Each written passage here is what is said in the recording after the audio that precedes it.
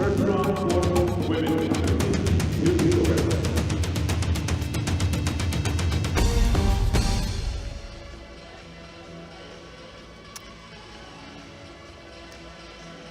morning, everybody, or good afternoon or good evening, depending on where you're watching. Welcome to the Grand Slam of Tashkent here from Uzbekistan. First time a Grand Slam here. A few years it was a Grand Prix, and now they leveled up to a Grand Slam. And it's the third big competition in the IGF World Tour. We started with the Masters in Doha, we had the Grand Prix in Tel Aviv, and now we're going to start with the first Grand Slam of 2021 here from Tashkent. I already see the competitors walking in. Yeah, we have 5 categories today. Today we start at 9, tomorrow 9:30, and Sunday also 9:30. And every final block will start at 5 o'clock. So today at 9 o'clock we have 5 categories. The women minus 48, minus 52, minus 57, and men under 60 and under 66 kilos. And we have some really strong fighters coming up. I'll walk you through. There's one mat where I will do the commentary live, but of course you can change from the mat if you like, so you can see your favorite athlete at all time. We will start at tatami 2, and that's the first elimination round for men under 60 kilograms.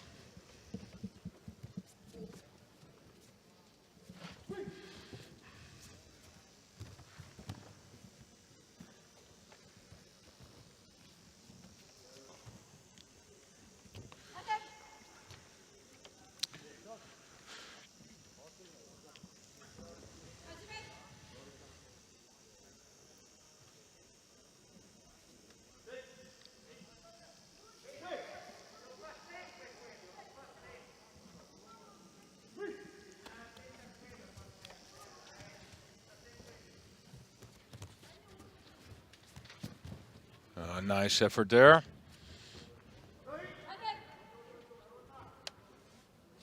Yep.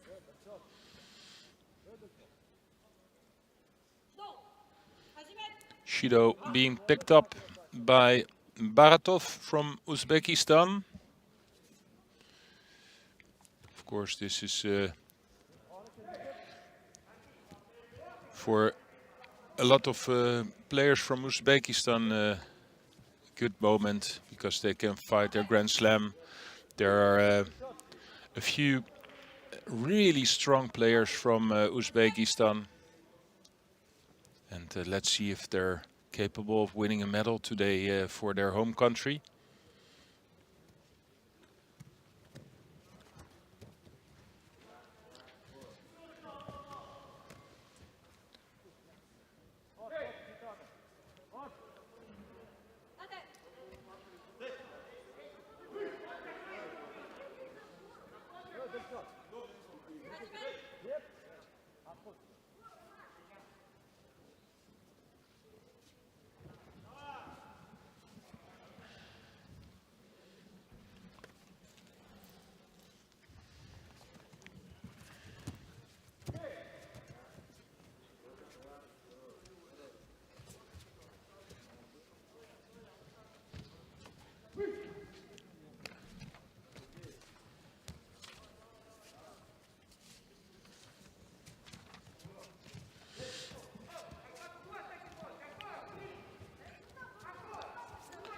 A lot of the... Oh, this is a nice hip on by Baratov.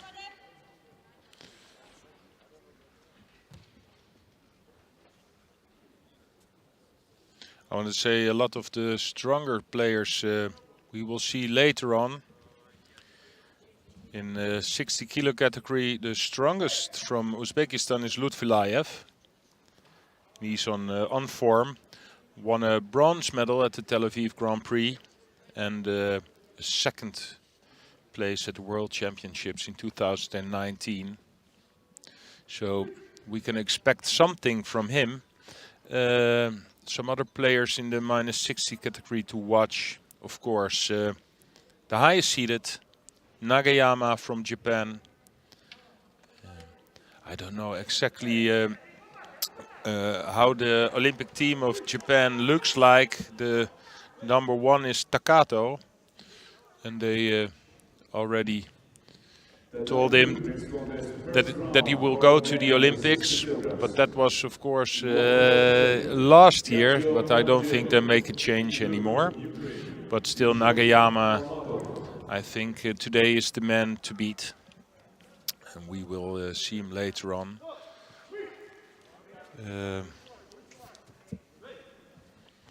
And I think this is a category where it's possible for Uzbekistan to win a medal, because I told you about Lutfilayev, the silver medalist at the World Championships, but also Nurilayev won a bronze medal at the Tel Aviv Grand Prix together with Lutfilayev. The both bronze medals went to Uzbekistan. So I think they're both capable of winning a medal here at the Grand Slam in their own country. More athletes to watch in the 60 kilogram. Of course, Smetov from Kazakhstan, former world champion, an Olympic silver medalist. Papanashvili, a 2 times bronze medal at the World Championships. Not the number 1 anymore in Georgia, because they have Chikhmiani, who was the world champion in 2019. Bit unexpected. But, well, at that day he was the absolute best. Beat Lutfilayev in the final. Well, Chikhmiani, we don't see him here. He's not here, but Lutfilayev we will see. We have a strong Frenchman, Megaitse, a strong Brazilian, Takabatake, a good Korean, Harim Lee.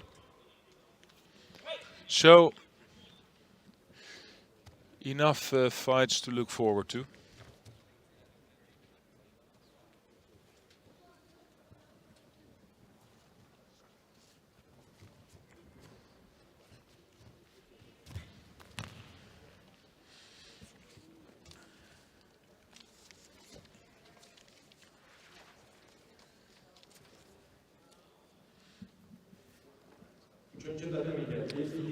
Working for the arm, yeah, but no control with the legs by Khalmatov from the Ukraine.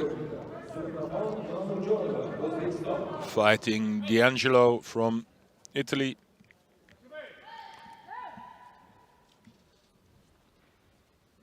First round for men under 60 kilograms. In white for Russia, Ayub Aliyev. In blue for Azerbaijan, Karamat Muslimov.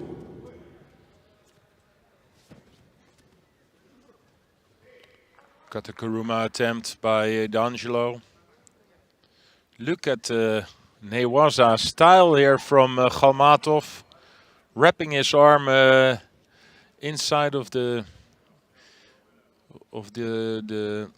obi of D'Angelo, trying to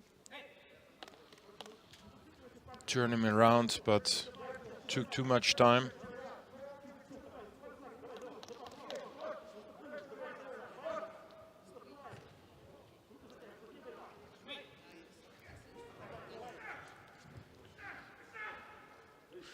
So in this fight, it's clear that Khalmatov is the one who had the most power, the most energy in the Newaza, the ground section. But it's here the Italian D'Angelo who scores for sure with a nice seonage. It wasn't that good in the beginning, but there was a lot of drive in it. So for the first few seconds, I would thought that Khalmatov was capable of escaping, but D'Angelo pushed him through makes a Wazari with 44 seconds on the board. So Khalmatov knows what he has to do. He has to make a score because it's really difficult to win in from the ground with so much or so less time.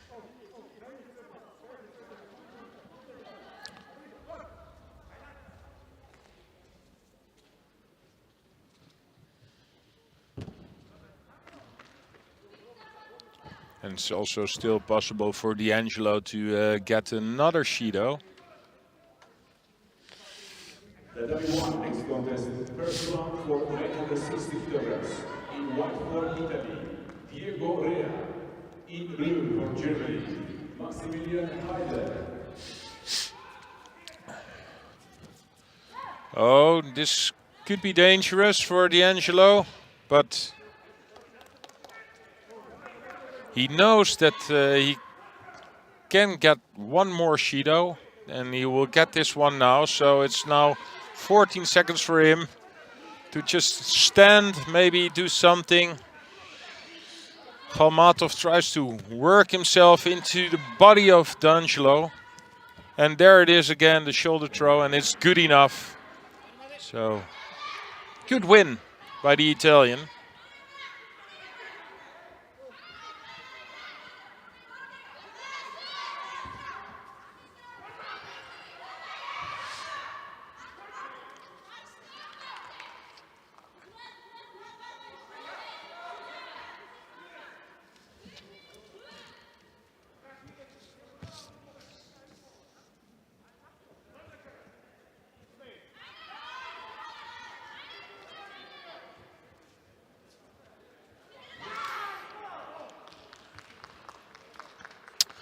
And now one of the favorites from Uzbekistan, Nurilayev.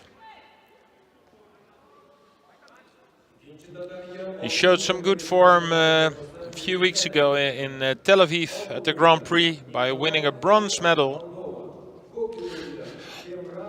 And his first fight will be against Nikolai Focha from Moldova.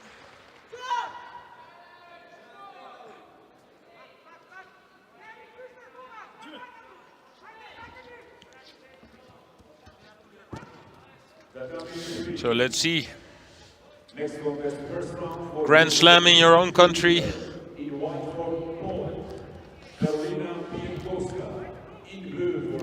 Of course, it's a shame that there are not so many spectators, but few are walking in now.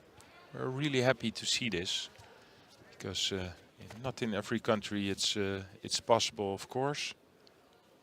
But here it is.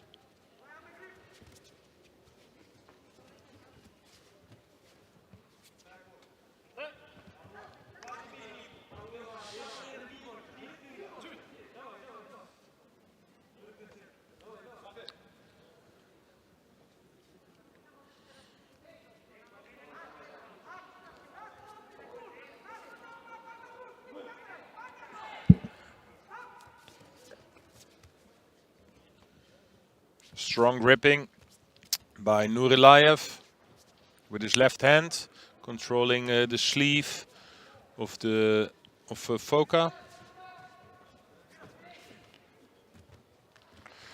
But for Focha, it's not that. It's not a big problem because he's fighting for the same sleeve as well.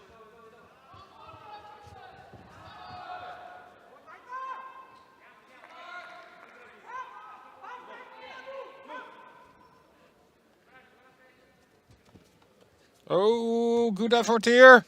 What will happen? Oh, it looks like circus. Really great effort here by the Moldovan. And Nurlayev picks up a Shido for non-attacking.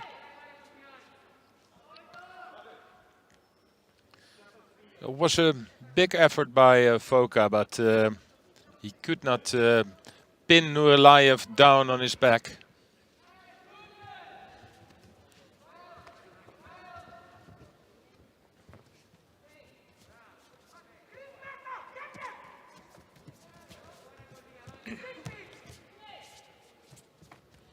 Strong grip now, but oh, and a nice attempt by Nurilayev. Out of the underdog position, he tried to make a katakaruma. One of his favorite techniques. I've seen him making a lot of scores with that in previous competitions.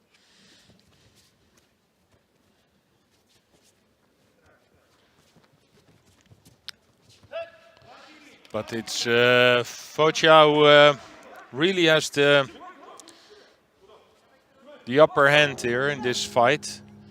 Stronger in his grips and the best attempt for a score.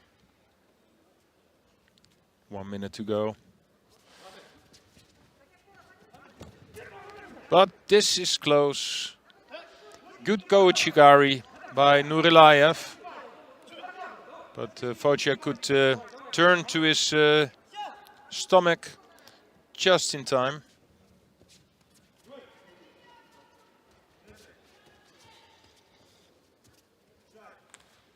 The W1 next contest, first round for men under 60 kg. In white judo for Brazil, Felipe Itadai. In blue judo representing the United States of America, Adonis Diaz.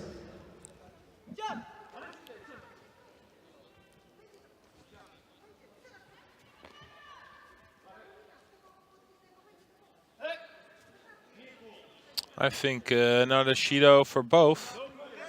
And of course for Nurilayev, this is a bigger problem because he already picked up one Shido. So one more Shido and the fight is over. So he knows he has to do a little bit more. But it's, in my opinion, Focia who controls the fight. At a few moments almost made a score. And when he has his left grip, the left arm in the neck and the right hand on the sleeve, he looks really strong.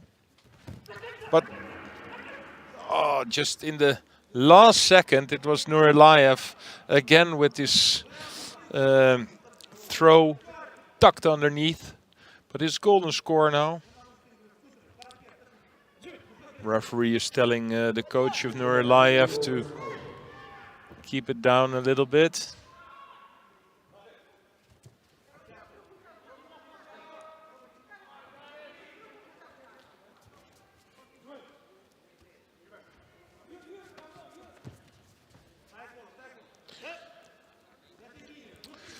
If Focia is capable of controlling the match with the grips, just doing just enough, then he'll just have to wait for a few minutes or until the last Shido will get onto the board of Nurilayev. So Nurilayev knows that he has to put more effort in this fight if he wants to win.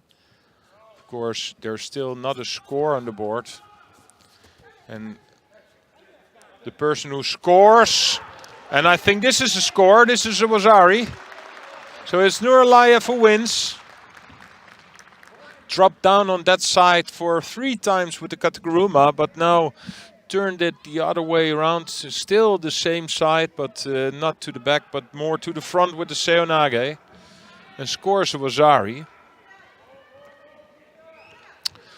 And of course in the golden score, that's why it's called golden score. Every score is the finish of the fight. I think the Moldovan is not happy about this. Look, great work with the 2 sleeves and just enough to make the score. 2 sleeves. He made a few katakarumas, but now just to the front. Here the Moldovan on his side, and that's a Wazari score. And that's enough to get him into the next round. First round for men under 60 kilograms, tatami 2. In white for Slovenia, David Starker. In blue for Germany, Moritz Walkie.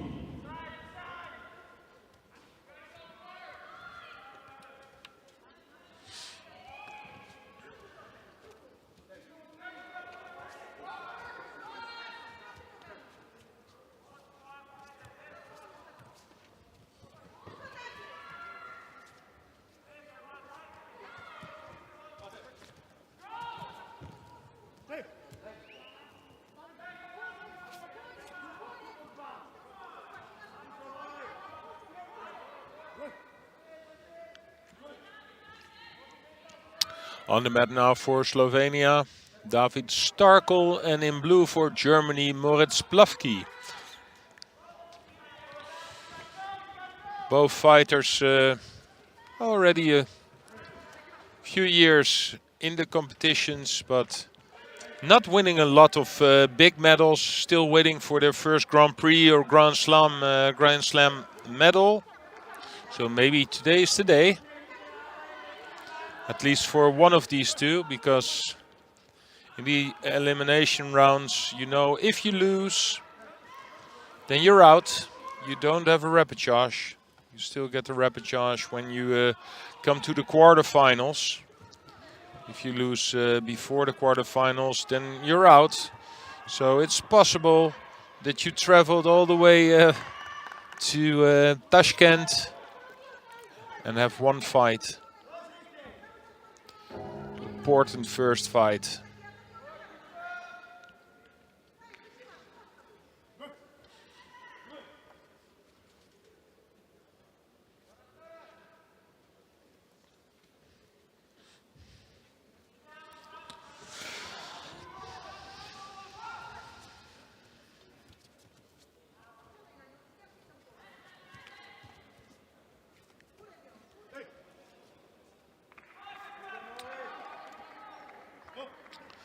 A Judo for Starkel for avoiding the fight. Next contest, first round for men under 66 kilos. In white judo representing Peru, Juan Costicos.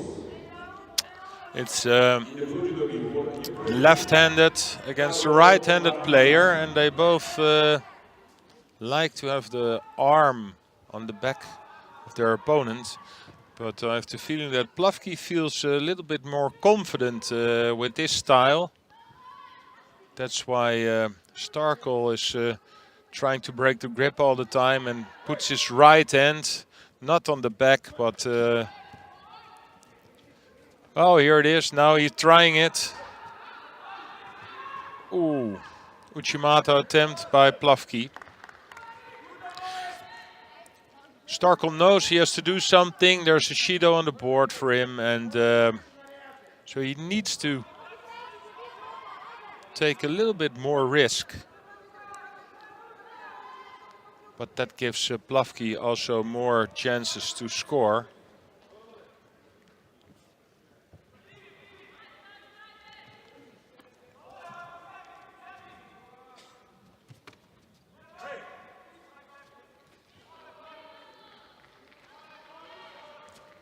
For Plavki now has the right grip.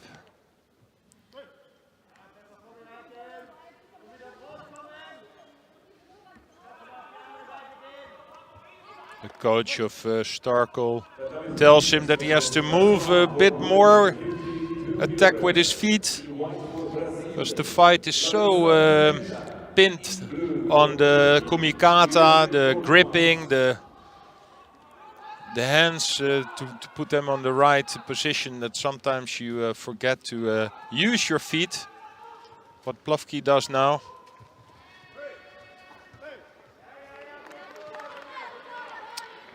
You see the fight is opening up. In the beginning it was really tactical. But of course you get tired after a while, and you just want to make a score. There's the Uchimata attempt again. And I've seen a few good attempts now by Plavki, so I think Starkel is close to a second Judo. And here it is. So with 18 seconds on the board, the chance is quite big that this will be a golden score.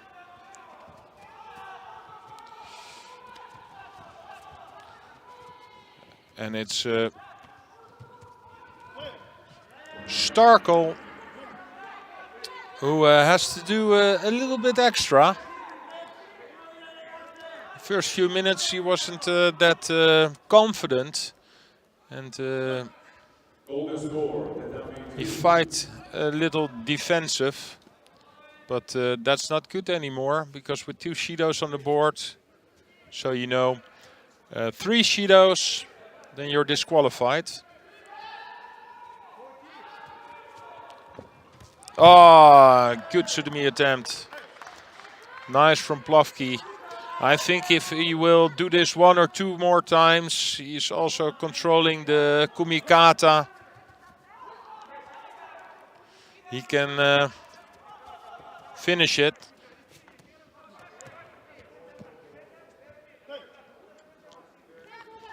But for Plavki, it's really important now to put his left hand on the right position with Starkel. So look at the left hand of Plavki.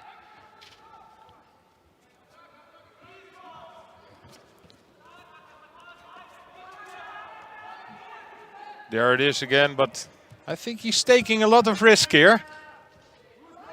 I think, in my opinion, the best solution would be to just grab the lapel of Starkel, work out a little bit, and then just hope for the 3rd Shido, because I think Starkel is close to this.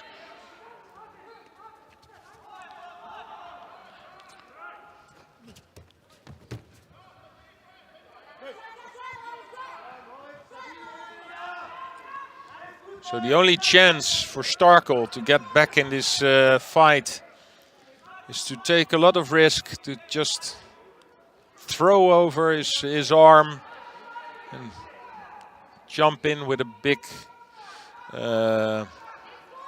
throw or something. And Plavki, who just needs to control with the left arm.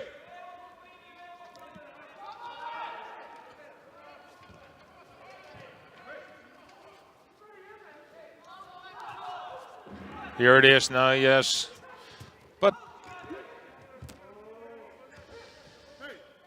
yeah, how many attempts like this can you make? If you know you're fighting for your last chance, then this is not the best attempt from Starkel. But hey, if there's not more in him, then yeah, it is what it is.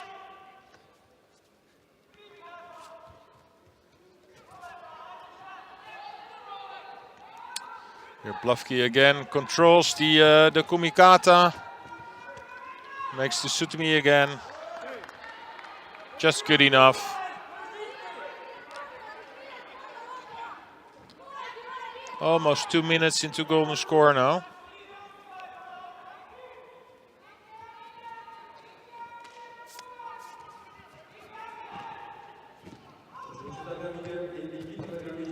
Oh.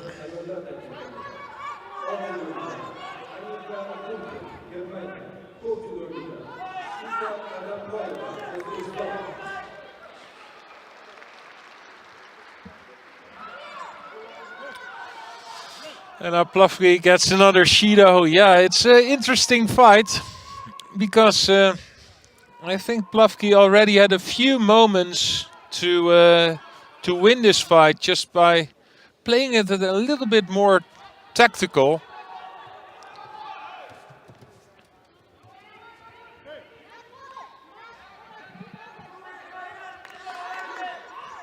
They both have like quite okay attempts, but it's not good enough to make a score. And you can understand that after almost 7 minutes of fighting, that you are a little bit tired, and it's getting more and more difficult to stay in your tactical plan.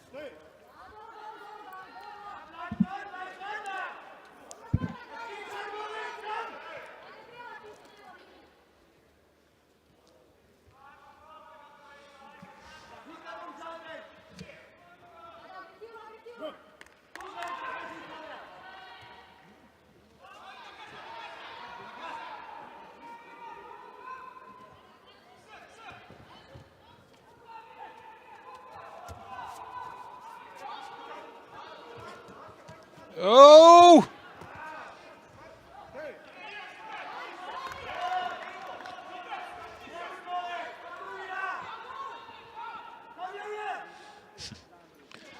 They're really wearing themselves out.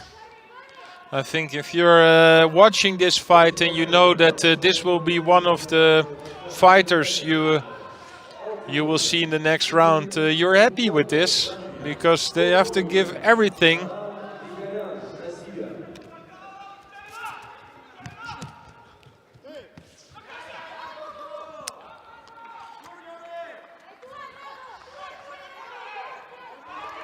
And I see a lot of effort by Starkel now that I didn't see in the first 4 minutes. And of course, yeah, they're both really tired at the moment. So it's getting more mental state. Is Plavki still capable mentally to just stand straight, put his left hand in the right position?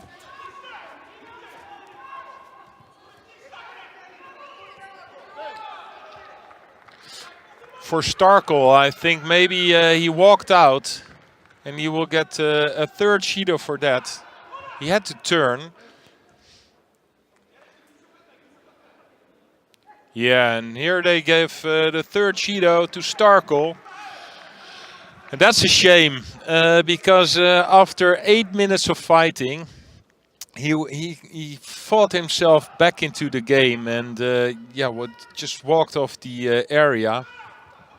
He had all the time to switch or twist back into the area, but after 8 minutes of fighting, sometimes it sounds really easy, but it's getting more and more difficult.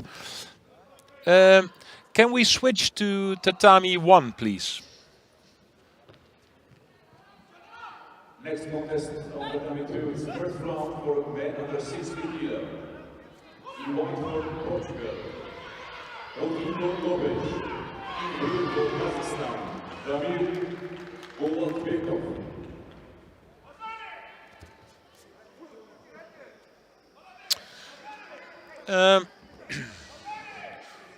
For me, one of the stronger fighters in the 66 kilograms, Aram Grigorian from Russia. Started this year really well with a bronze medal at the Doha Masters.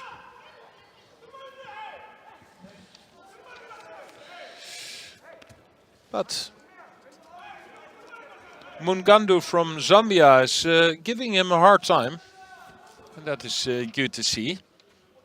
Zambia is not a traditional, really big judo country. Russia, of course, it is. So it's good to see that he's giving Grigorian a really hard time.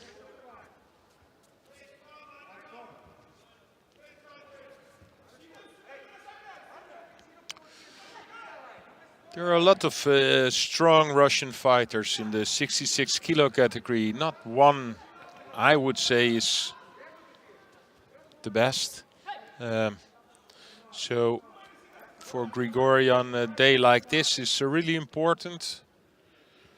He's not alone here. Abdul Zalilov, one of his rival competitors from his country, is also here.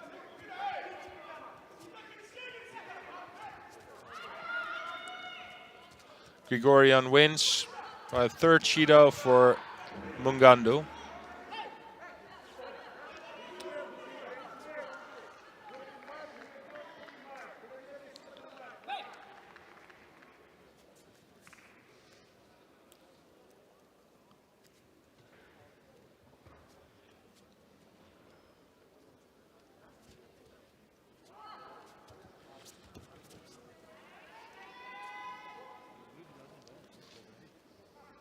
Tatami 1. Next contest, first round for men under 66 kilograms. In white, judogi representing Italy, Matteo Pigas. In blue judogi representing Belarus, Dmitry Viko. Tatami 3. Next contest, first round for women under 52 kilograms. In white for Israel, Given Primo. In blue for Portugal, Joana Ramos.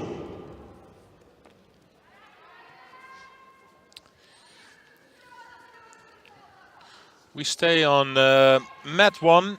Next fight we will see one of the Uzbekistan stars, Lutfilayev. But first, in white for Italy, Matteo Piras, and in blue for Belarusia, Dmitry Minku.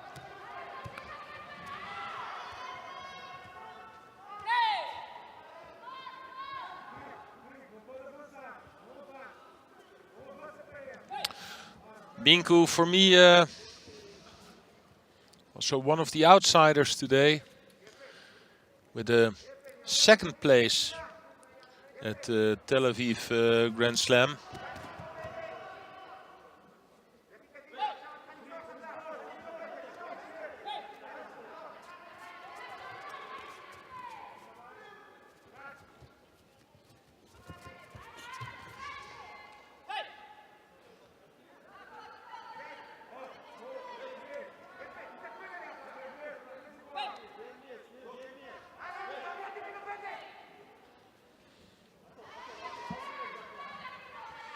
Showed some really good form there in Tel Aviv. Before I said the Grand Prix Tel Aviv, but of course it was a Grand Slam, just the same as Tashkent. It was a Grand Prix for a few years, now also a Grand Slam.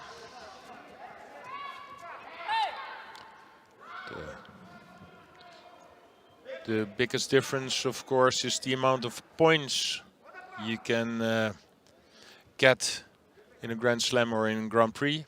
Those points are important to get on the ranking. The higher you get on the ranking, not only for the Olympics, of course, because you have to be on the ranking, high enough on the ranking to go to the Olympics, but it also gives you the advantage in competitions in the future. If you're high ranked, then you will be seeded.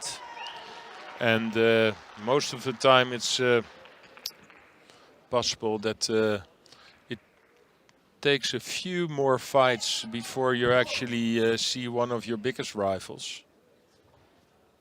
But then again, sometimes somebody comes up or doesn't do a lot of competitions, low ranked, but then still a really strong fighter. It is possible. We will see this later on. For example, in the 48 kilo category, there's a Japanese woman, Tsunoda, who won Tel Aviv. She's not really high ranked because most of the fights she did was in the 52 category, and now she dropped down to 48. So she's not like one of the top seeded players. But with the win in Tel Aviv and with her status, then you can be a top-seeded player, but still meet her in the first round. And you're not happy about that.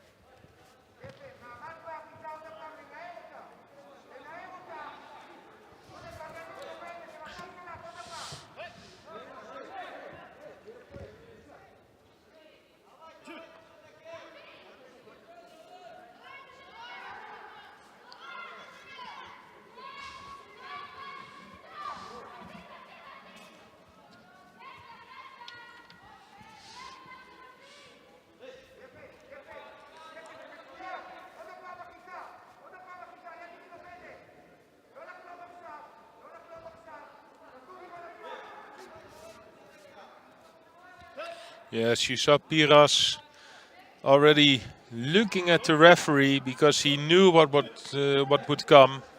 The third Judo. And 3 Judos, then you're out. So now one of the strongest fighters in the 60 kilo category. And from Uzbekistan, so fighting in his home country. Lutfilayev in his first round. Lutfilayev, the silver medalist at the World Championships in 2019.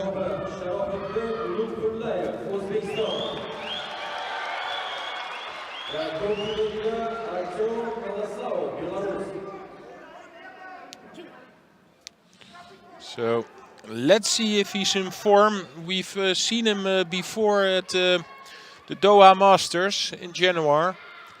That didn't work out really well with the 7th place.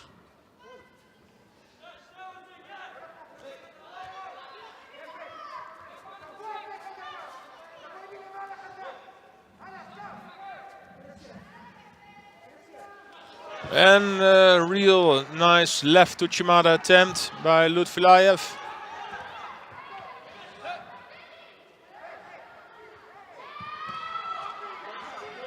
Strong with the grip.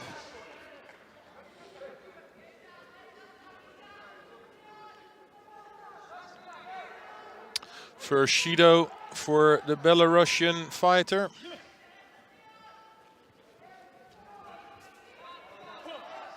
And there it is again, Uchimata, but almost counter-attacked by Colossal and straight into an arm lock attempt. But Lutfilayev made this Uchimata, and I think a little bit too easy.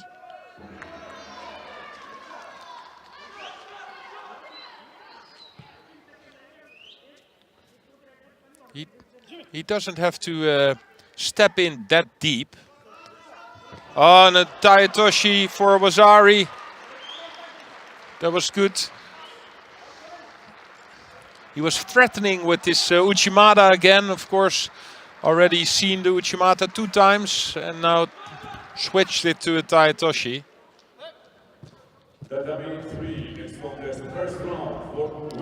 And scores a Wazari with it.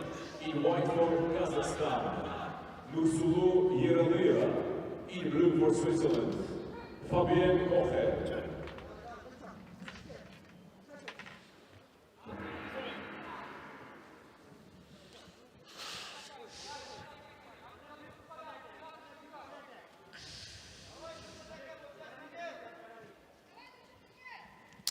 Colossal is doing quite okay because he has the arm lock here. And he makes an ippon. And well, this is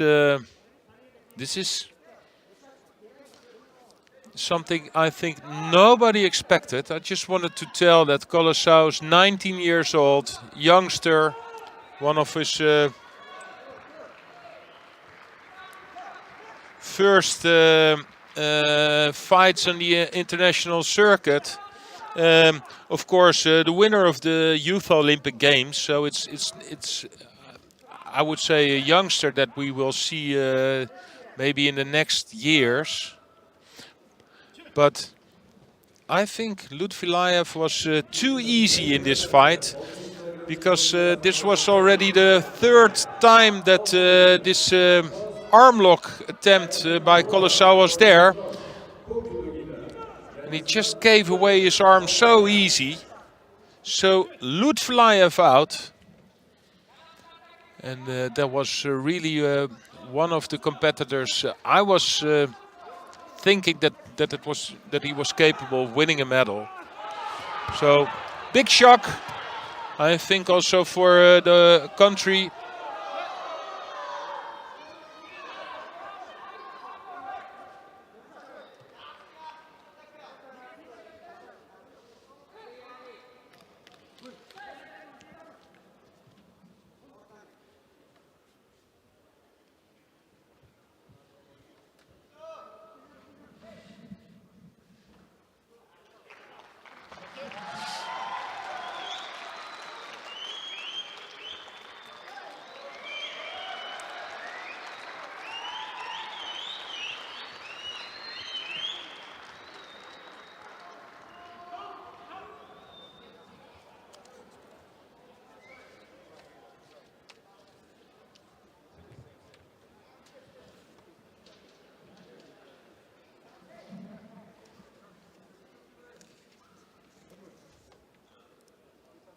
Tatami 2, next contest, first round for men under 66 kilo. In white judogi for Italy, Biagio Stefanelli. In blue judogi representing Dominican Republic, Walter Mangero.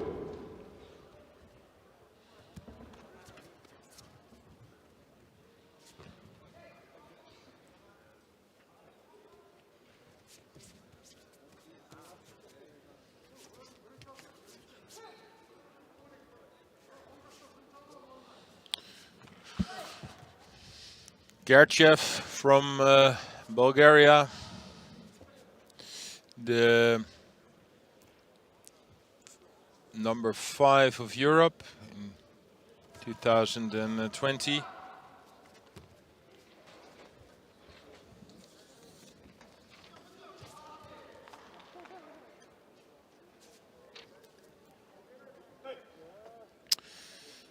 Yeah, and they also seen this fight of the Belarusian against Lutfilayev, and in this block, I think Lutfilayev was, at least on paper, the strongest fighter. We will see in the next fight the Korean Lee Harim. And I think Lee was a former world champion juniors. I'll have to check this, but I thought he was. But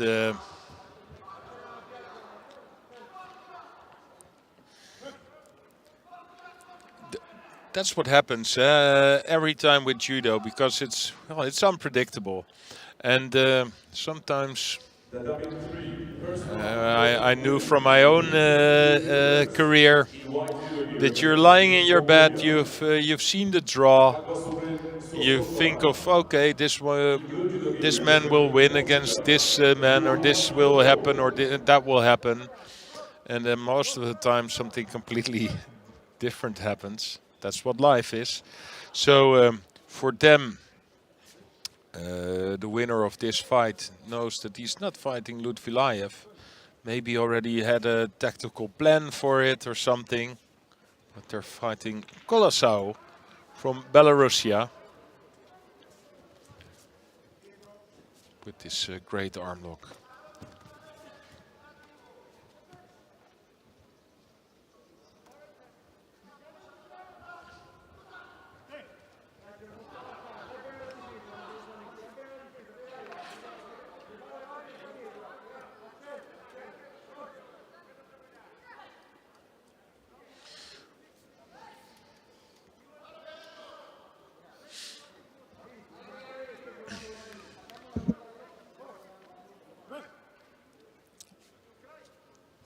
This is also a fight that, when you look at paper or you look at the ranking, you think for Gerchev it will be an easy win, but it's not.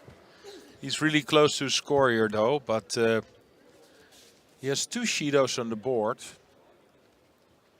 Saida Budorov from Tajikistan.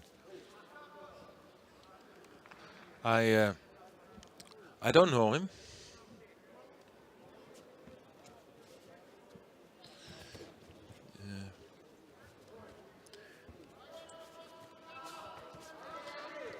Fought 1 Grand Prix in 2019 in Tashkent also.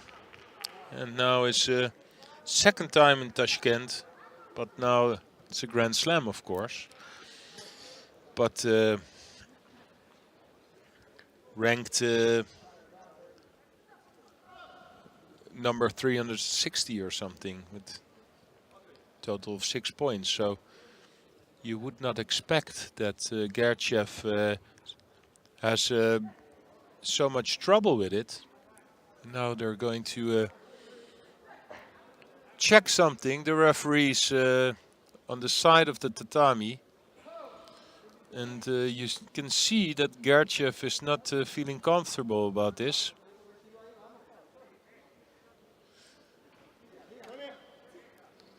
Looks like, yeah, I'm ready to fight, but that's also to show the referee that he's still confident. But inside he feels like, yeah, if they give me this third Judo, and here it is, he's out. And yeah, you could see in his body language that he knew he made a mistake. And that's the problem with the 2 Judos on the board.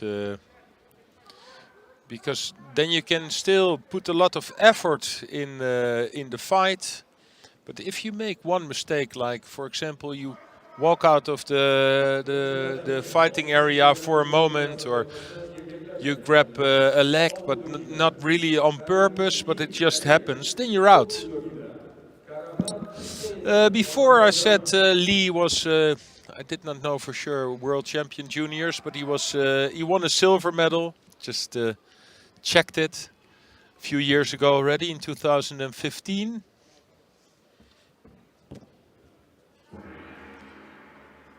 Tatami 2, next contest, first round for men under 66 kilo. In white for Belgium, Kenneth van Gansbergen. In blue for Chinese Taipei, Tsai Mi-yen. And he's fighting Khuzainov from Azerbaijan, who also won a silver medal, but on the Junior Worlds in 2017, and just starts this fight really well. Within 20 seconds scoring a Wazari.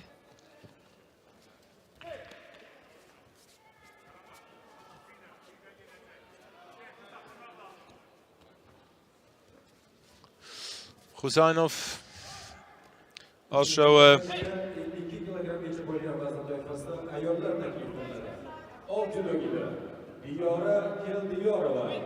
close to a medal at World Championships in Baku in 2018 with a 5th place. So definitely a strong fighter.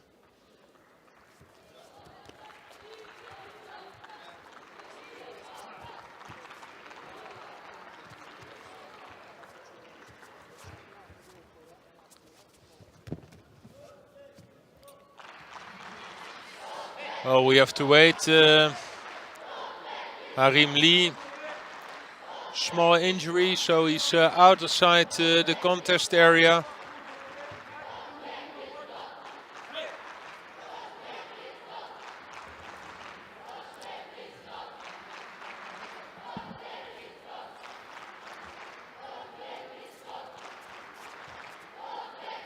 But he returned.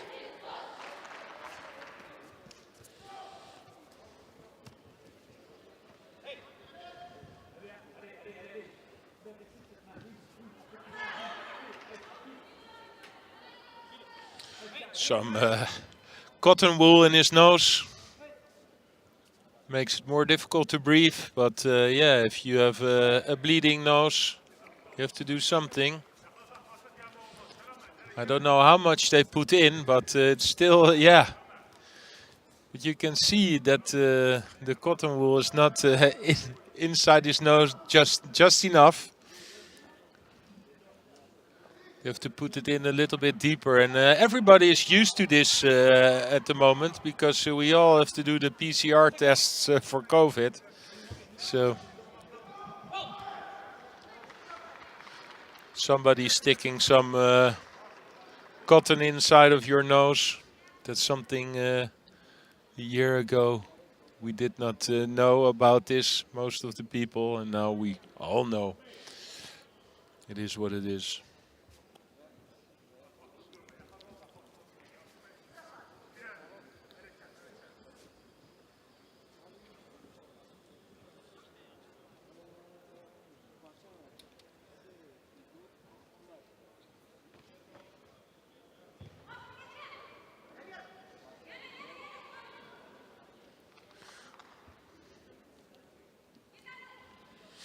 Tatami 2, next contest, first round for men under 66 kilo.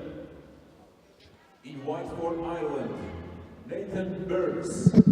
In blue for Tajikistan, Bahrom Sufiev.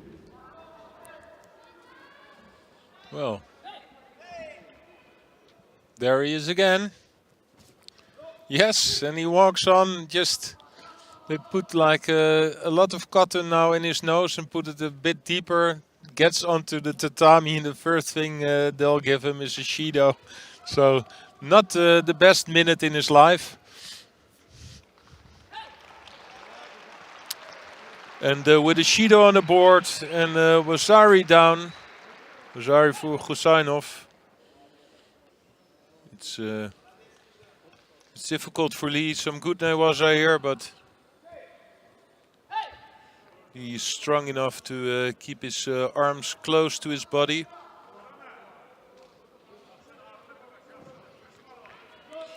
Well, I think this is a bit too fast, this second Shido. Women under 52 kilo in white for Switzerland, Evelyn Chop. In blue for Peru, Brilit Gamara Carvajal. Again, a good effort by Gusainov.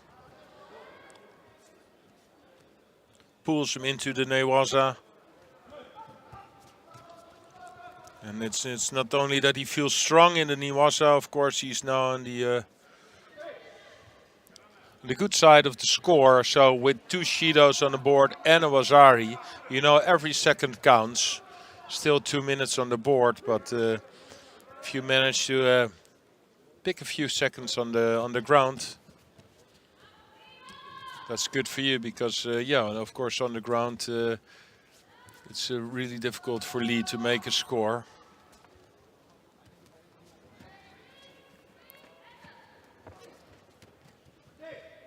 Yeah, maybe this is Shido for Gusainov. Yep. And I think this is debatable, because Gusainov tries to make a shoulder throw. You've seen him doing it 2 or 3 times before. Okay, it wasn't that good effort, but he jumps up just afterwards. And they still give him a Shido. Sometimes I think if you see the attempt, it can be a bad attempt, but if somebody jumps up a second later and just continues to fight, maybe that's something else than somebody who's trying to avoid the fight with a bad attempt.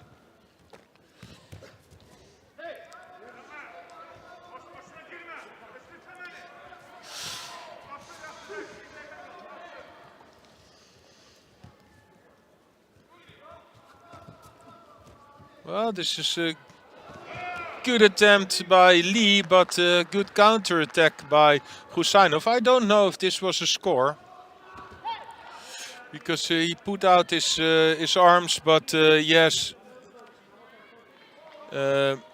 just enough on the back to make it a nippon. And I think the right winner also, because he was so much stronger in this fight.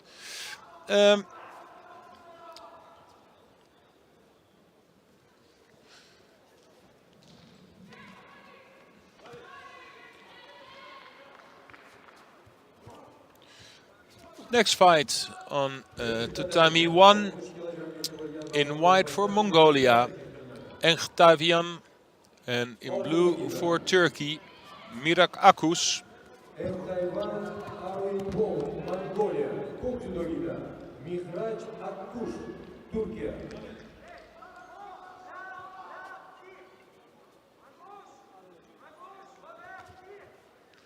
Akus, former world champion with the cadets, 20 years old. And I've seen him fighting a few times. I like his style.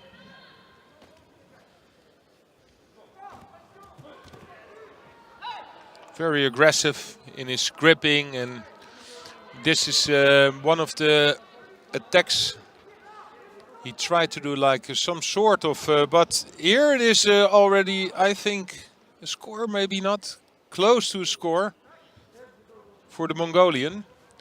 But Akus tried to make a katakuruma on one side. It's one of his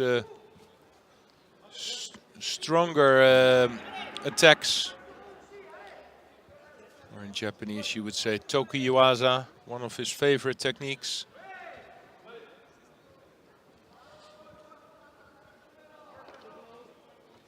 Oh, nice one. This has to be Iwasari.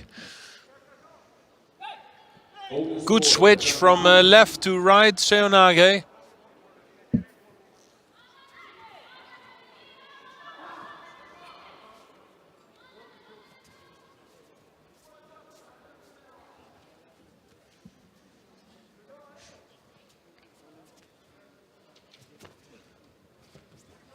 Oh, and there tried it again with two hands on the lapel. Turning himself into the body of Engtavian. Is it under? Engtavian? No, it's not.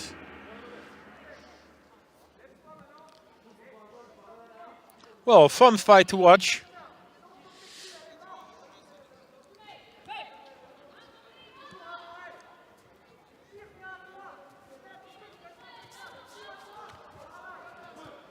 Golden score, tatami 3.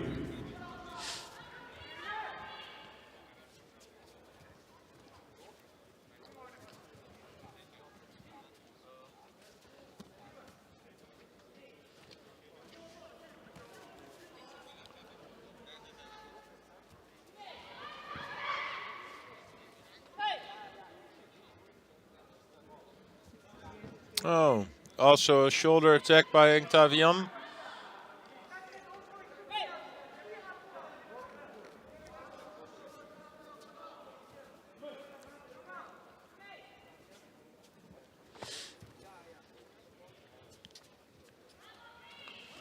It's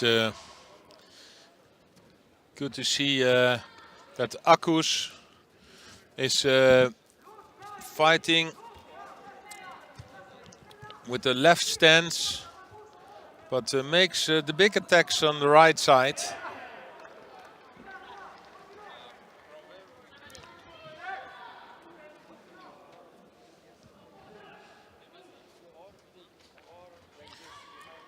The Mongolian is not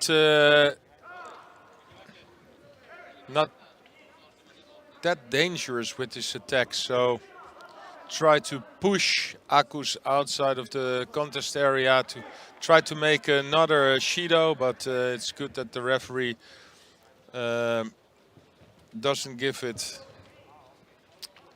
This was not a real good attempt, but just good enough, and it's a minute on the clock. And Octavian really pushing the pressure on it, but here it was. This was the attempt I was talking about before. The katakuruma on one side. I really love this, the way he does it, because this is an attack that you saw this attack just long time ago, when it was still possible to grab somebody's leg. And when that was finished, that it wasn't possible anymore to grab somebody's leg, I thought, okay, now it's also impossible to make this attack. But Agus made something out of it. Really great Wasari into the next round.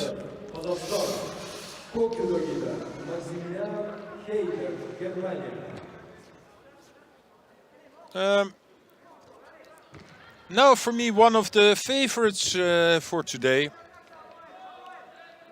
I'm talking about Yeldo Smetov from Kazakhstan. The former world champion in 2015 and Olympic silver medalist in 2016.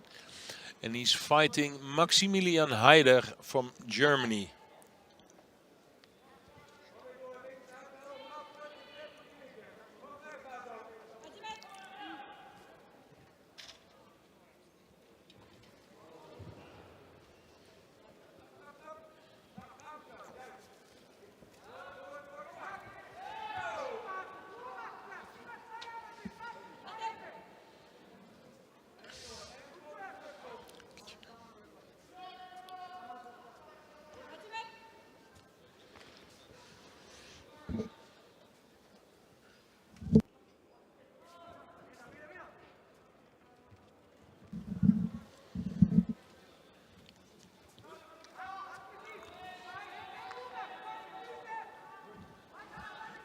Next contest on tatami 3. First round for women under 52 kilo. In white for Serbia, Nadezhda Petrovic.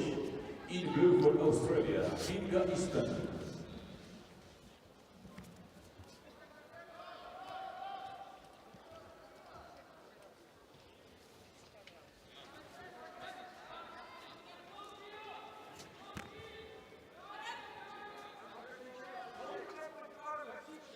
Strong kumikata by Haider, controlling the sleeve of Smetov.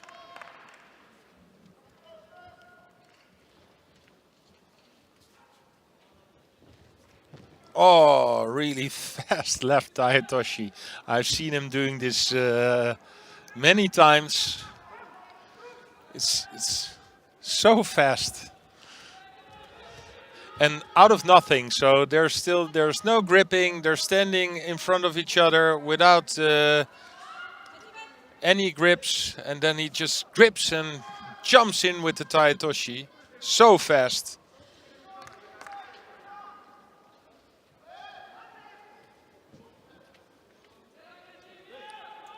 But he's having a quite difficult time with Haider.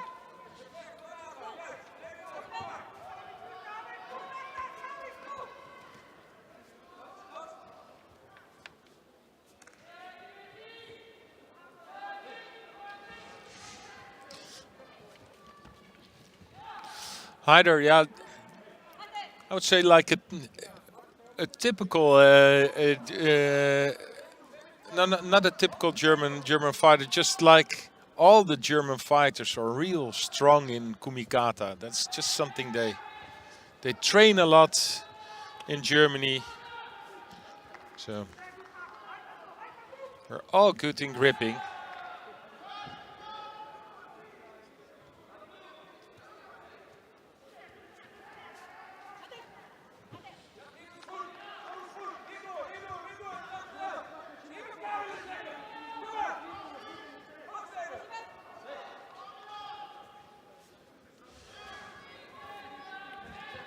Oh, nice right. Seonage by Smetov for Wazari. And I love the drive afterwards. So he jumps in, and Haider still thinks that he is capable of escaping. But then the drive, it's so strong, keeps contact with the upper body of Haider. You see him pushing with his feet on the mat, just going on, and gets out of Wazari. There was the Tayatoshi, left Tayatoshi again, but without unbalancing his opponent.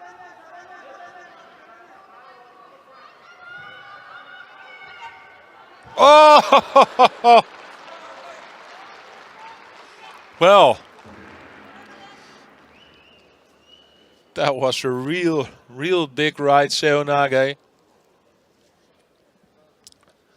Haider went for it, just trying to do everything with 30 seconds on the clock. He knew Wazari down, and I think this is the way to go. You know, like, look, he's trying everything, but really nice right, Seonage.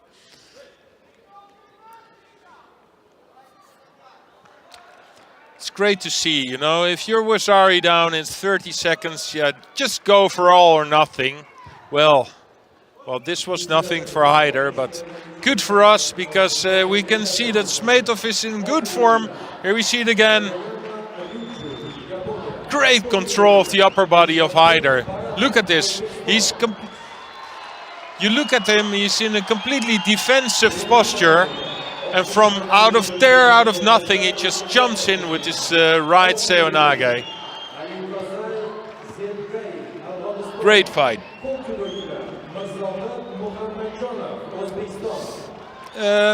Can we make a switch to tatami 2, please?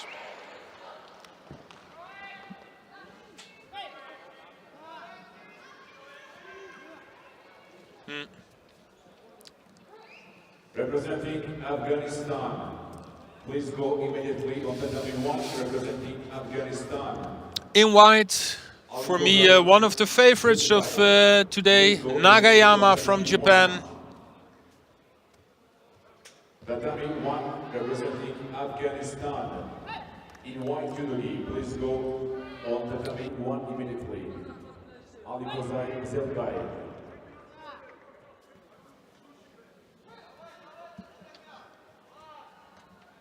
"30 seconds for Ali Kozai Zelgai on Tatami 1.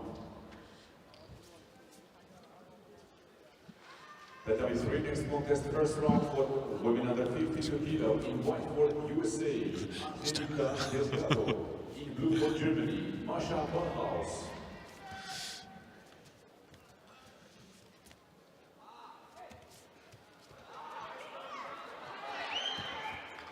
Oh, real big Uchimata. Nagayama starts in the Grand Slam of Uzbekistan with a real nice Uchimata with the hand on the back. Most of the Japanese make their Uchimata in a traditional style with the hand on the sleeve and the hand on the lapel. Nagayama is a bit more different Japanese fighter, likes to stand close to his opponents with the hand on the back. Just a marvelous Uchimata.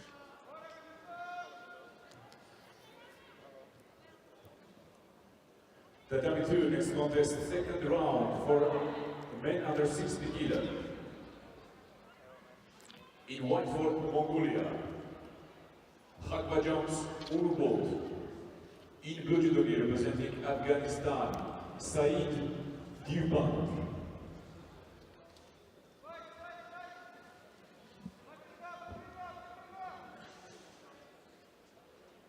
Tatami 3. Next first round contest for women under 52 kilo. In white for Thailand, Varasiha Kachakord. In blue representing Poland, Agata Perez.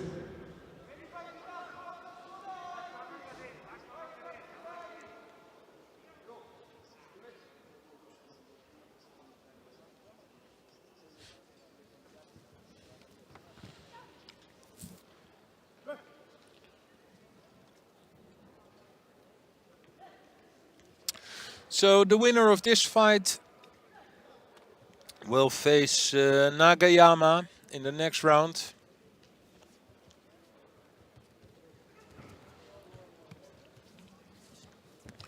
In blue from Afghanistan, Divband, and in white for Mongolia, Lakhfayams.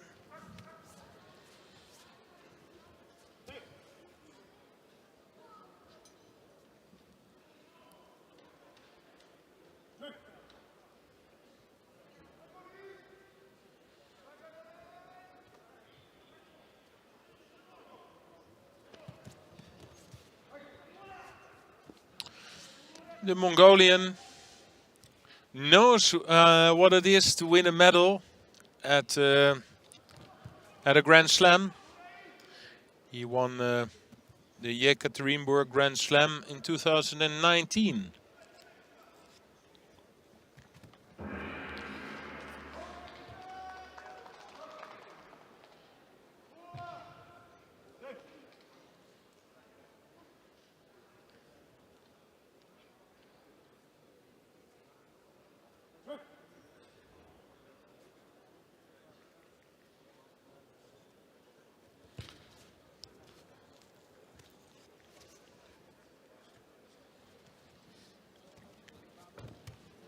Tatami 3. Next contest, first round for women under 48 kilograms. In white judogi for Russia, Anastasia Pavlenko.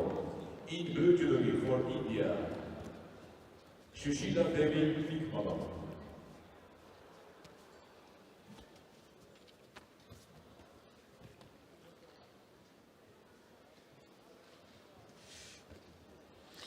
Some good newaza there by the Mongolian, but it's Divband who is just strong enough to keep his arm close to his body.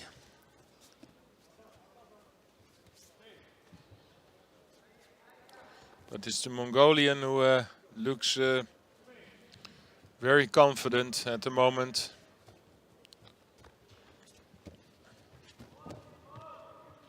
I think this will be another Judo for Divband. Oh boy. They gave him benefit of the doubt with that one. But I think they will overrule the referee now. They give him a Judo for something else, but 2 Judos on the board.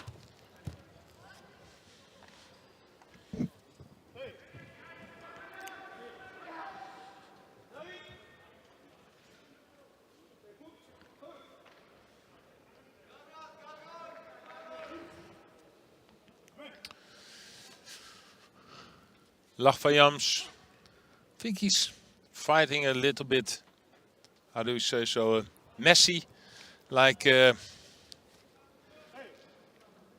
his attempt to make a score is not enough. He doesn't put enough effort in it, but he knows like Divband makes his mistakes in the gripping. So they give him a 3rd Judo.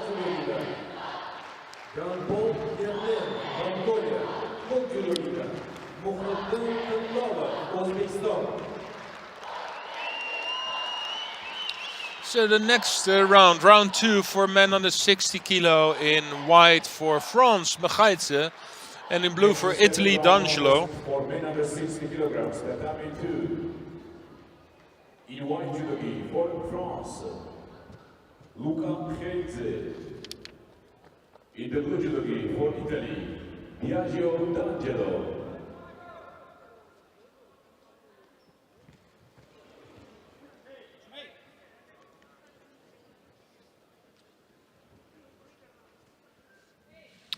Megaitse, I think fighting for a spot in the Olympic team with Walid Kiar. Kiar at the moment number 16 in the ranking. Megaitse number 24.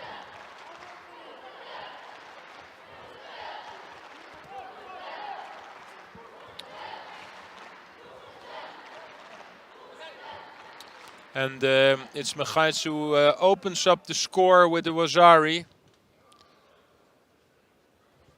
And trying to roll D'Angelo over with the arm lock and the left leg in between.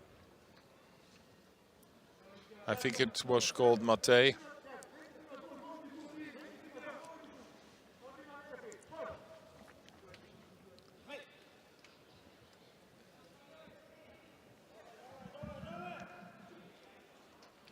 Megaitse won a bronze medal at the Grand Slam in Budapest in 2020.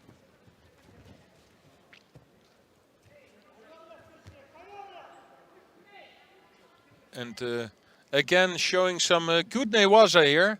Looks if he is, yeah, well, he pinned the arm down. The arm is also, the arm is loose. And now if he can make the turn, but look at D'Angelo, he's fighting hard to stay on his knees. But, really good newaza this. Also good from D'Angelo. This looks really good. Megaitse a few times really close to or the arm lock or the hold down. But D'Angelo managed to escape.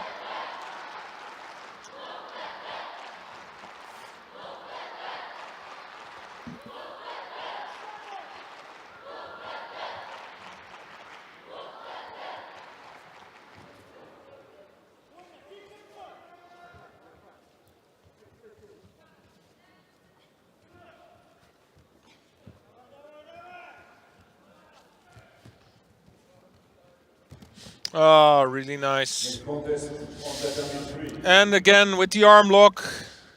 First The arm round is for out again. 148 kilo. In white judogi for Brazil. This will be difficult for D'Angelo. And here it is, an Ippon. In judogi Megaitse for Belgium. Anne-Sophie Joura. showed some, well, standing a good, was very good technique, but showed in the whole fight that he was on the upper hand with really good newaza.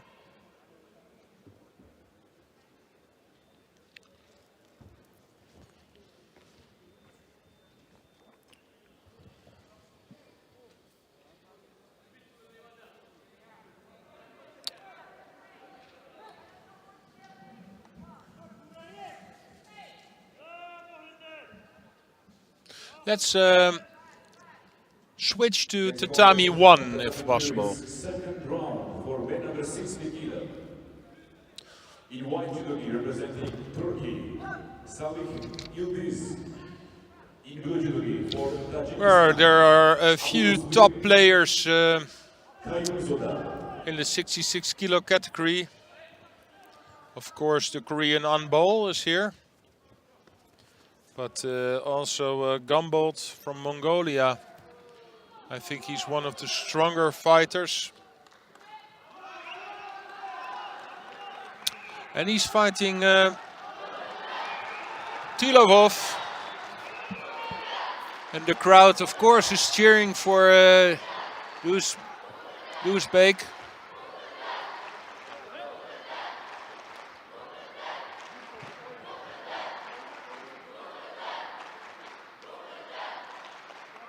Oh, but it's over.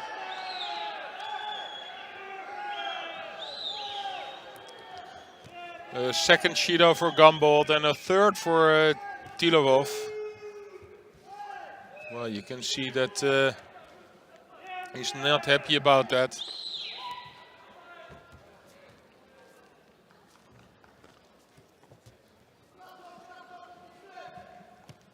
Really angry.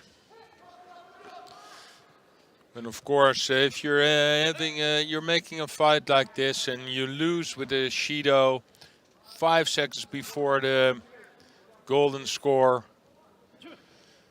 it's frustrating.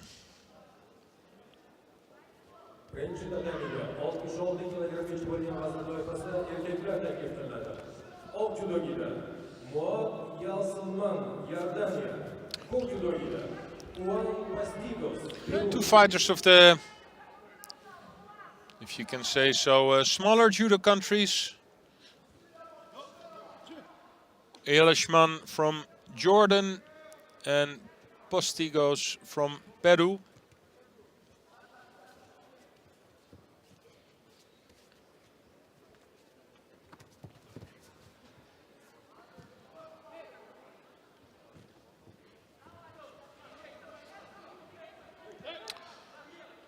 Postigos, I've seen him around.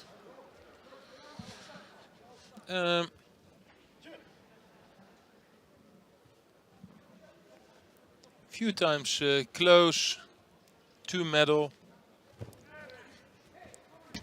7th place at the Grand Slam in Hungary.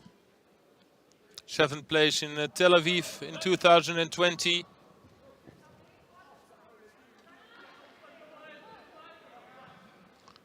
And won the Pan American Championships in 2019. So one of the strongest players from Pan America.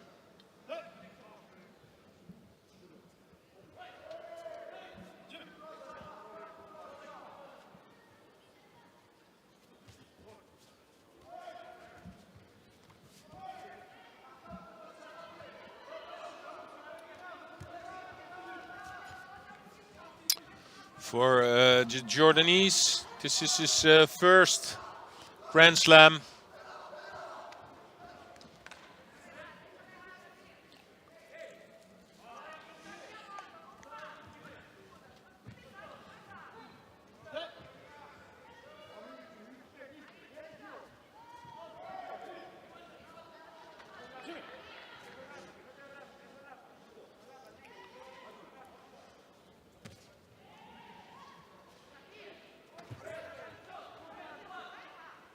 Look at the height difference between the two fighters.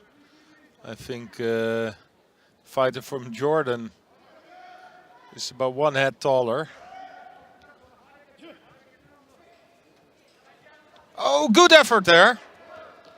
That's a Wazari, it has to be. So this is interesting. A Wazari on the board with 2 minutes to go. Both have 1 Shido.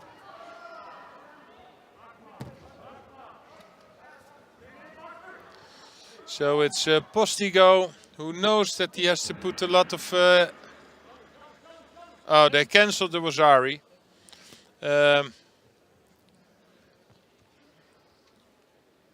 Well, it's debatable. Of course, he had both his elbows out, but like a second later on, he was on his back. But maybe it took a little bit too much time. So it's gone.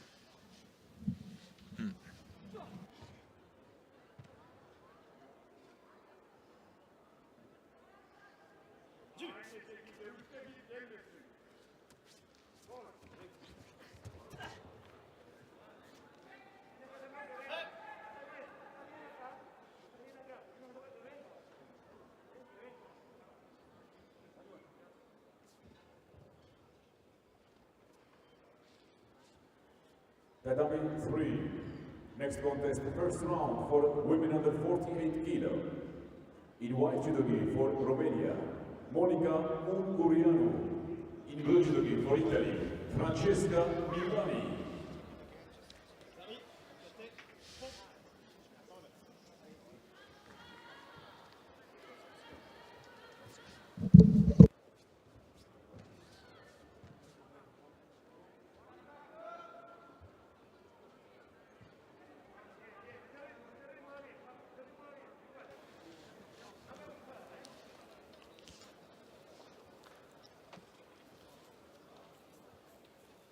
İkinci tatamiye 60 kilogram geçim oynayan boyasına erkekler takımlarında 10 kilogram Eğri Kakrabataki Başlıklı 10 kilogram Kemran Nurullaya Özbekistan.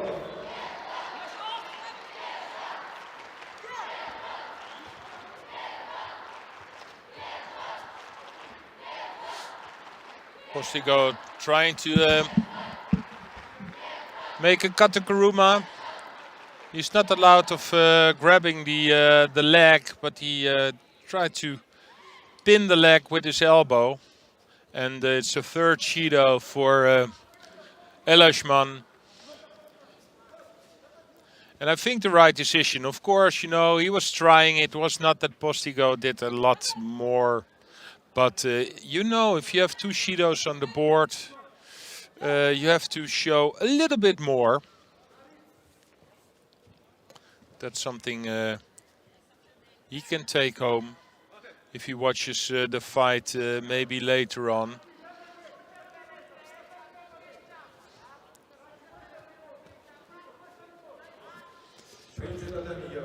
The next round from Finland in the blue judogi, Saha. And in white for Azerbaijan, the reigning European champion. It's still 66 kilogram. Safarov. Orhan Safarov.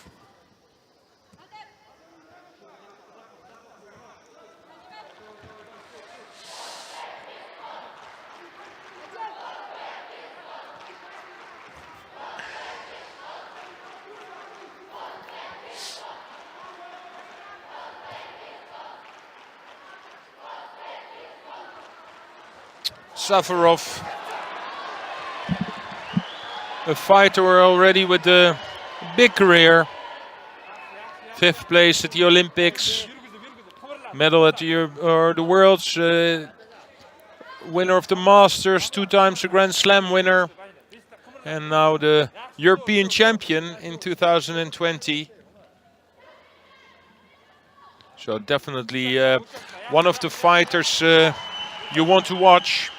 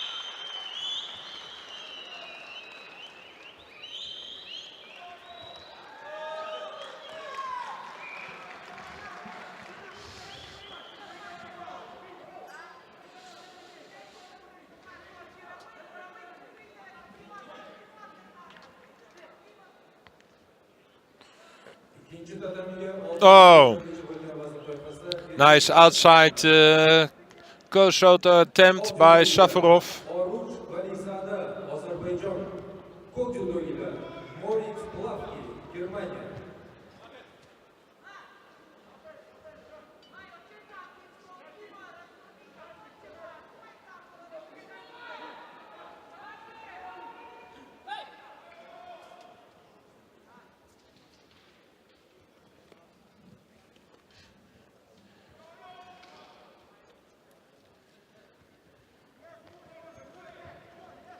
Safarov looking very confident in this fight.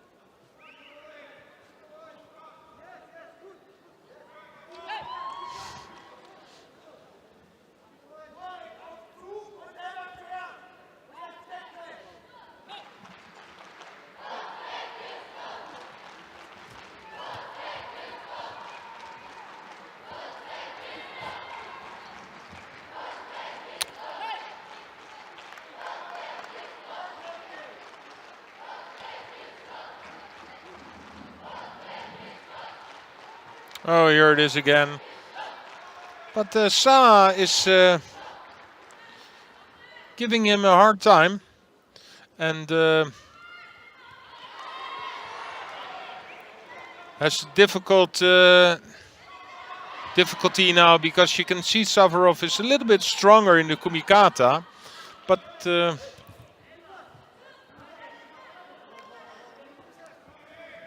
he doesn't throw him. Second Shido for Saha.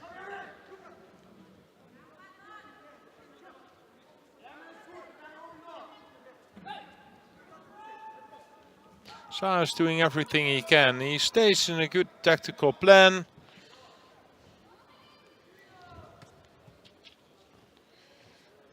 But knows that he's in a bit of trouble now with the two Shidos on the board.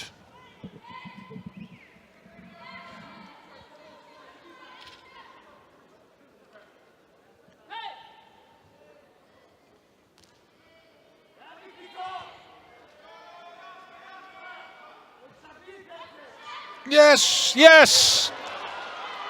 This is real good. What a nice counter, also the Gari. And Safarov, I think he took it a little bit too easy. But this was a real good counter attack. So the European champion, Safarov, is out.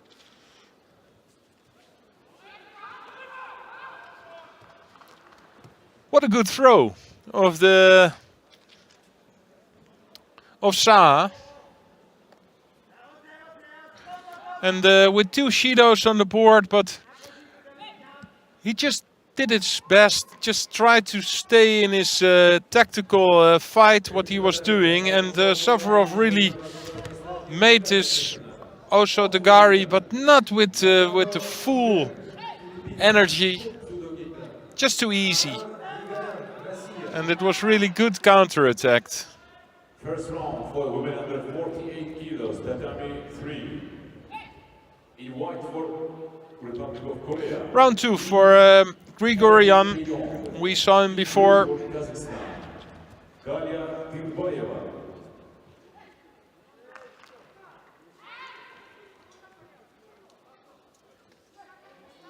Grigorian, winner of a bronze medal in Doha.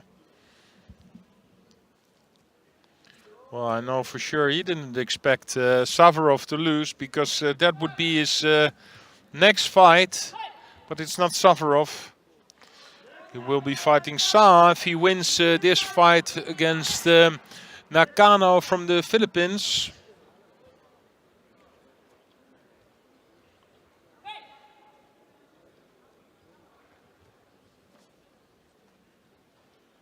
Hurmatli tribunada o'tirgan tomoshabinlar, masofani saqlagan holda tibbiy niqoblarni taqdim etishingizni iltimos qilamiz.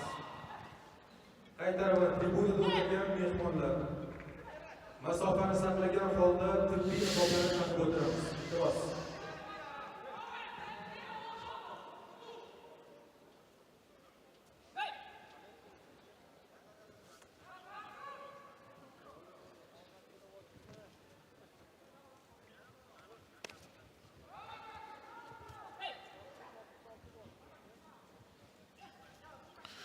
Well, Grigorian controlling the left arm of Nakano all the time.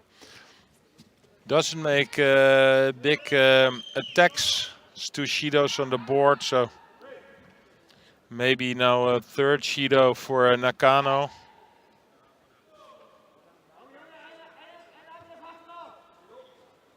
Here it is. So yeah. How do you explain this?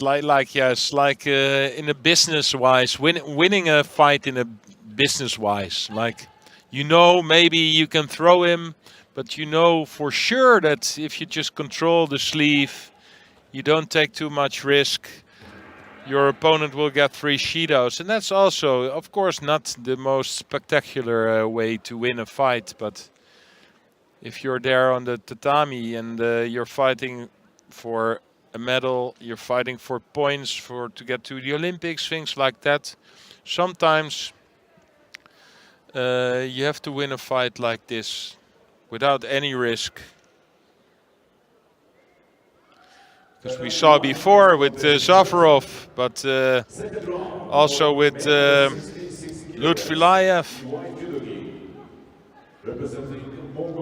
Dominant in the fight, gripping really, but then, yeah, with one mistake, you can lose a fight. Next contest, 2nd round for another 60 kilo. In white for Belgium, Jorrit Verstraeten. In blue for Portugal, Rodrigo Lopes. In white for Mongolia, Yondon Pernlai. And in blue for France, Kilian Leblouch.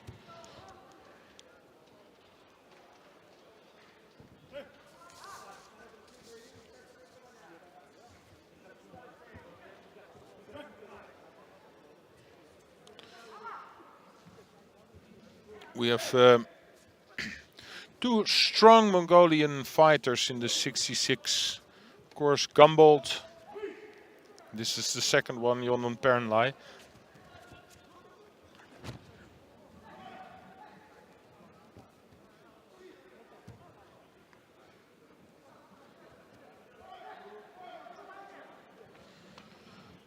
Ranked number 10. The world ranking.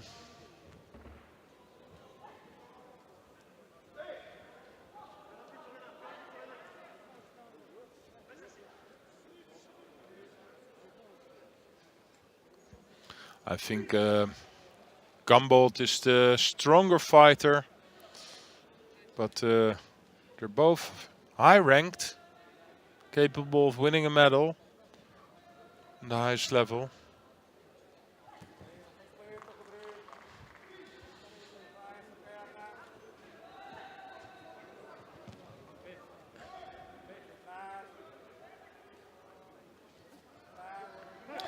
Leblouch won a bronze medal at the European Championships in 2020.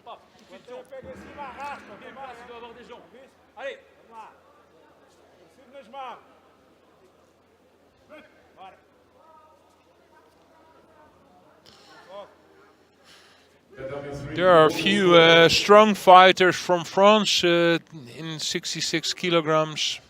The highest ranked is Kiar. But there's not like one specific French fighter who I would say like he's far out the best. So also for Leblouch, I think the Grand Slam in Tashkent is an important competition for him, but he's having some major problems at the moment with 2 Judos on the board and 2 minutes left. So that's a long time. You can see that he's being outpowered by the Mongolian with gripping.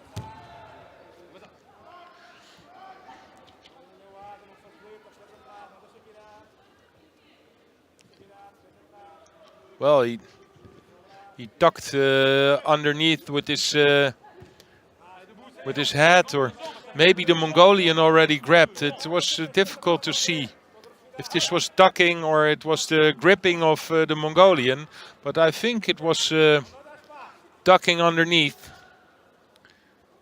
There was so much drive from Yondam Perenlai that this is the way he loses. Well, I can understand that Leblouch has something like, okay, well, I did not really did the ducking because it was strange the way Yondam Perenlai put his hand on the back of the Frenchman.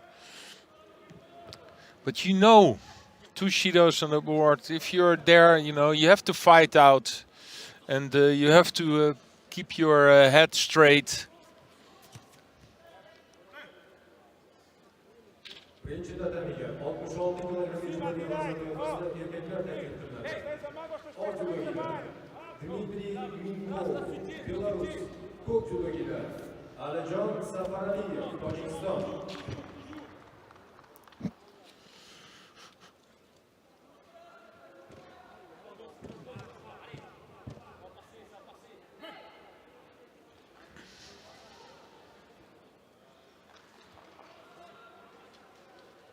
Next contest on tatami 3. First round for women under 48 kilo. In white for Kazakhstan, Abiba Abujakilova. In blue for Chinese Taipei, Li Chenhao.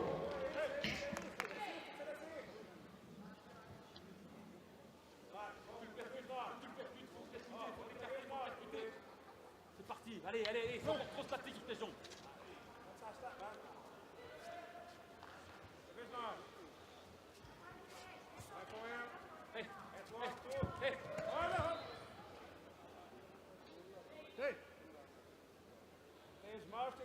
C'est 1, c'est 2, faut taper les jambs, Hey.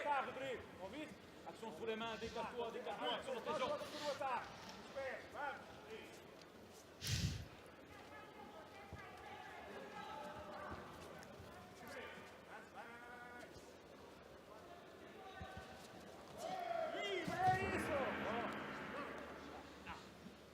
C'est trop statique, tu peux pas attaquer cette jambe, elle est trop statique. D'abord on décale, après on peut attaquer. C'est trop statique, d'abord on décale. On peut attaquer quand c'est statique. All the score for tatami 2.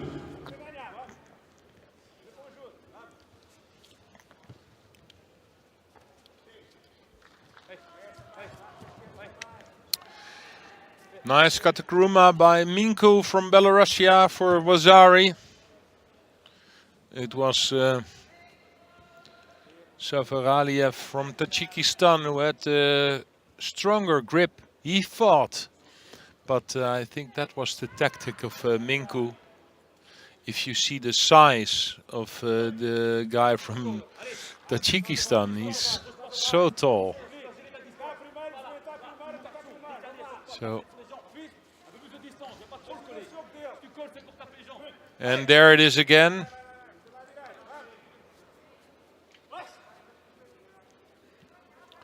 But this is the body posture you really don't want to fight. And it's unbelievable to see how tall the Tajikistan guy is.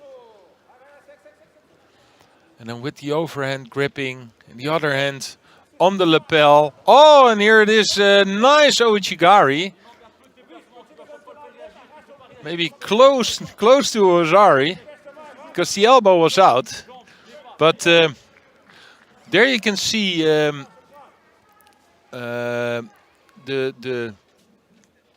body posture of the Tajikistan boy. Of course, when he puts in his leg, then you really have a problem. It's a bit the same like Bilodet from the Ukraine, 48 kilograms.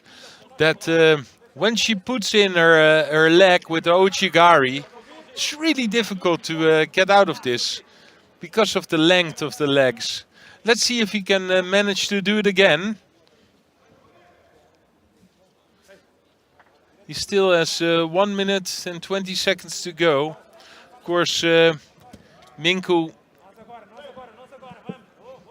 will try to win this fight, maybe making one or two moves with Kataguruma, just to win, also to win some time.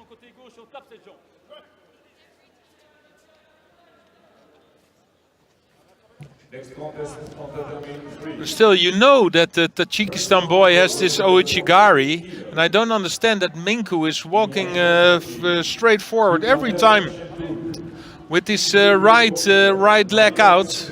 But here he makes another Kataguruma for Ippon on the same leg. This was a fun fight to watch because, yeah, with the completely different styles. Safaraleev with his Ouchigari close to a score, but Minku made 2 times Kataguruma on the same leg. Well, you can hear the crowd now. One of their favorites is coming up. Nurilayev from Uzbekistan fighting Salamat from Kyrgyzstan. And for Nurilayev, this could be a good day.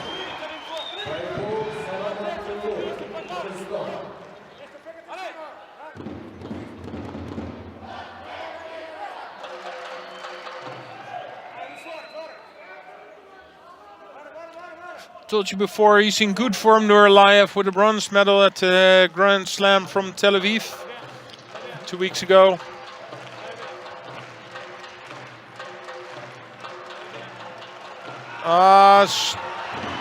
Strong attack, and well, that was a chance of him of continuing underground to Newaza,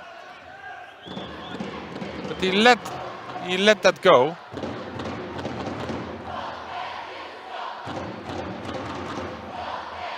But there was Ari on the board for Nurilayev.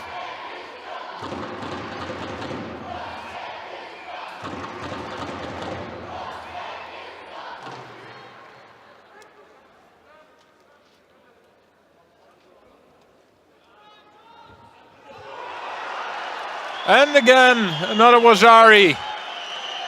Yeah, this is what the crowd wants to see. Really strong fight from Nurilayev. Wins the second round. Second round for men under 60 kilograms, the W2. He won for Kyrgyzstan. Uzbek Aybek Ulu. In good for Australia, Joshua Pierce. Birinci kadarıyla 66 kilogram bölge vazınlarımızda emekler bekliyorlar. 10 judocuda Ekrambek İmandaş, Kazakistan. 40 judocuda Artur Fakir Fasli, Afganistan.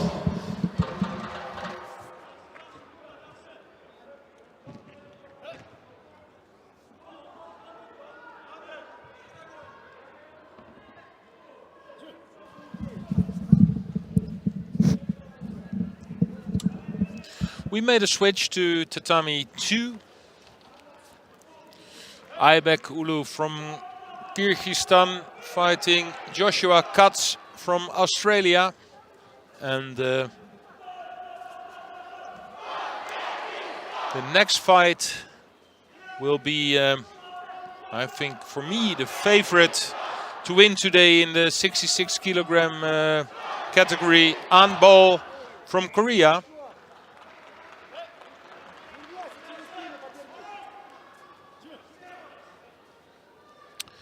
But will be interesting today because in the 66 kilogram category you have a few countries who have two good players on the sheet. Korea with An Bol, of course, but also with Kim. And Kim was the silver medalist at the World Championships in 2019. An Bol, of course, silver medal at the Olympics, but had some problems with his form for a while, but came back spectacular at Masters in Doha by winning the gold medal there. But they're on the both sides, they're on the same side of the sheet, An and Kim. And we will see what will happen. Maybe they will fight each other in the semi-final, but of course there are a few more competitors around. For example, Abduzalilov from Russia.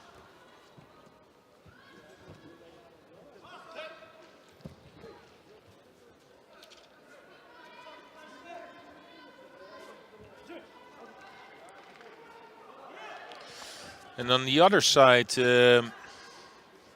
we have the same story with two Mongolians who are really high ranked.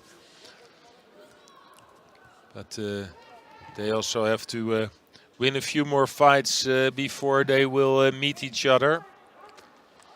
Talking about Gambold and Yondon Pernlai. But we've seen Nurilayev now. He's in good form. So some interesting fights in the 66 kilogram category.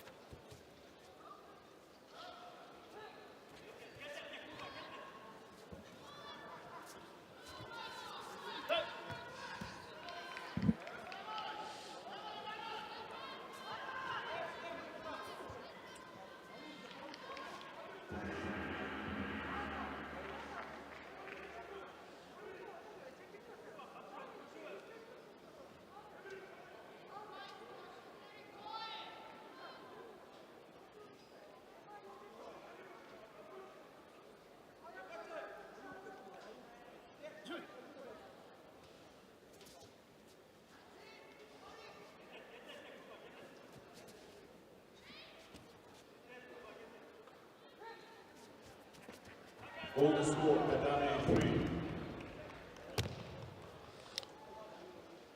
Ippon by Kyrgyzstan, Aybek Ulu.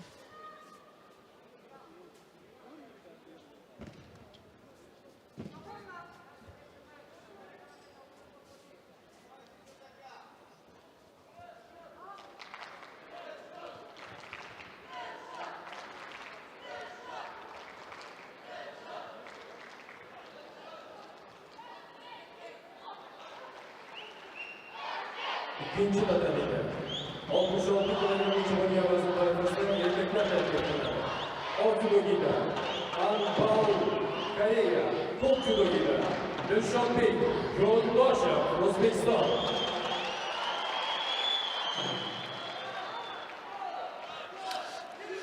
So, here it is, one of the hometown favorites, Judo chef. Against An Bol from Korea.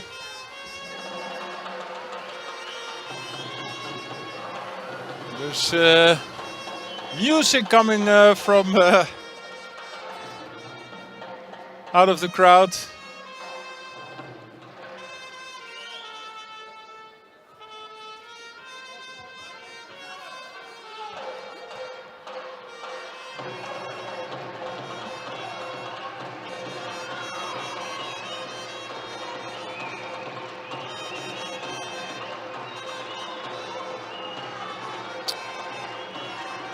Both players pick up a Shido.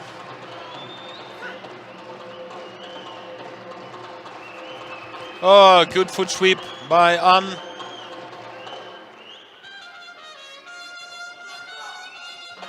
And straight into the Newaza.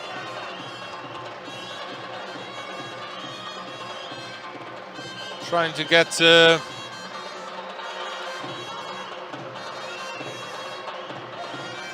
the right posture, but it took too long. So the referee calls Mate. We're into Tachiwaza again.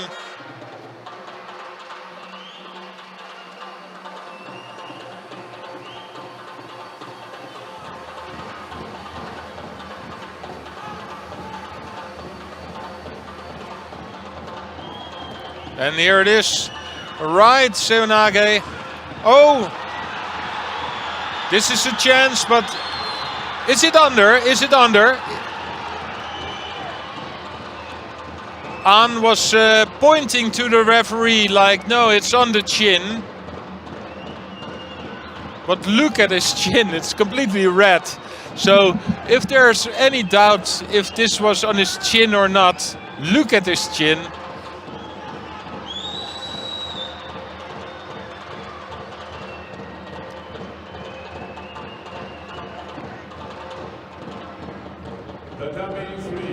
Next contest, first round for women under 48 kg. In white judo, representing Judo chef is giving him a really hard time.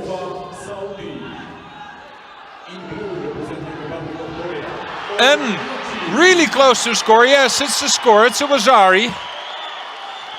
And it was An, I think for sure, that if it was called Mate, that he would pick up another Shido, because he was just out of nothing sitting on his knees. But from this stance on his knees, it was Judo chef who turned him over for a Wazari with 1.5 minutes on the board, and Judo chef really controlling the grips.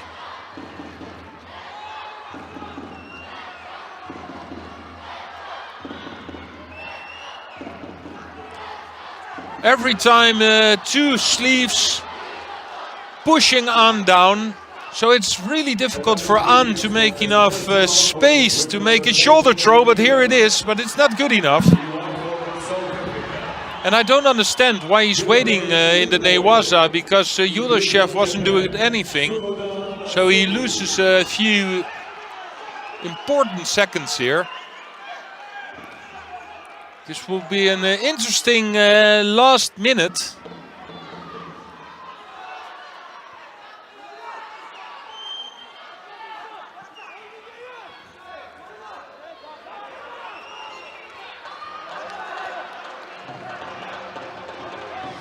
Another Shido for Judo chef. 2 Shidos now on the board.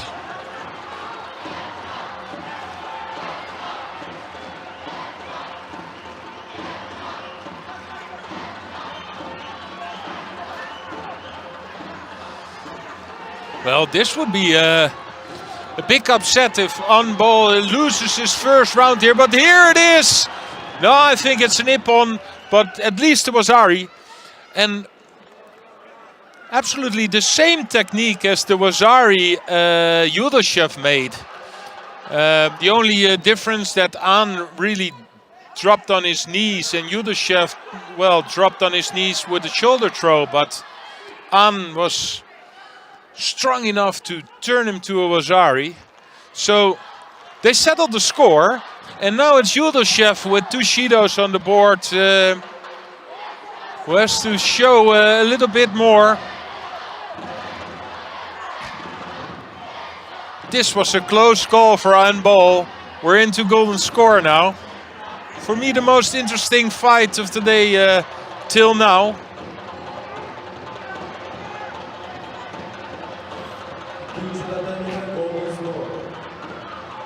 I cannot imagine that An will give this away. You see that Judo chef doesn't have the power anymore that he had in the beginning of this fight, controlling both of the sleeves of An. But you never know.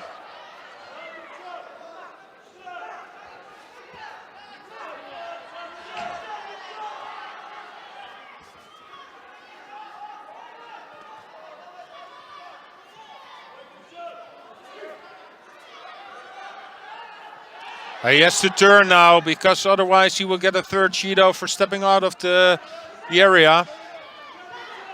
And now he does it. So, well, that's a shame. This is not the way you want to this fight to end. But I think it is the end. But they give An a Judo for pushing, and I don't think that's fair because, of course, he's pushing a little bit. But Yudashev had all the time to turn around. I know for sure the referee will change it. Yeah, and I think that's the right decision. And it's Anbol who wins. Well, it's a shame that it ends this way because this was a really great fight to watch. But Anbol, this was a narrow escape for him. But in the end, he's the winner. And he will continuing to fight the winner of the next fight, Shikhalizada from Azerbaijan, against Temelkov from Bulgaria. But let's have a look at Tatami 3.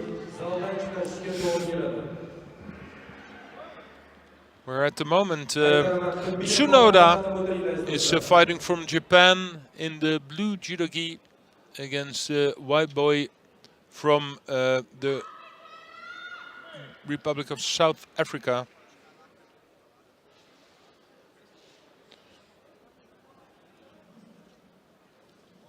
Tsunoda, the winner of the Tel Aviv Grand Prix or Grand Slam in 2 weeks ago, and makes a really nice ippon here.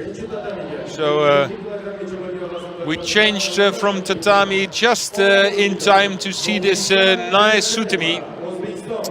Tsunoda dropped weight, is now fighting 48 kilograms. Won the most of her medals in the 52 category, but there's one absolute star, and we will see her also today, Abe Uta. In 2 fights we will see her fighting in the 52 categories on this mat. So we will stay on this mat to see her fighting. So Tsunoda made a weight drop down of 4 kilos from 52 till 48. And showed some good form with the gold medal in Tel Aviv.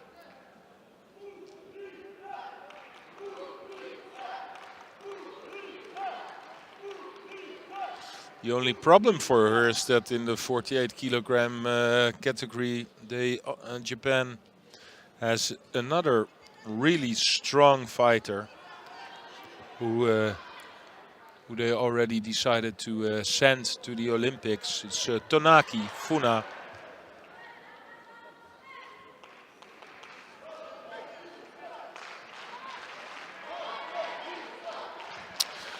But this is what this is what can happen, eh? Like Tsunoda dropped weight, is new in the 48 kilo category, so he's not a seeded player. Oh, and this is a big ippon. It's Konkina who really makes a big Tani Otoshi against Kanyaeva from Uzbekistan. Yeah, these are the throws you want to see. Oh, nice one. So the Uzbekistan girl tries to get in for a Ouchigari, maybe Uchimata. Feels the power of the Russian. Tries to make like a Kouchigari. Look, she feels like, oh, we're going the other side. Trying to make a Kouchigari, but completely misses the leg of the Russian girl. And the Russian girl with all the power at 2 hands, like on the back of the Uzbek. Good ippon. Tatami 1, next contest, second round for women under 57 kg. In white judogi for France, Hélène Risseau. In blue judogi for Great Britain, Aselia Toprak. One of the many strong French girls, the French team, the French woman team is really strong with a few world champions in it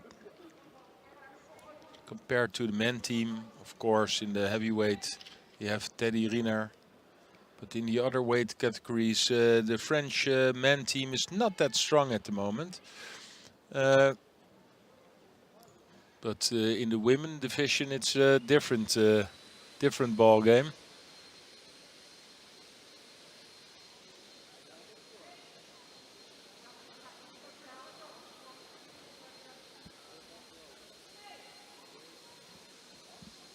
Reservo, girl who walks around for many years, winning a few medals, but has one French player in front of her, Sisik.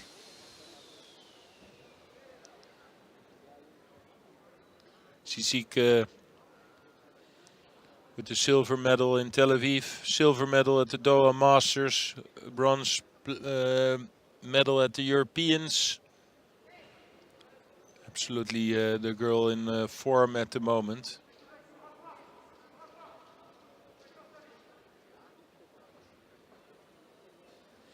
So if Reservo wants to show something, she has to win a big medal today. The first day of Tashkent Grand Slam 2021. We have the following categories today: men under 60 and under 66 kilograms, and women under 48, under 52, and under 57 kilograms. Hurmatli xonimlar va janoblar, judo bo'yicha Toshkent Grand Slam 2021 musobaqasining birinchi kuni. Demak, birinchi kunida erkaklar 60 kggacha va 66 kggacha vazn toifasida kurashishadi. Ayollar 48 kggacha, 52 kggacha va 57 kggacha bo'lgan vazn toifasida kurashishadi. Tatami 2, next contest, second round for men under 66 kg. In white for Azerbaijan, Nijat Shikhalizadeh. In blue for Bulgaria, Bojidar Temilko. Uchinchi tatamida 48 kggacha bo'lgan vazn toifasida ayollar taklif qilindi. Oq judogida Aisha Gurbandli, Ozarbayjon. Ko'k judogida Halimajon Qurbonova, O'zbekiston.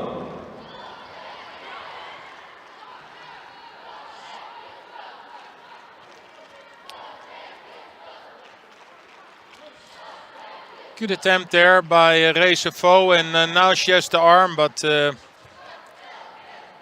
Toprak knew what she wanted, so good defense also.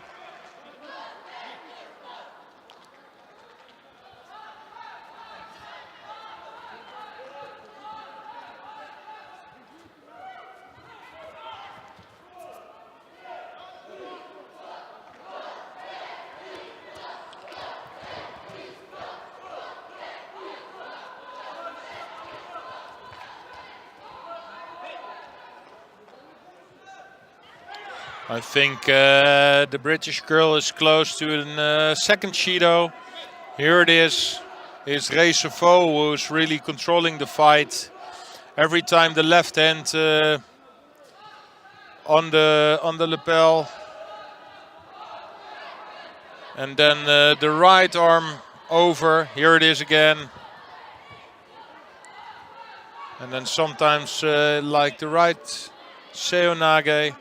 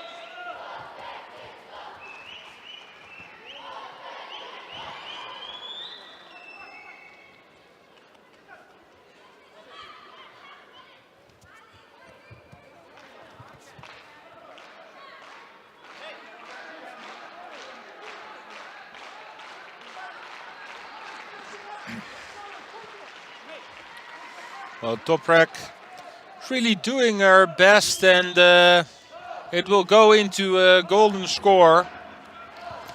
But she misses a little bit of power against Rezevo to really get her into trouble. Well, this looks good. But every time Rezevo has the ease to place her hand in the right position.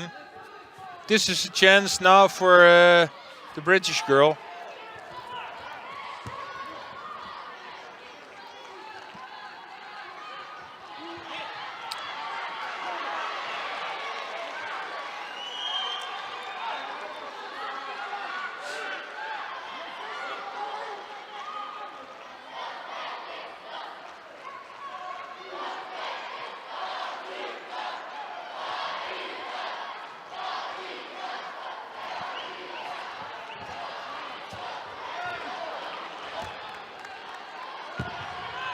A lot of kumikata going on, and yes, this is third Judo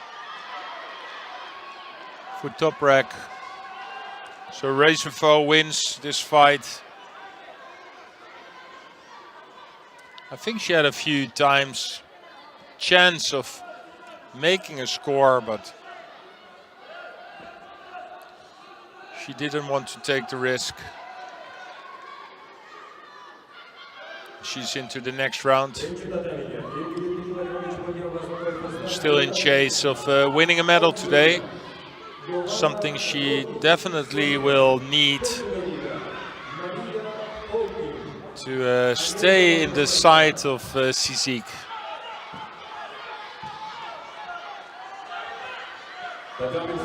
Next contest, the second round for the number 66 kilo. In white for Russia, Judo. In blue for Poland, Patryk Babushczyk.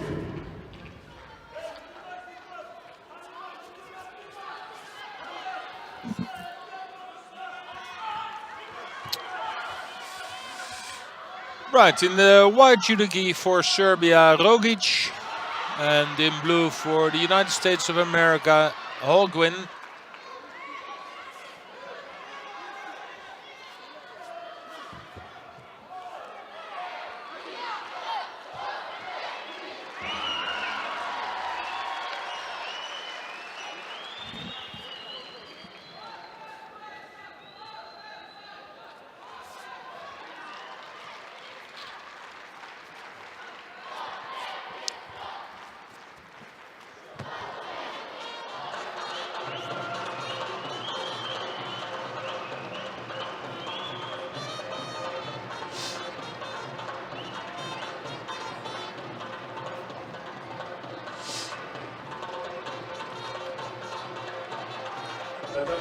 Next contest, first round for women under 48 kilo. In white for Italy, Francesca Giorda. In blue for Russia, Kristina Bulgatova. Can we make a switch to tatami 3, please? Thank you very much.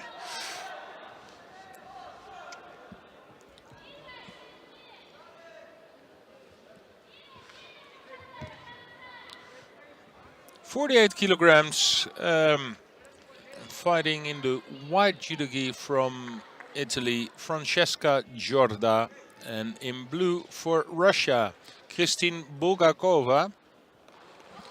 And the next fight, we will see one of the stars of judo at the moment, Abe Uta from Japan.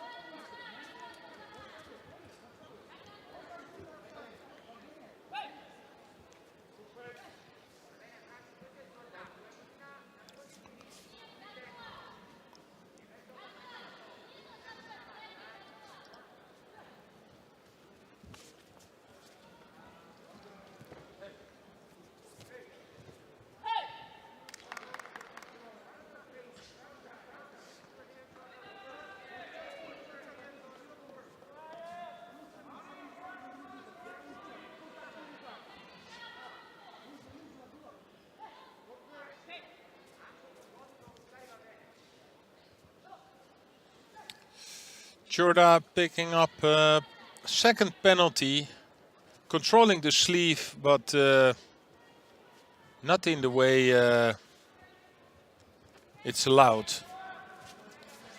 You can control a sleeve, but if you like keep it so much down and so much under pressure that it's impossible for your opponent to grab in a normal way,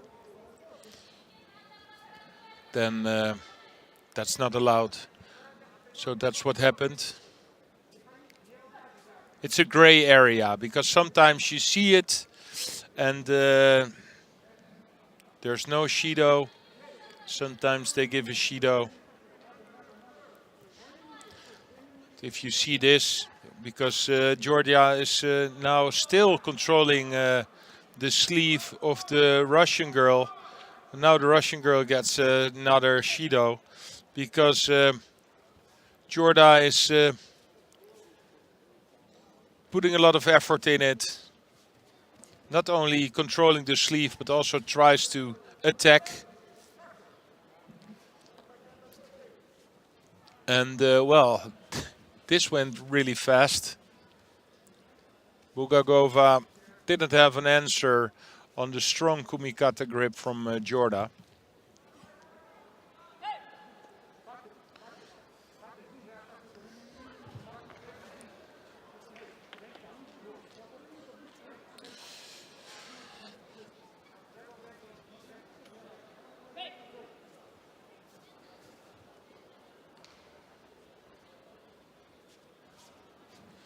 So here we go. We didn't see her fighting on an international level for a year. Here she is, Abe Uta from Japan. You can see on the red back patch that she's the reigning world champion. Oh! And she really starts the fight with a big shoulder throw. From this side I could not see the landing, so I thought it was Wazari, but that was really difficult to see, but spectacular it was.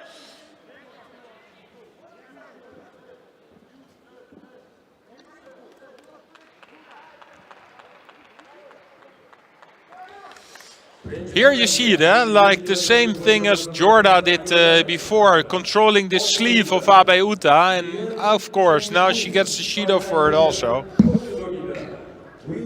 Because this was not controlling the sleeve and doing something, but only controlling the sleeve because you're scared of, you're so defensive against your opponent.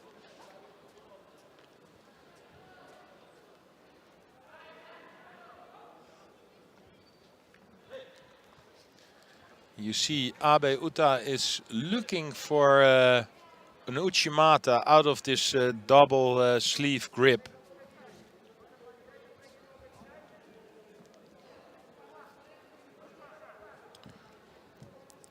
One of her favorite techniques, and with so much spinning rotation, so much spinning power. And here you see it again with, well, here's the double sleeve. So it's a real hard fight for the kumikata.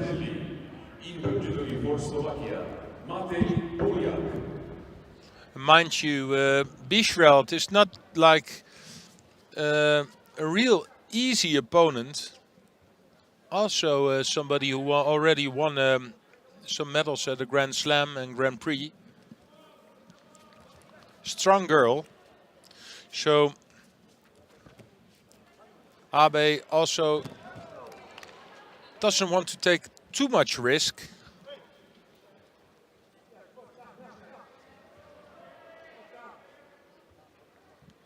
So every time for the Mongolian, it's really important that her left hand grabs the sleeve of Abe. Well, finger in the eye. Not on purpose, it can happen. And most of the time it happens in fights where the kumikata is so important. They're fighting so hard for the kumikata.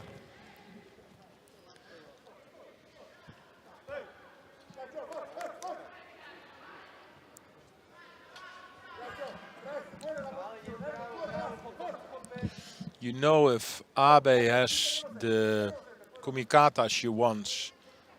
And I think most important, oh, this is difficult for her. To the right hand on the lapel, left hand on the sleeve. That she's really dangerous. So you see the tactical plan of Bischreld. But this tactical plan, well, it's quite okay. But now with 2 Shidos on the board, she has to change a little bit. Because otherwise she will pick up a 3rd Shido.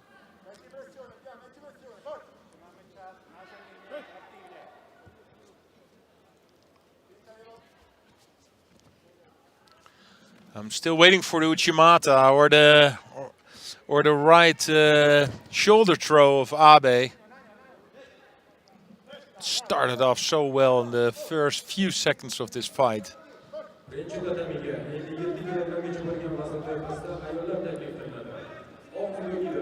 It's the Mongolian coach who gets a warning. You're not allowed to speak to your competitor during the fight, only when it's mate. It's really difficult to see if they're saying something now with the masks on, but for sure the referee will hear them. So again, it's Bischreld to really controlling the arm of Abe, but she doesn't do anything with it. So I think this will be maybe 2 Shidos for both. And I think Abe couldn't care less because she knows that another Shido will bring her the victory. And I think this is the right decision. I understand that Bischreld is looking like, oh, we were still fighting. But she was only controlling the sleeve and didn't do anything with it. Only to make a defensive posture against Abe. So Abe wins her first fight. We will see her later on. For women under 52 kilograms, tatami 3. In white for Republic of Korea, Park Da-sol. In blue for Guinea-Bissau, Tatiana Cesar.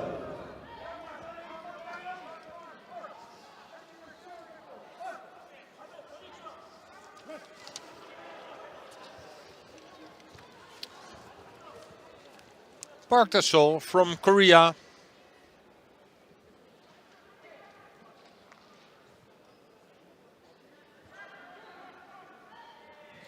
Fighting Cesar from Guinea-Bissau.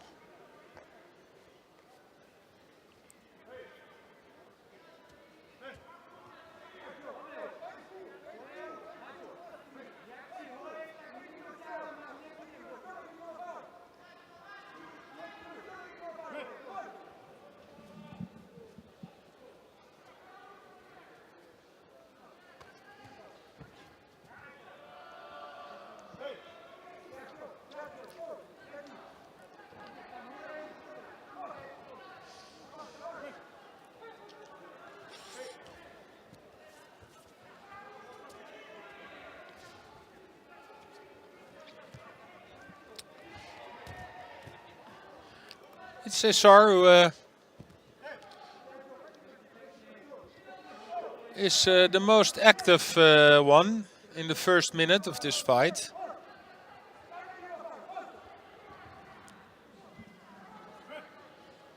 A bit taller than her opponent. So you can see Park now trying to make a seonage, but the gap is real big to fill it. But it is enough to show to the referee. So the referee gives a Shido to Cesar. And well, yeah, you can be active, but in the end you have to make an attack. Not only jump around or active in your gripping, you have to make like a proper attack. Otherwise you get penalized also.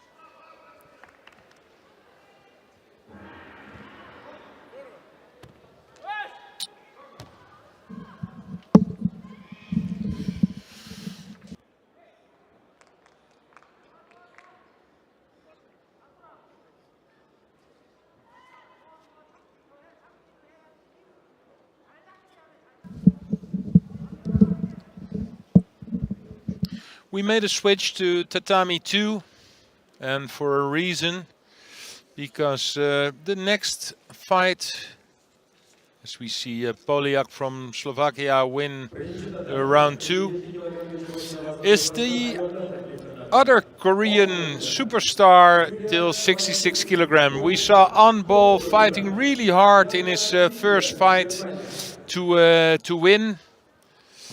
And now we see Kim in his first fight against Van Gansbeke from Belgium.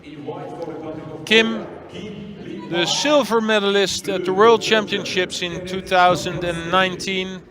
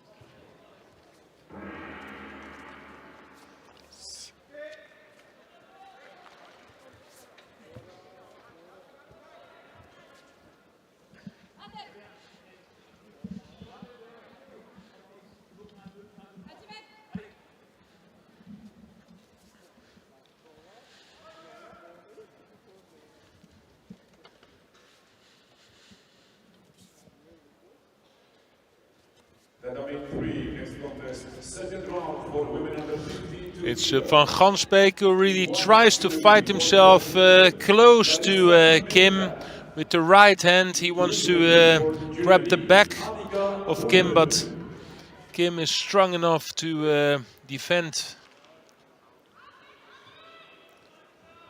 into the Newaza, trying to turn him over.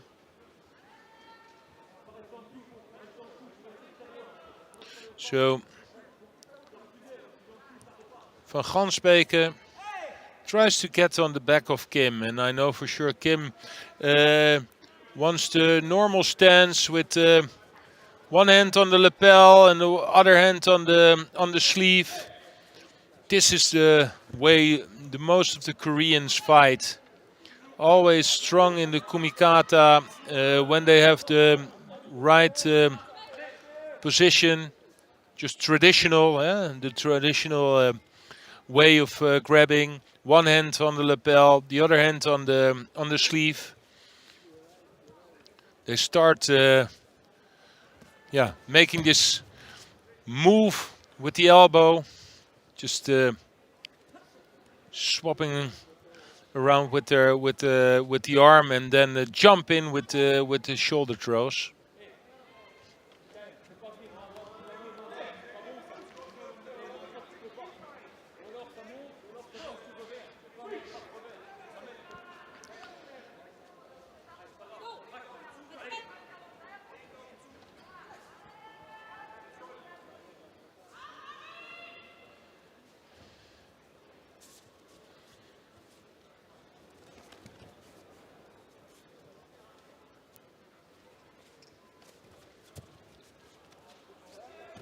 Oh, here it is again, the shoulder throw.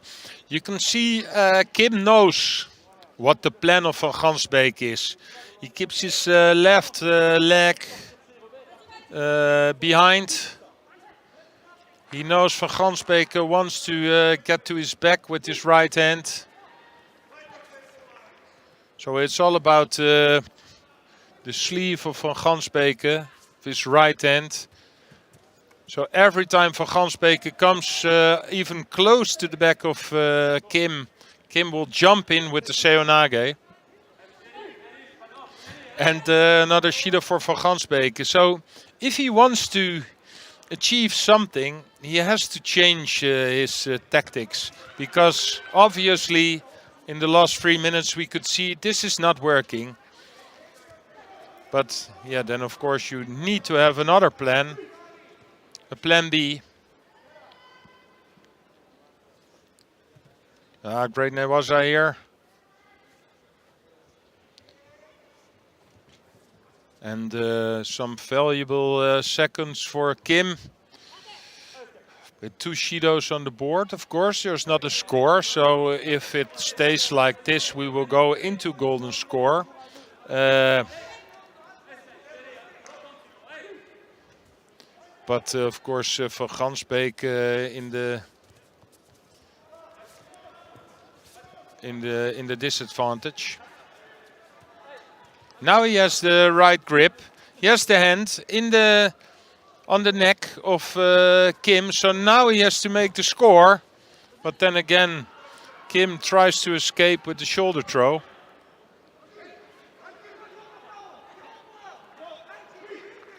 Well, this was a chance for Van Gansbeek. He was working for 4 minutes to get this grip, and now he had the grip. And then it took too long for him to make a good attack.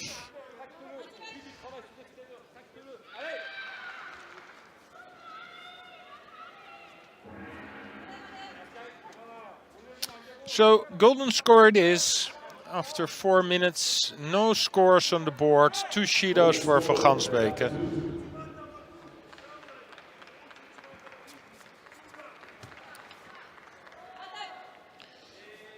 Yes, well, what can we say about this attack? And I think this is a good decision because he jumps in with the Seoinage. Okay, the grip, he lost the grip, but it's not like he didn't want to try to throw, because here it is again on the other side. So we've seen some left and right Seoinages from Kim. And I think the problem for Van Gansbeek is that he just needs too much time to get his gripping right. So every time he needs like 10 seconds until he has the grip and until he's capable of making a good effort. And that gives Kim all the time to make the shoulder throws and escape from his position.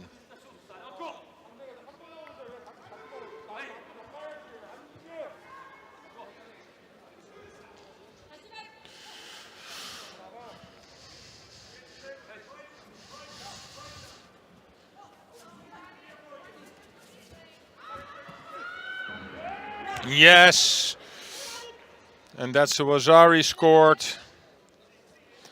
And with one of the Seoinages, drop down Seoinages, I think he made like 20 of them in this fight. So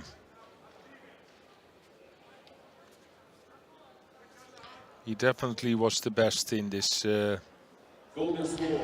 fight.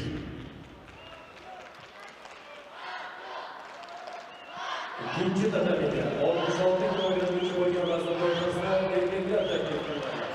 Top judo gibi. Artyom Shturbabin, Uzbekistan. Top judo gibi. Well, next fight on mat 2. The second round for men under 66 kilo. In blue for Serbia, Bunkic. And well, you can hear the crowd because in the white, Shturbabin from Uzbekistan.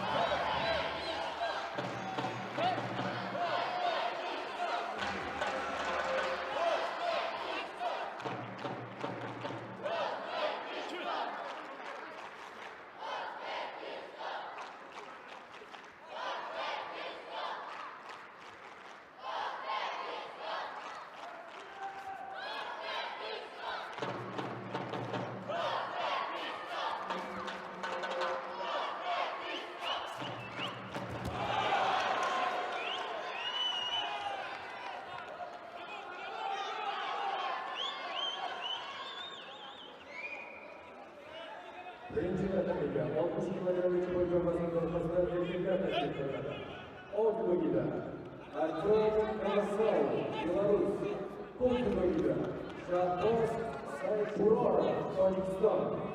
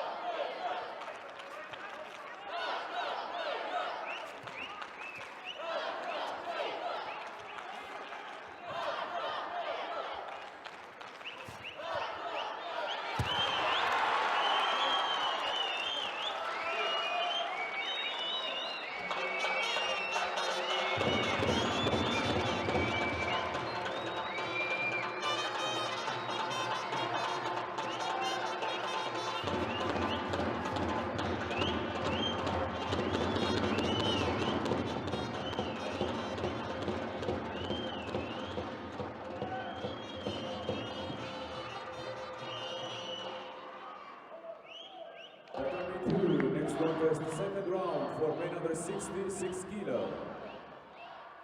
In white, judogi for Kazakhstan, Yerlan Serikjanov. In blue for Kyrgyzstan, Artur T.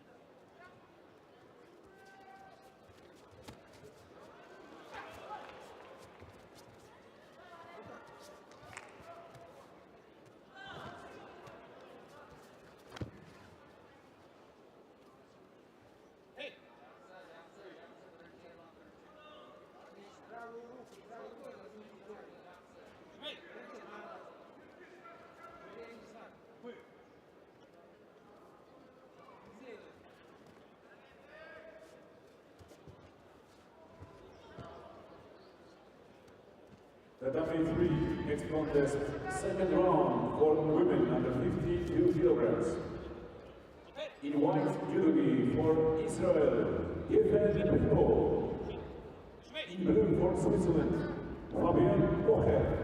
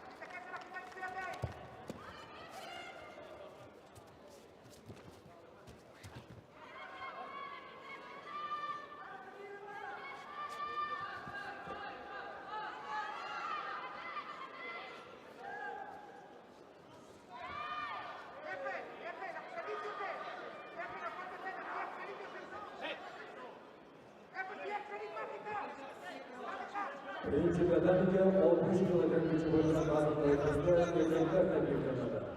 10 kilo gide. Karaman Hüseyinov, Azerbaycan. 10 kilo gide. Mihraç Akkuş, Türkiye.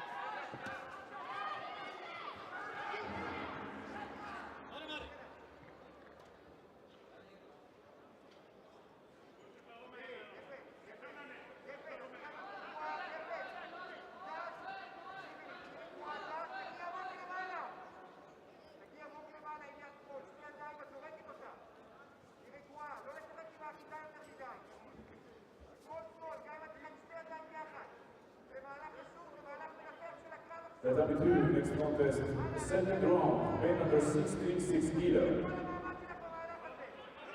In white, Judo representing Costa Rica, Jan Sancho. In blue, representing Ireland, Nathan Burns.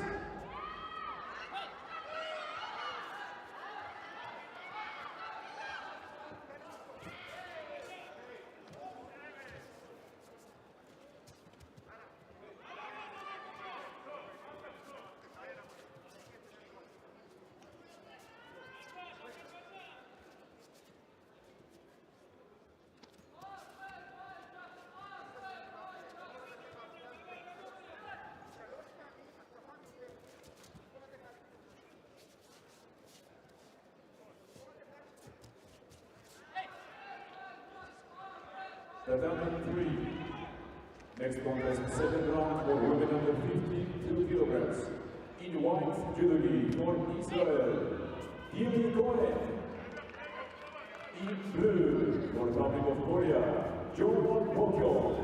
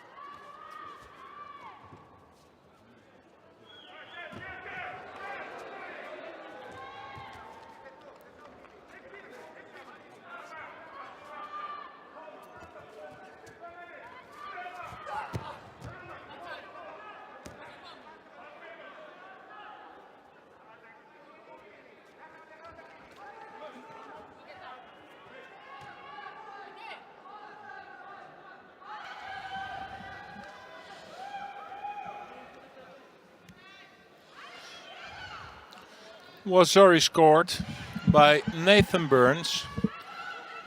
They called Ippon, but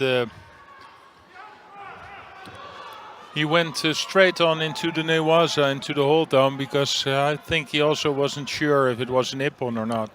And it wasn't. They changed it to Wazari.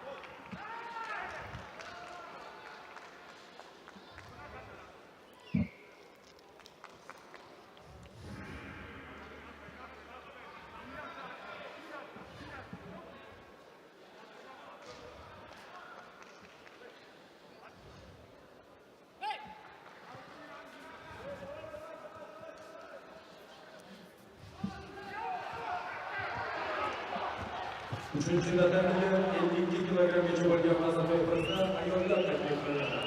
O judogiler. Sazarlara Angolia. O judogiler. Diyora Yıldiyora. Özbekistan.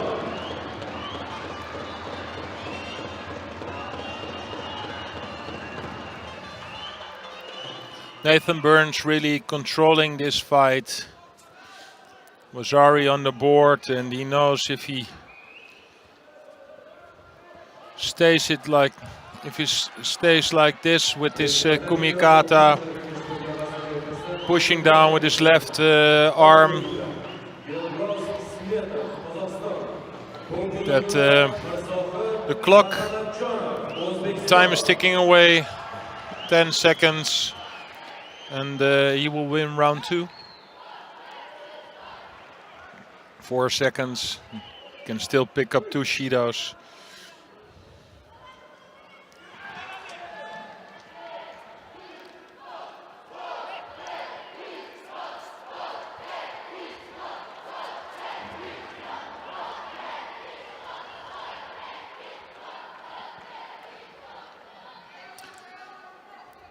So it's Nathan Burns who wins.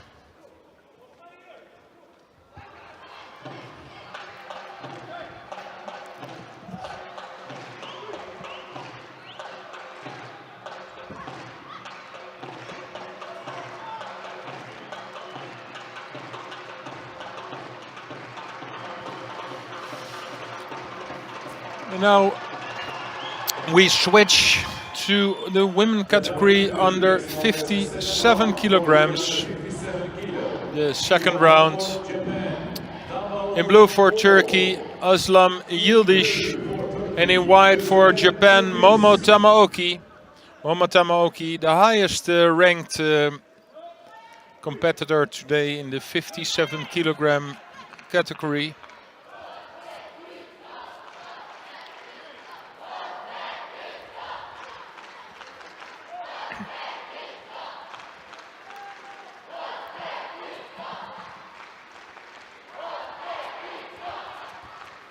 Tamaoki.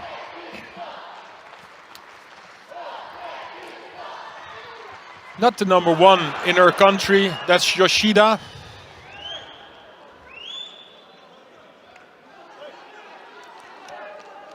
But still, I think one of the favorites today in this category.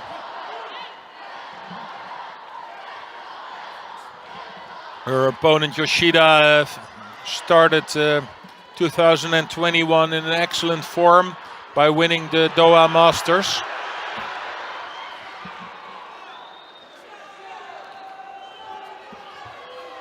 So I think there's no doubt in Japan who they will send to the Olympics. It will be Yoshida.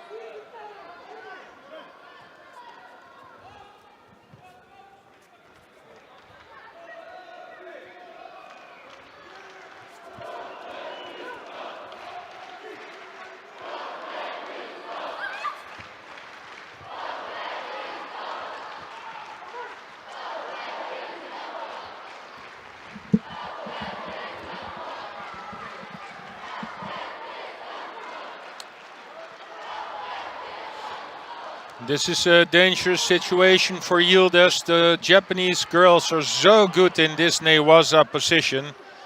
So she makes the arm lock. Working for the arm lock, but on the other hand also working to make the newaza, to make the hold down, and here it is. So on two sides. So she was controlling the arm with the arm lock, and on the other hand she was releasing the leg.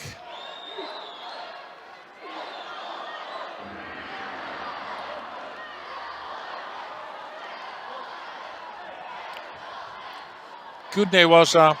Was a good decision by the referee, because the first few seconds nothing happened in the newaza, and you saw the referee, he almost wanted to call mate, but he gave Tamaoki a few more seconds, and that's just what she needed to make the turn, make the arm lock, releasing the leg, and a beautiful win in the newaza.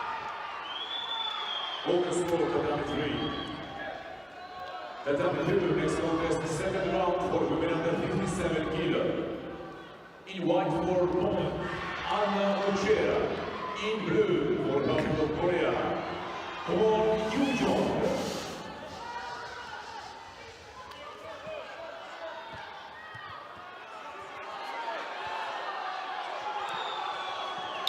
Can we make a switch to tatami 1, please, if possible?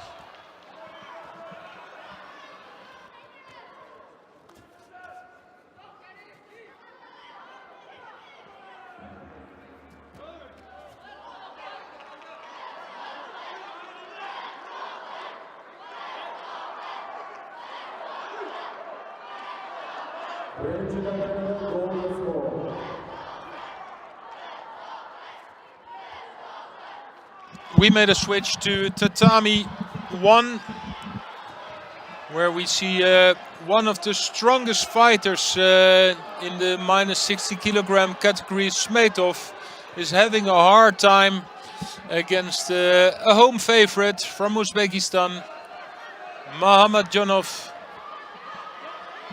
They're already into the golden score.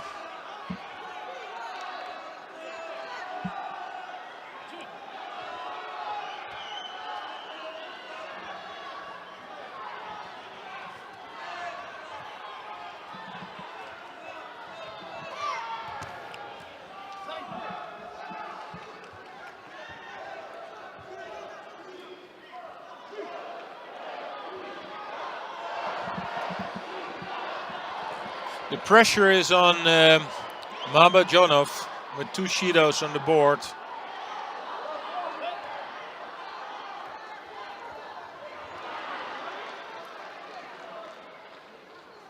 And there it is, the score by Smetov with the Katakuruma. Just enough. Mahamadjonov just landed enough on his side to finish this fight.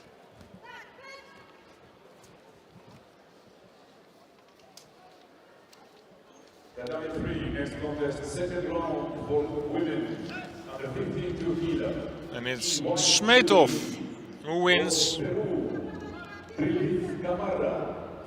blue for Serbia, Nadezhda Petrovic. And he will be in the quarterfinals. And in this quarterfinal, he will fight Kitadai of Brazil or Papinashvili from Georgia. Papinashvili, 2 times bronze medalist at the World Championships. For a long period, one of the strongest Georgian fighters till 60, but the reigning world champion is also from Georgia, Shirfimiani.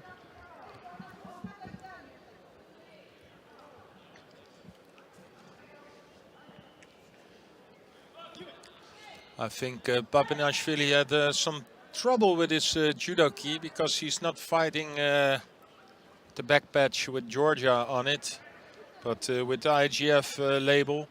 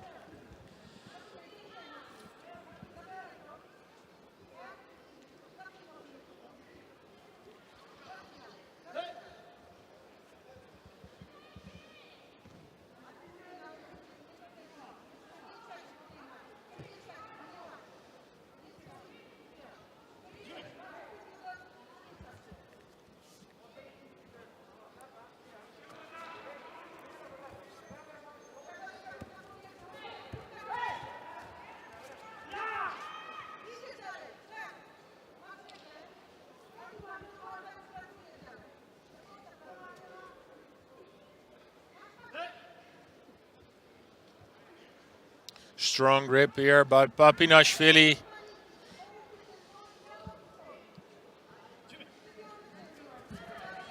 He fights like the traditional Georgian style, yeah, like now hand on the knees at the mate, waiting till the fight starts again.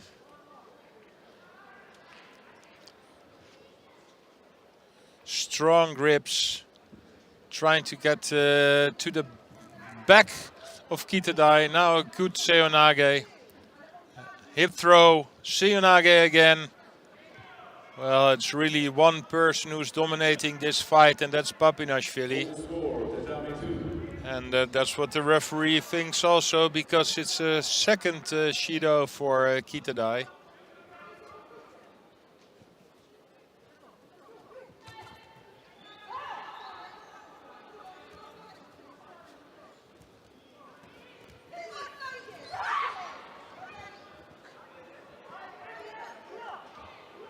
Well, now he has the sleeve, so now he can do something, but Papinashvili managed to break it. And there the shoulder throw again.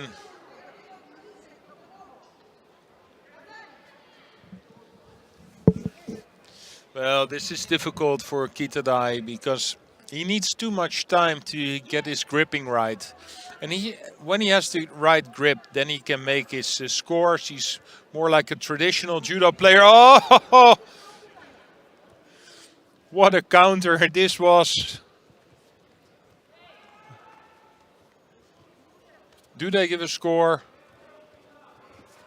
Because it looked really spectacular, but I don't know, it went so fast.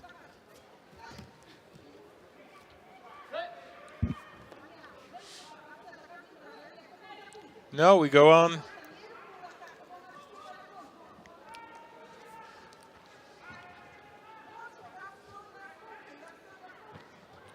Well, if he ducks underneath, then it's over. Kitadai has to do something now, yeah. And almost counter-attacked him himself.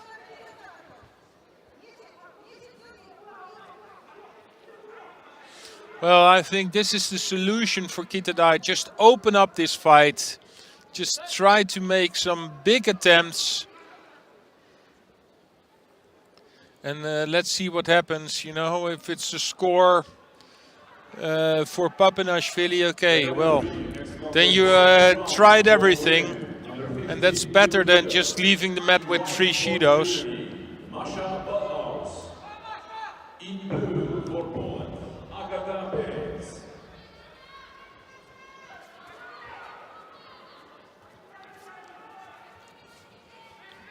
Papinashvili just jumped in this hip throw. Oh, look. Look at the Newaza style of Kitadai. Of course, the Brazilians are well known for their good Newaza. You can see this also in the Brazilian Jiu-Jitsu. That Newaza is also, the ground techniques is a big thing in the Brazilian Jiu-Jitsu also.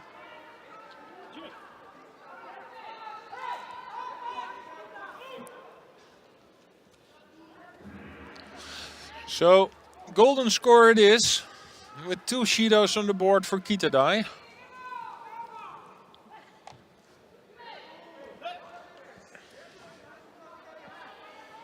Birinci tatamiler golden score.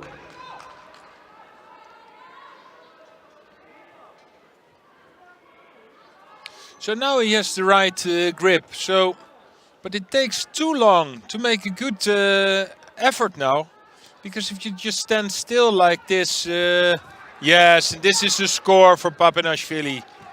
Really good, Koichigari.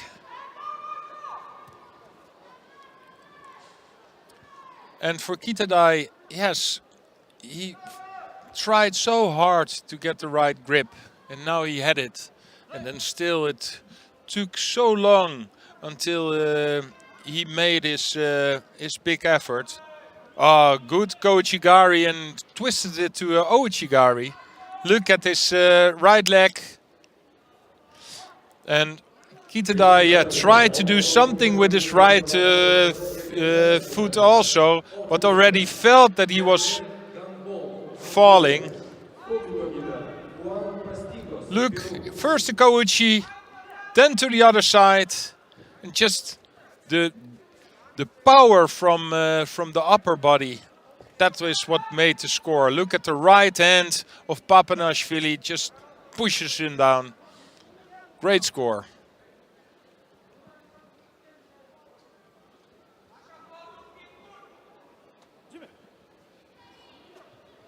Oh, well, this was a very fast win by Gumboldt. Of course, Gumboldt, one of the strongest fighters in the 66 kilogram. So, against Postigo from Peru, maybe it wasn't an honest fight. Here it is again, really nice Uchimata.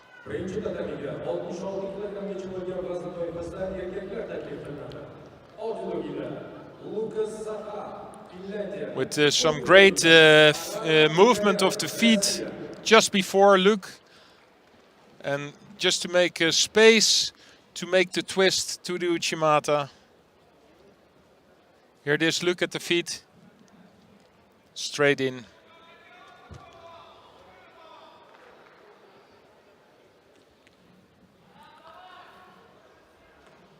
Tatami 2, next contest, the second round for women under 15, 7 kilo. So here we have Saha, who had a real good fight before against Safarov, the reigning European champion. And well, that was a bit of a shock for me that Safarov lost. With a really nice Osotogari. Osotogari by Safarov, counter-attacked it by Saha. Of course, you can all watch this fights later on ippon.org. You have to see this again, Safarov against Saha, this first fight, because that was a real nice ippon.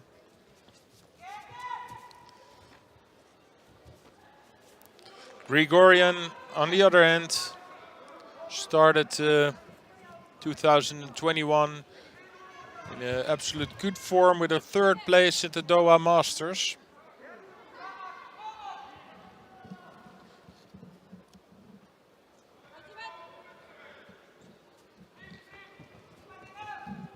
And for him it's important. Oh, good Newaza here, but it's not underneath the chin. For Grigorian, this could be a good day, because he started this morning with one opponent from his own country also competing, Abdul Zalilov, but Abdulzalilov already lost against Wawrzyniec from Poland. So his Russian opponent is already out.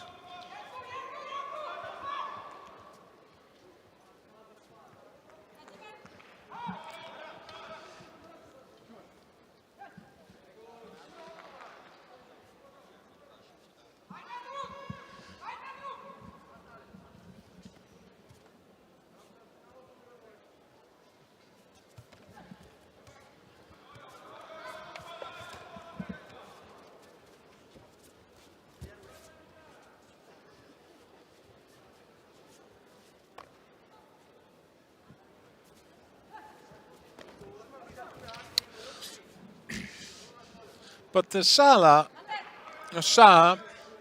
he looks really solid. And doesn't make big attempts or anything, but it's difficult to throw.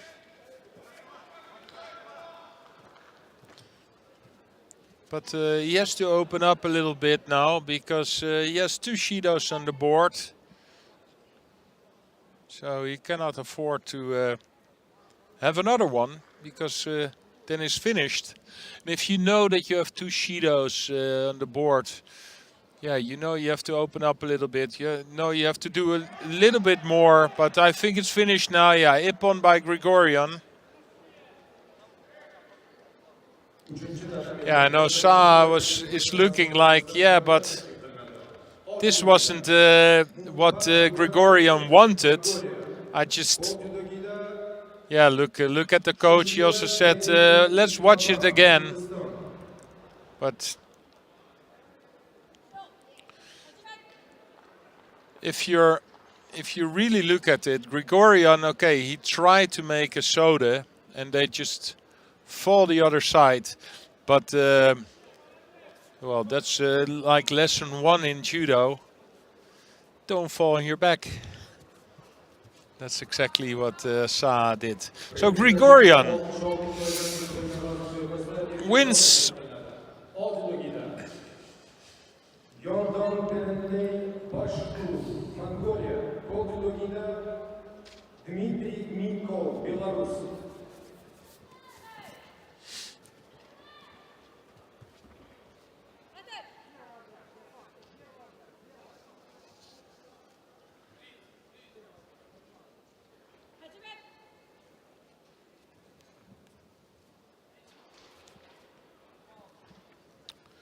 So we saw Gunbolt before,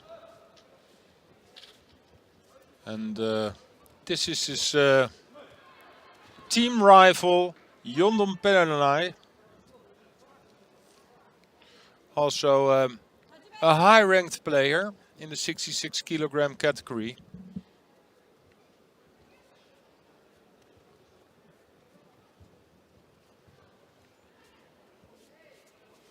Number 10 in the world ranking.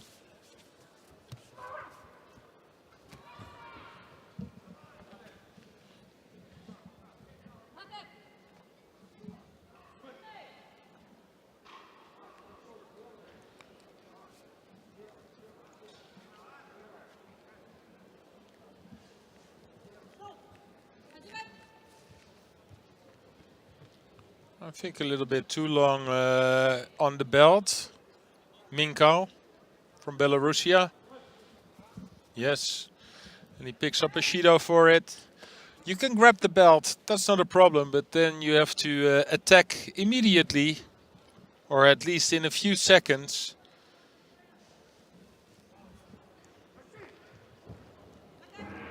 And these are the Shidos. Sometimes I don't understand because you know the rules, and when you're holding the belt, you know you have to do something. And of course, if the other one is defending really well, then it's not possible to make your attempt. But then let go of the belt, because you know if you keep on holding the belt, that you will pick up a Shido.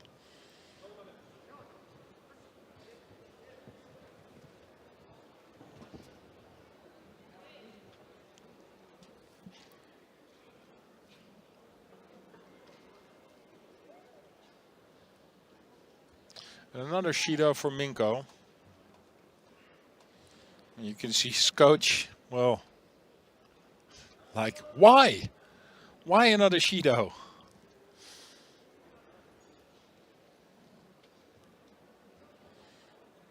For me, Yondon Perenlai is one of the judoka I really love to watch because of his, I don't know, his body posture, his body stance, the way he fights.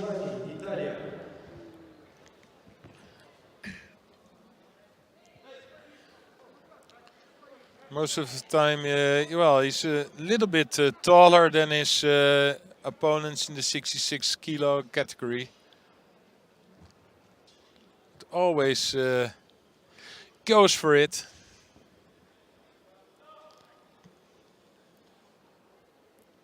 Now he has a strong grip. It's really difficult for Minko to get out of this situation, but this was a good attempt.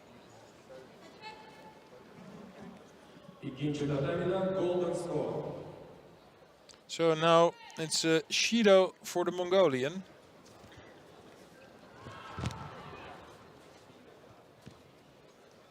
I think the way to finish this fight for Yondon Perenlai is to keep this grip with his left hand and the right hand just on the back of Minko, just like he has now.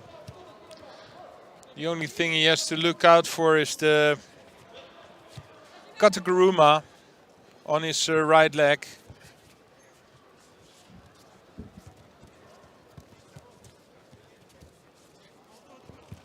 Well, here it is.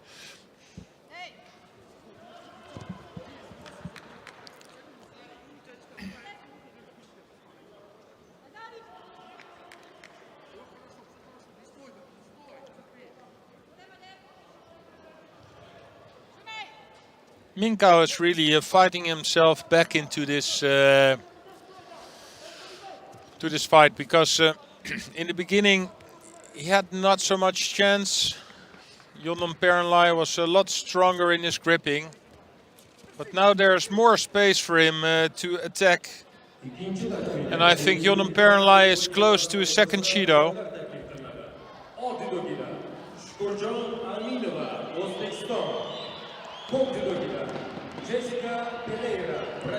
So, golden score it is.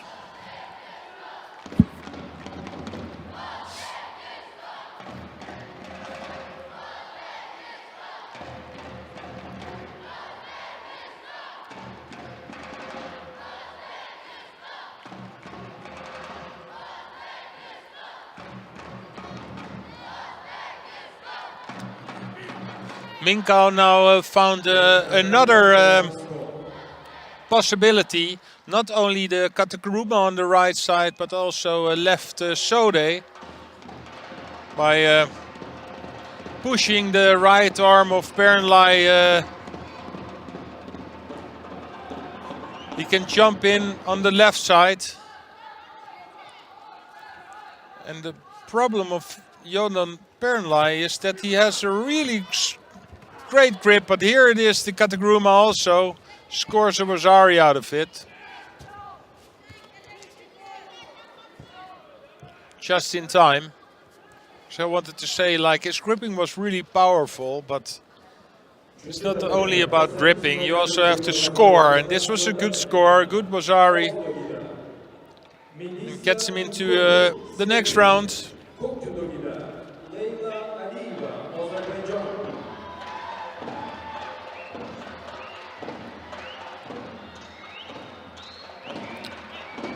Well, you can hear the crowd, and it's good to see the crowd here, because it's so much better to see a crowd than nobody. Here in Tashkent it's possible, and we're happy about that. It's Nuralayev from Uzbekistan. For me, one of the Uzbekistan fighters today that is capable of winning a medal for his home country.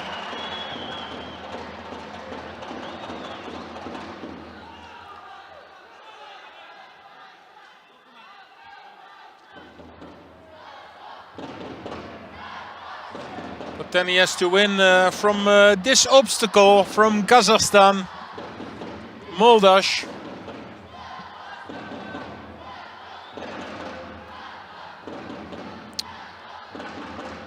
If he wins this fight, then he will fight Yondon Pernlai.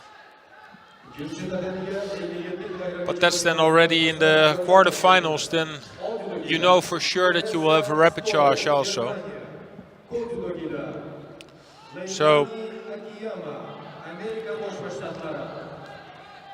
important fight.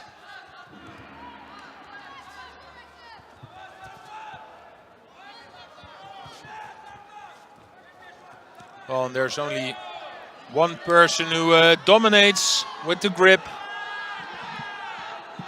Moldash just dropped on his knees, and a penalty was given. The only right decision, I think.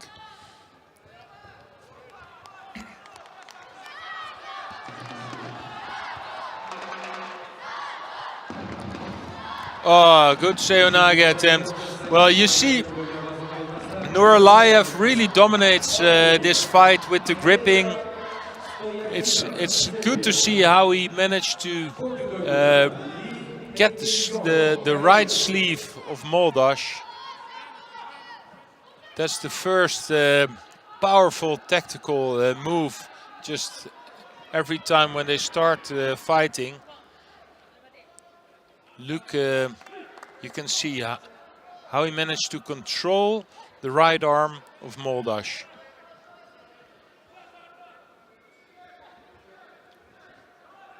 Here it is, breaking the grip every time. Yeah, Moldash now knows that this is the thing Nuraliyev wants. First controlling the sleeve, and then the right arm will get over. And this will be another Judo for Moldash.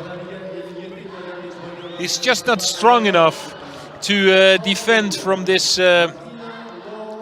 this kumikata.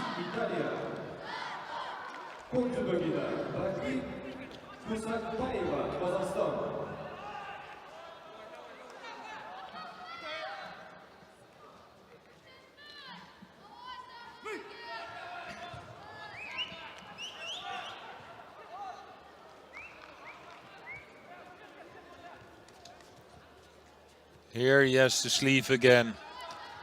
And then the right arm, it will get over.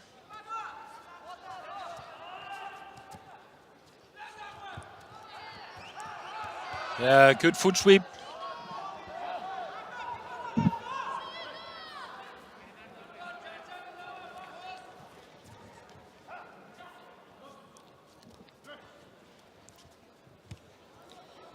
Nuraliyev knows with not too much risk.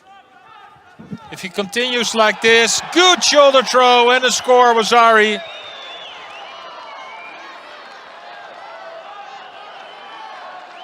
He's really dominating this fight. Also with the gripping, but so also with the scoring now. So this will be a really hard task for Moldash to battle back into this game.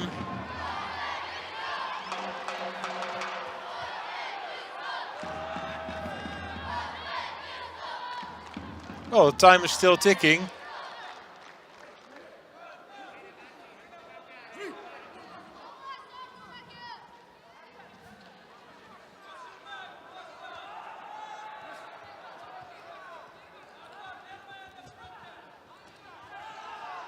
Yeah, go on. Go on the ground, because there you can win some valuable seconds. Like here in the Newaza. Straight into the hold down, maybe. He stands up. But the referee allows him. Goes for the arm lock, but there's still a few seconds to go. And it's Nuraliyev who wins this fight. And there was absolutely no chance for Moldash to win this one. He was outgripped the whole fight through. And Nurlayev also managed to make a score.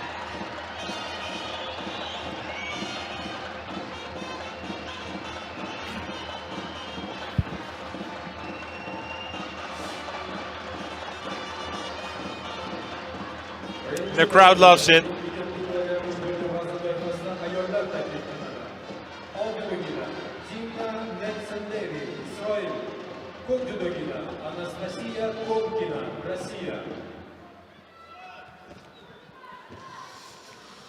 Round 3 for the women under 57 kilograms. In white for Israel, Nelson Levy. In blue for Russia, Konkina.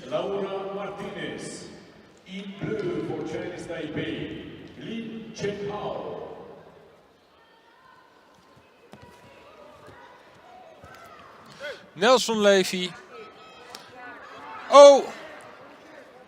Yeah, well, that was difficult for the referee to see if it was a score or not, if the elbow was out or not. But then we have the referees on the side who can check it again. What I wanted to say, Nelson Levy started this year really well because she won the Grand Slam in her home country.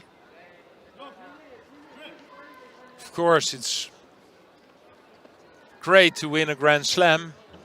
But winning a Grand Slam in your home country, that's even better, of course.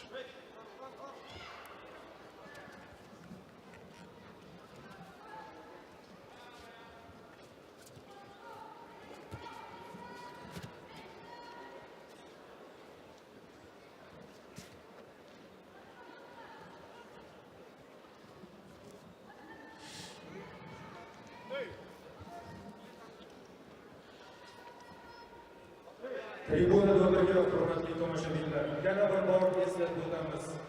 Tibbiy niqoblarni taqib olinglar, aziz do'stlar. Qaytaraman, tibbiy niqoblarni taqib o'tiringlar, bo'lmasa zaldan chiqarishga to'g'ri keladi.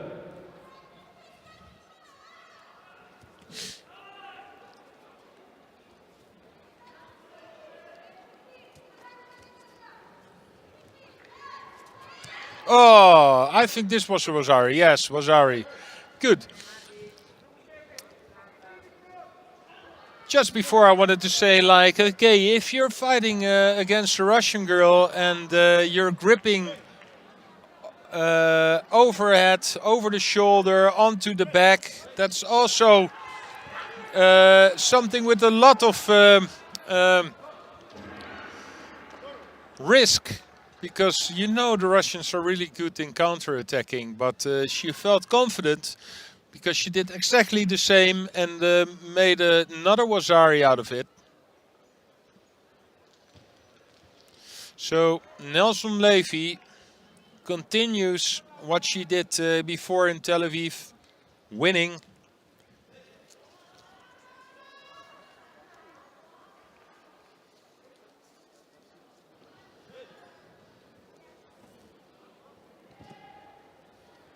İkinci tatamiga 57 kilogramgacha bo'lgan vazn toifasida ayollar taklif qilinadi.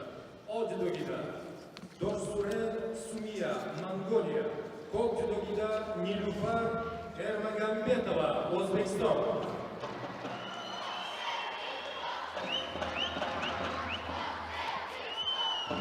Next is second round contest for women under 57 kilos, tatami 1. In white for France, Hélène Respo. In blue for Serbia. Can we switch to tatami 2, please? Thank you very much. Because this is an interesting fight, not only because there's a girl from Uzbekistan fighting, and of course the people here in Uzbekistan love this, but she's fighting the Mongolian Dorshuren. That's the silver medalist at the Olympic Championships, the Olympic Games in 2016.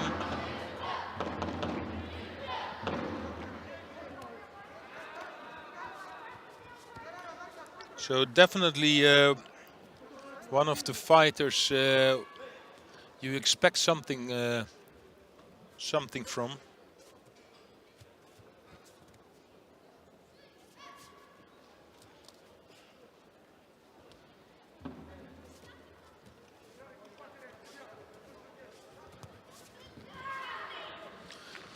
Dorseren, not only winner of a silver medal at the Olympics, also the world champion of 2017.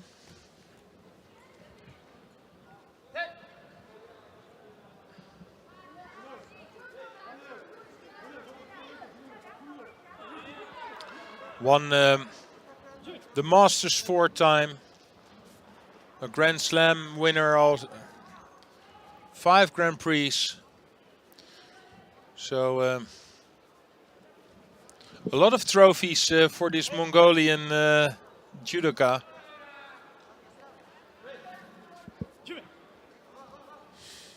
There's only one medal that she's missing, and that's a gold medal at the Olympics.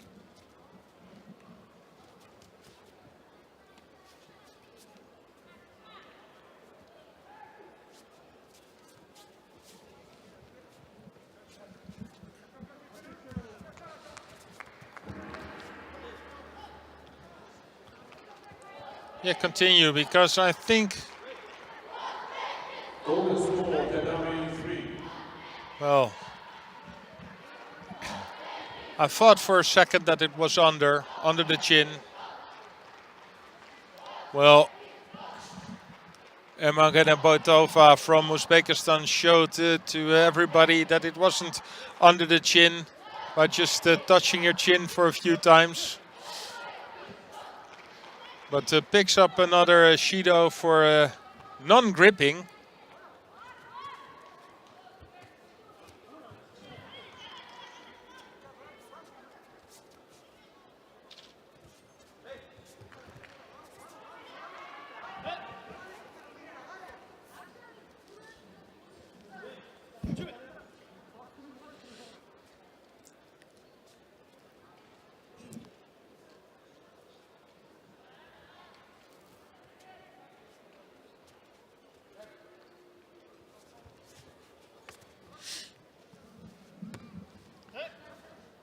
Well, with this foot sweep, it was the Uzbekistan girl who just dropped on her knees, and that was just enough for Dorseren to win this fight. Quite easy way.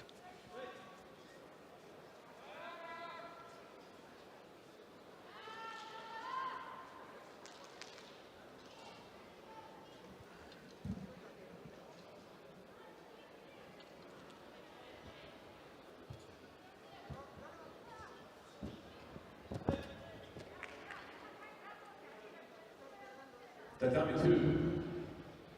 Next contest, the second round for women under 57 kilo. In white, judogi for Jordan, Hadel Elaoui. In blue judogi for Serbia, Marica Perisic. Tatami 1. Next contest. Well, there are 2 Serbian girls today who are fighting for their spot. It's Perisic and then it's Rokic.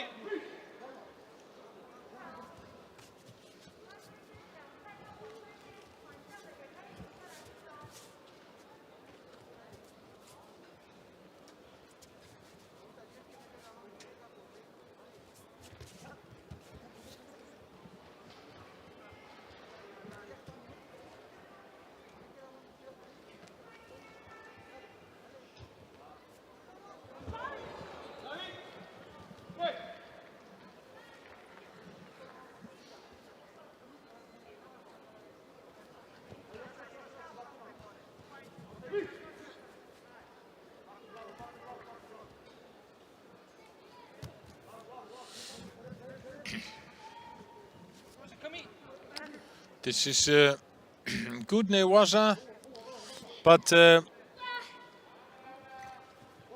maybe almost she can get the leg, but now it's over, I think. She cannot break this anymore. And it will be Perisic who will win by Ippon. Important for her. She's fighting together with Rogic today. Rogic number 30 on the ranking. Perisic number 31. So maybe not the players from the top 10, but still really interesting to see how two people are fighting for one spot.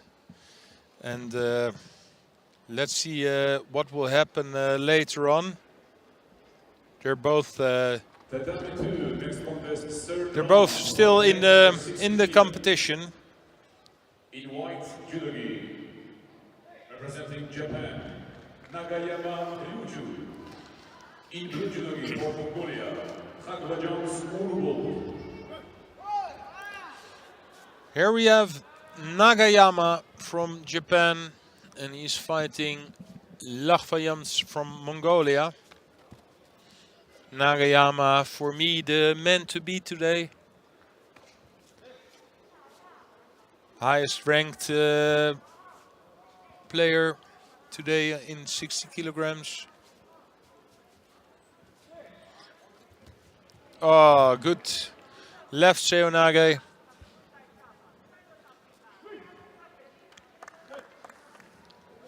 Of course, Nagayama, I think, good enough to win a medal at the Olympics for sure. But the only problem is that they have another superstar with Takato.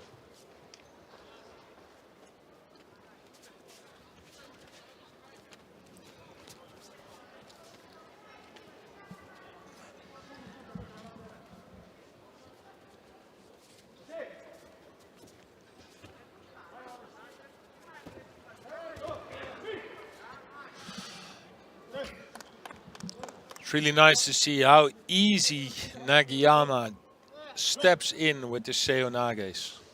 Of course, he has the absolutely best posture possible for shoulder throws. If you see his body posture, like he's not that tall, strong legs.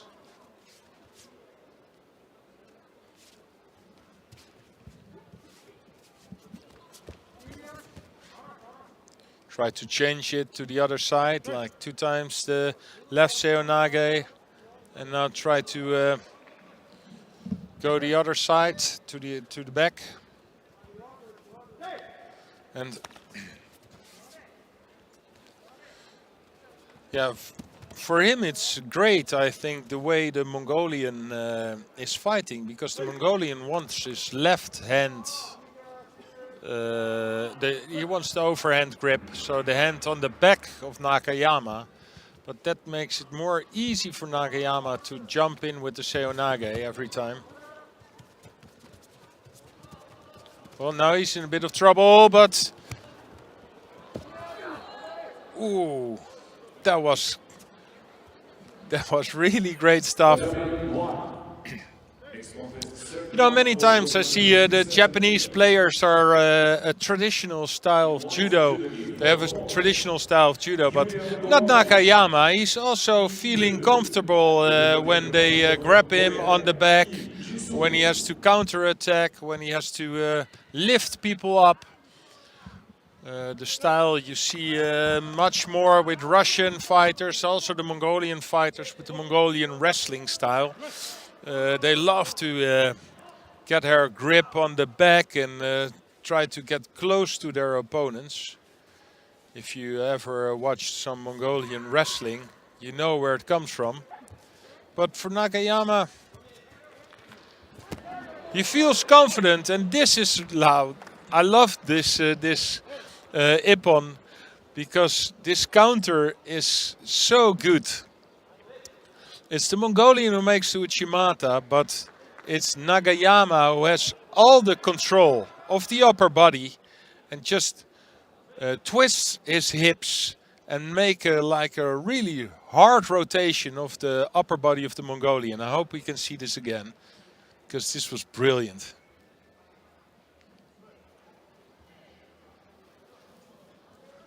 Next contest on tatami 2. It's third round for men under 60 kilo. In white judo for France. Yes, one more time. Look at the body control, the upper body control, because that's the only thing he does. Like the Uchimata from the Mongolian, and just turns him around with the upper body. Great stuff.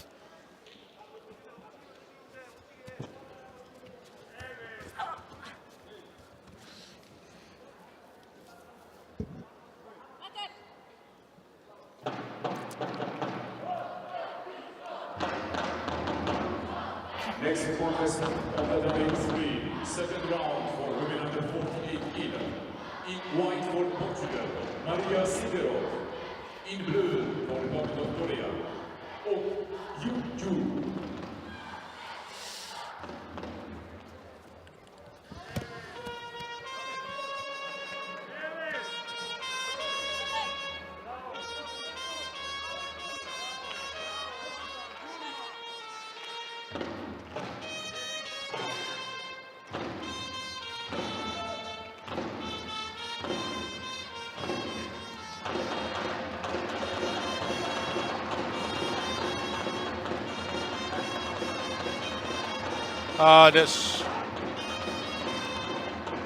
Yeah, it's a score by Mechaidze. Nice Sumigeshi attempt. And Wazari on the board.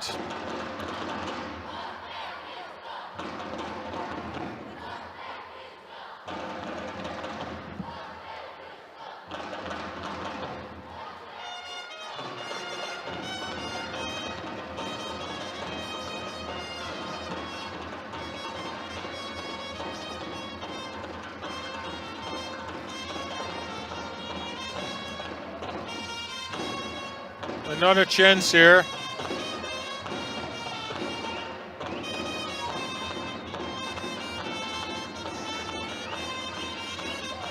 So it's Yildiz who tried to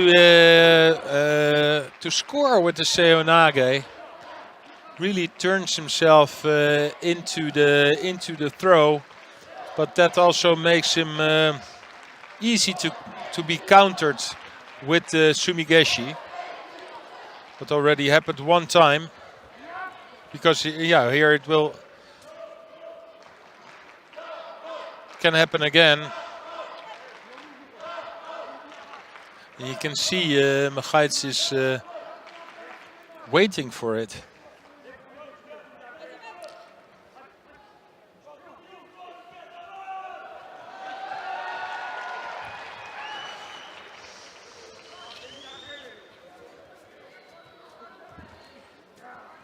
Tribunadagi muxlislar, yana bir bor iltimos qilamiz. Orangizdagi masofani saqlagan holda tibbiy niqoblarni taqib olinglar. Qaytarilgan tibbiy niqoblarni taqib o'tiringlar. Bu xalqaro judo federatsiyasining talabi bo'lgan. So now it's every time it's Yildiz who tries to make an attack, but then Mechaidze can counter-attack it with this Sumigeshi, and every time it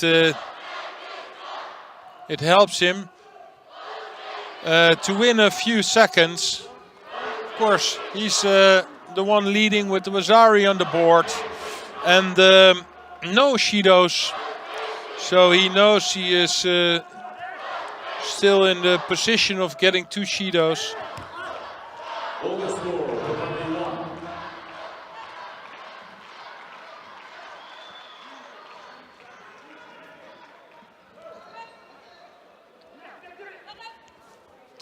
I think he will get his first Shido now, because it's Yildiz. Okay, well, it's Yildiz who makes all the attacks, but they're just not good enough, the attacks. It's Mechaidze, so yeah, he's comfortably fighting his way through the last minute. Here he goes again.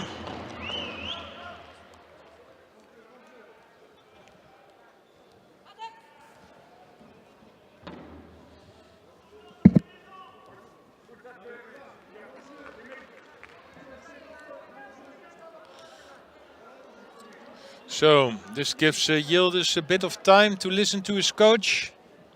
With 39 seconds on the clock, Wazari down. You know, Shidos, it won't help you anymore. The only thing you can do now is make a big attempt and make a score. But that's really difficult because Magaitse knows he can jump 2 times on his back or on his stomach. He can walk out 1 time. He can be defensive for a few seconds.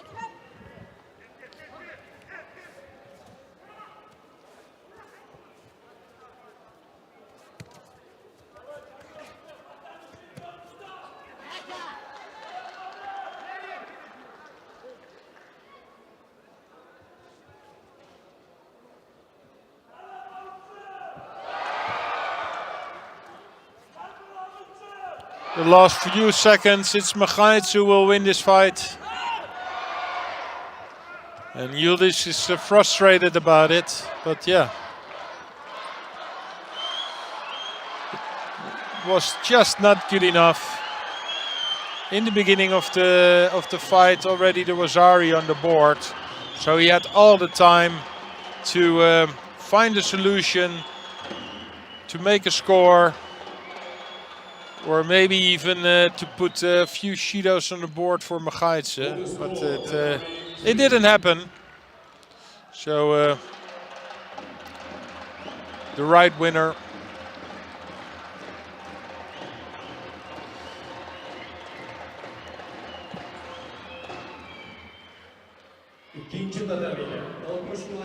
And we will hear the crowd again. Because one of their favorites will be on the tatami in white. Nurilayev fighting Valizada from Azerbaijan.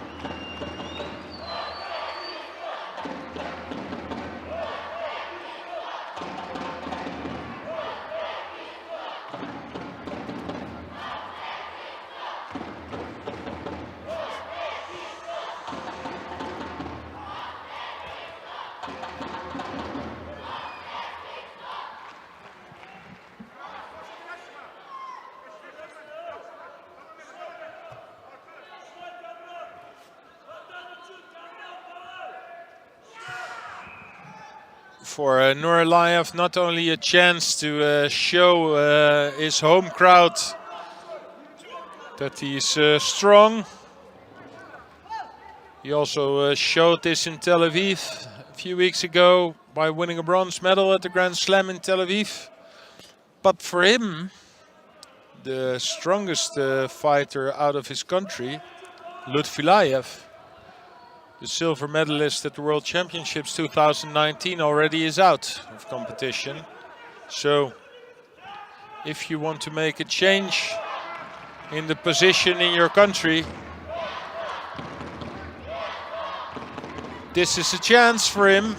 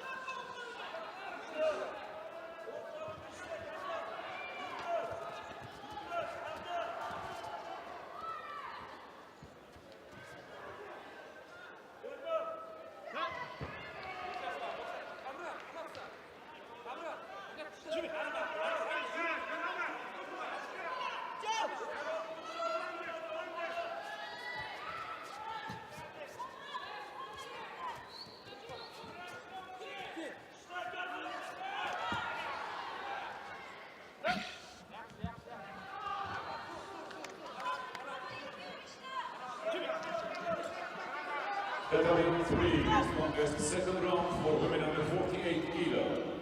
In white judogi for Israel, Shira Rishoni. In blue judogi, representing Japan, Tsunoda Natsumi.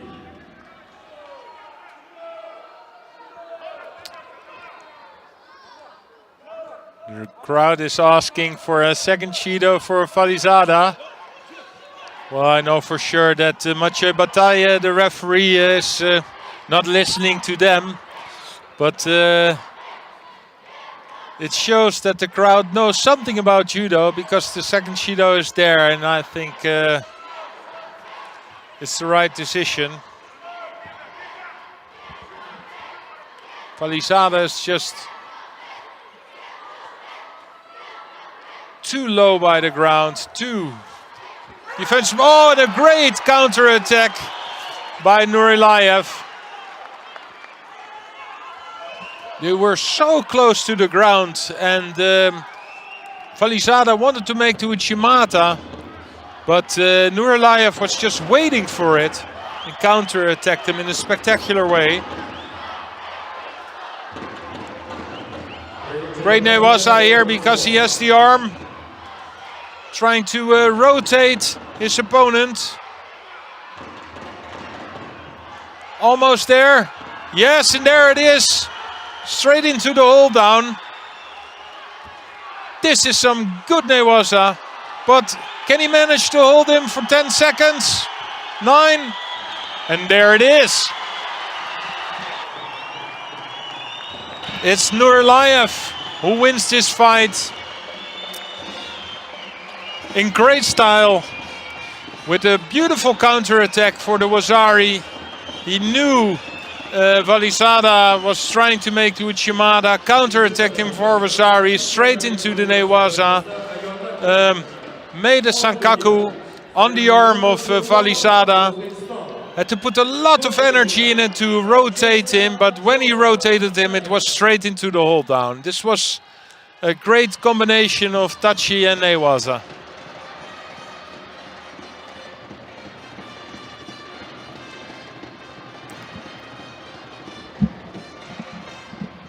Tatami 2, next contest, third round for men under 60 kilo. In white for Belgium, Jorgen Verstraeten. And in this form, it's possible for him to continue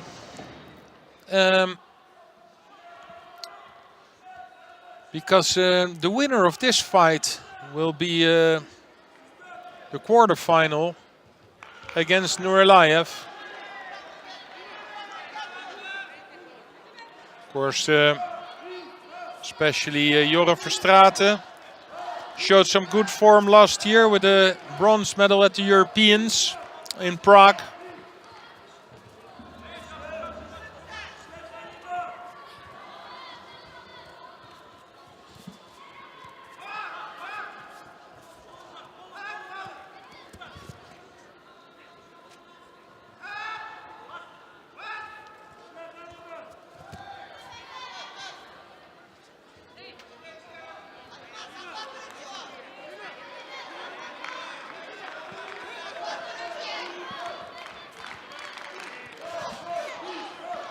Aybek from Kyrgyzstan.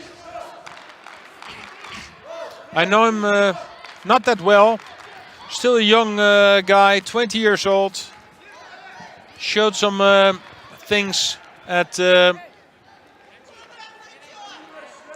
junior worlds with the 2 times the 5th place. He was in 2019 also on the World Championships with the 7th place. But never won a medal at a Grand Slam or a Grand Prix. Maybe this could be some good Newaza of the Belgium.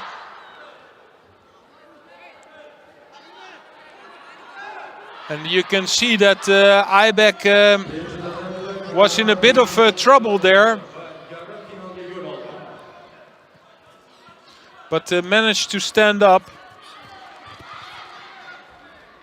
Tatami 1, next Quarter-final for men under 60 kilo. Birinchi tatamiga 60 kg yechilgan vazn toifasida erkaklar taklif qilinadi. Chorak final. Judogida Gildos Smeta, Qozog'iston. Ko'k judogida Jada Papinashvili, Gruziya.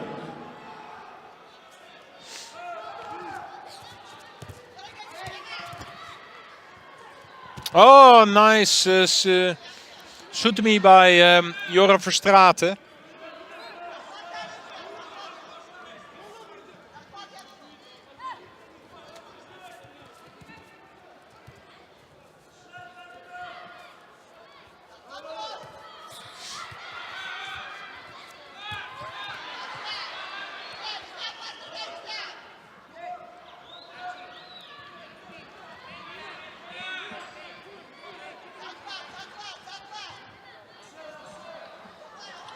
There it is again. Joran Verstraeten again with the strangle with the arm and grabbing his own judo gi from the inside. Because it's not only that he tries to strangle his opponent, but he tries to turn him over. And if you were on a tatami in your life and somebody tried this on you, you know that it's not the most fine place to be, with your arm and your neck completely pinned down.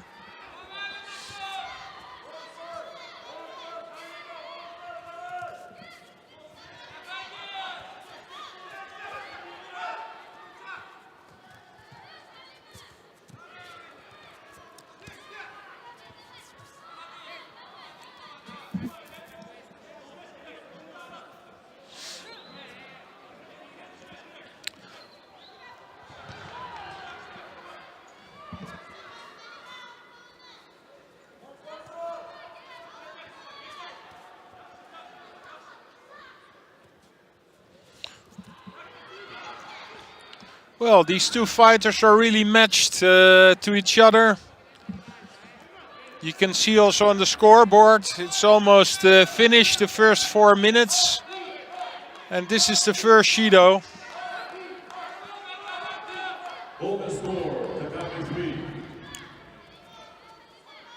And it's just because Joran Verstraeten showed a little bit more.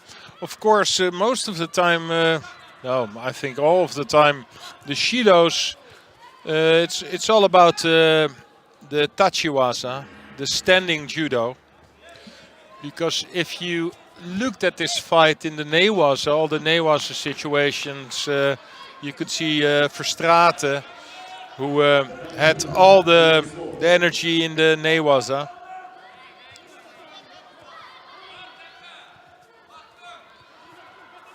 But you never get a Judo for defending on the ground.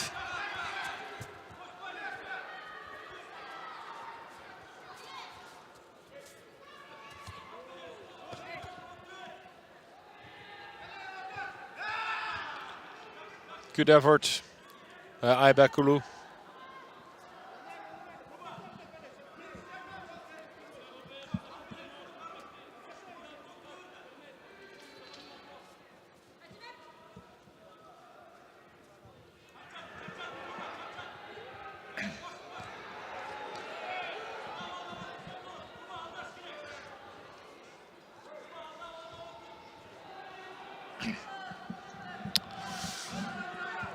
Well, I think this will be a heavy contest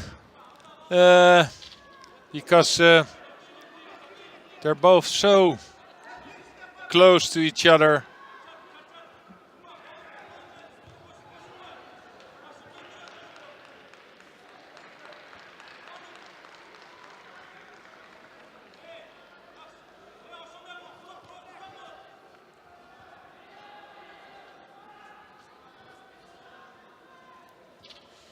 If you want to make a switch, then I understand, because the quarterfinal for women under 52 with Abe Uta is on tatami 3 and the quarterfinal on mat 1. is also between Smetov and Papanashvili. But the next fight on this tatami, and I really love this fight, and I want to know who's going to win this one, but will be the Korean Anbol against Shikhalizada from Azerbaijan. Also interesting to watch.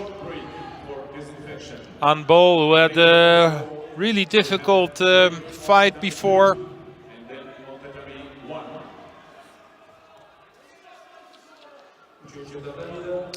Now Verstraeten picks up a penalty.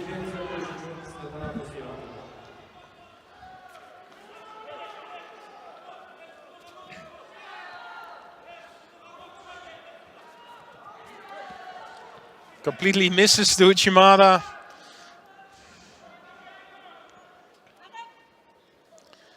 Yeah, of course I don't know for sure, but this is a fight. It could take a few more minutes because they're both attacking, but the attacks are not that good enough to actually make a score out of it.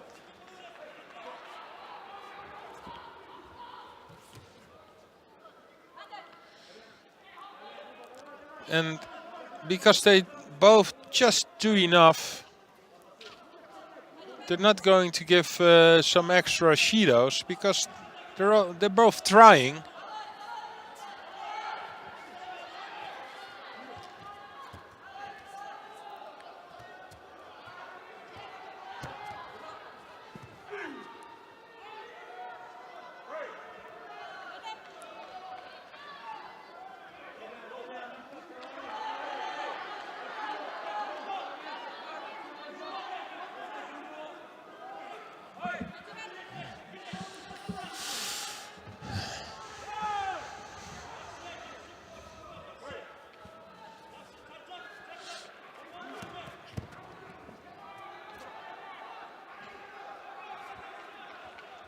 Here we go again with the Newaza.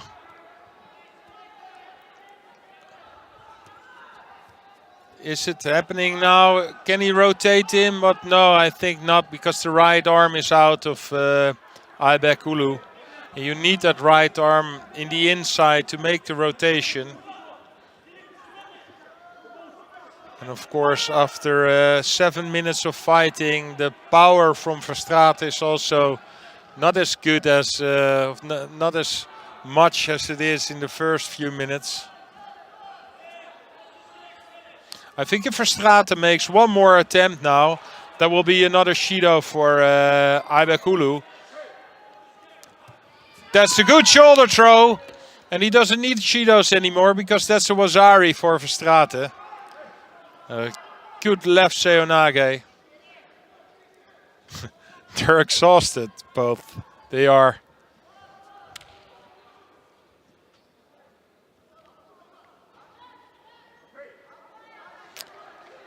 It's Verstraeten into the quarterfinal.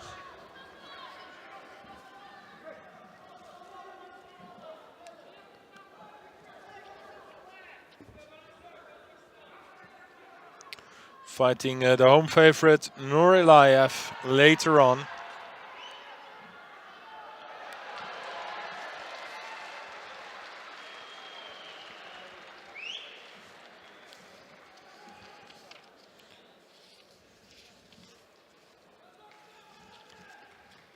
So, the highest seeded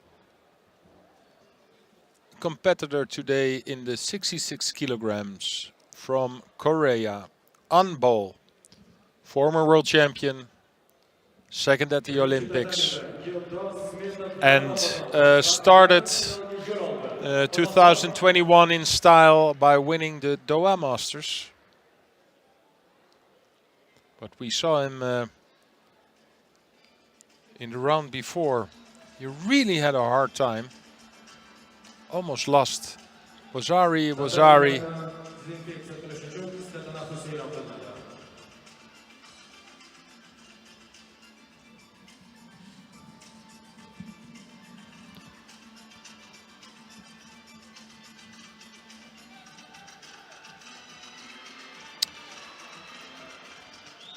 Now we have break for disinfection. Okay, we have to wait a little bit for the disinfection of the tatamis. That is, well, just like something we have to do. I think we can be very happy that it's possible that we're back on track again. The IGF World Tour started again with a lot of testing and everything. It's possible to have the World Tour back on track again, and it's really nice to see all those competitors. We have almost 500 competitors here in the Tashkent Grand Slam. 71 different countries, all been tested a few times, tested on the airports, tested in the hotels, just to make it safe. And it's good to see the effort the IGF have put into this to make it happen.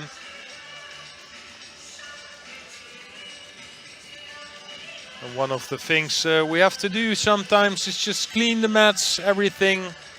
So it takes a few more minutes, but then we will be back on track. And for your info, of course, there are 3 tatamis, and you can make the switch to which tatami you want to go on. Tatami 3, you will see the Japanese superstar minus 52 kilogram Abe Uta in her quarterfinal. On tatami 2, it will be Anbo, former world champion, silver medalist at the Olympics, who will fight this quarterfinal, no, round 3 against the Shikhalizada. And on tatami 1, we will see also a really good fight between Gambold from Mongolia and Grigoryan from Russia.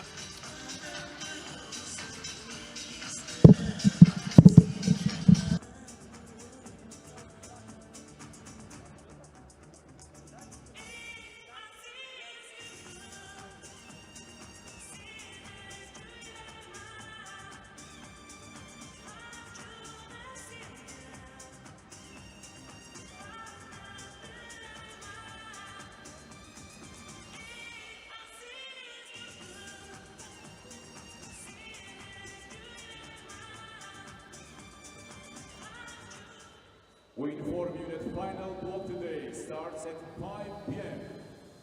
Aziz do'stlar, musobaqamizning final bosqichi ro'parosa 17:00 da boshlanadi.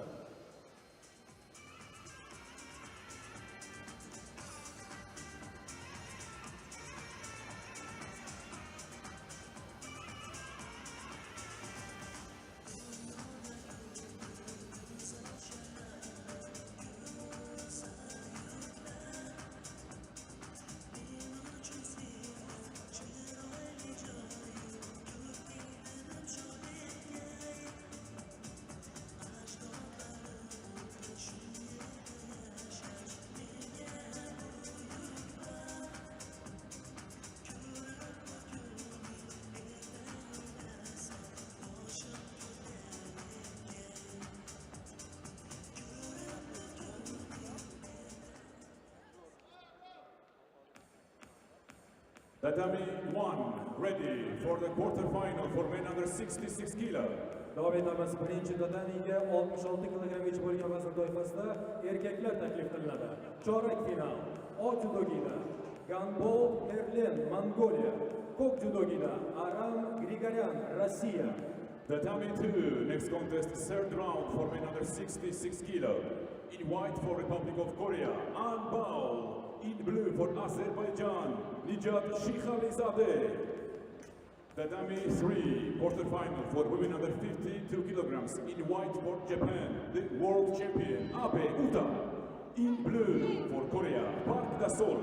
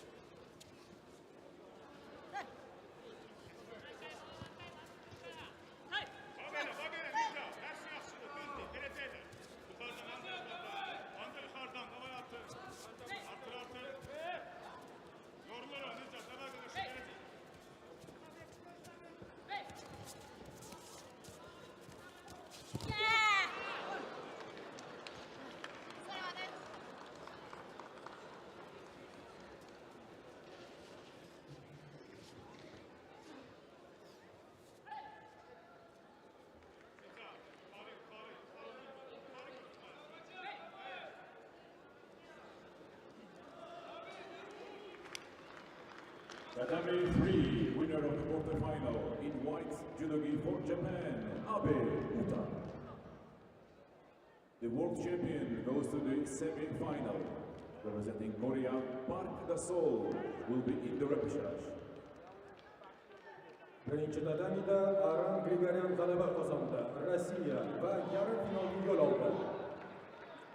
Tatami 3, quarterfinal, 52 kilo women in white for Brazil, Larissa Pimenta, in blue for Switzerland, Fabienne Kocher.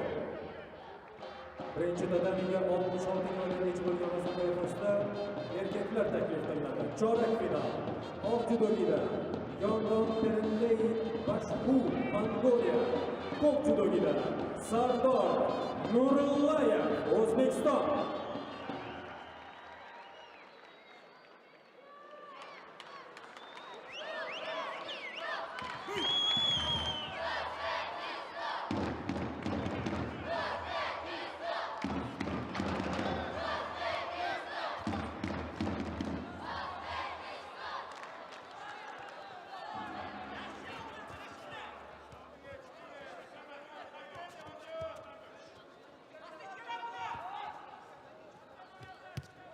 Golden score, Tatami 2.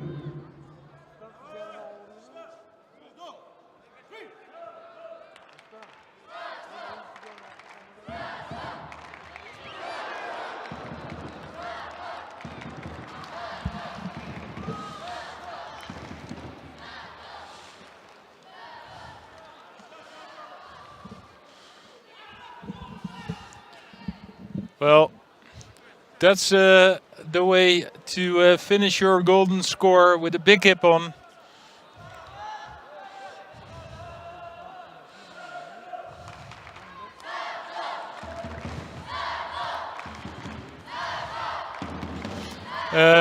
Maybe we can make the change to tatami number 1. Tatami 2, next one is the third round for men under 66 kilo. In white for Poland, Patryk Wawrzyczyk. In blue for Slovakia, Matej Poliak.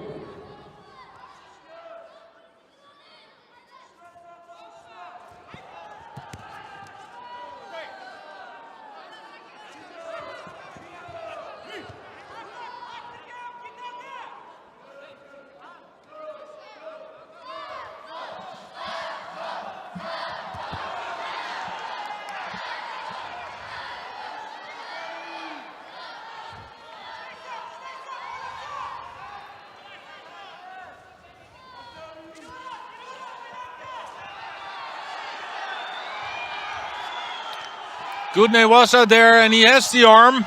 He has the arm. But Yonem Perenlai managed to escape. And I think Nurillayev had to take a little bit more time because he had the arm out. And he made the twist a little bit too fast without controlling the arm for a fully 100%. And that's why Yonem Perenlai could escape. A twisting on his stomach.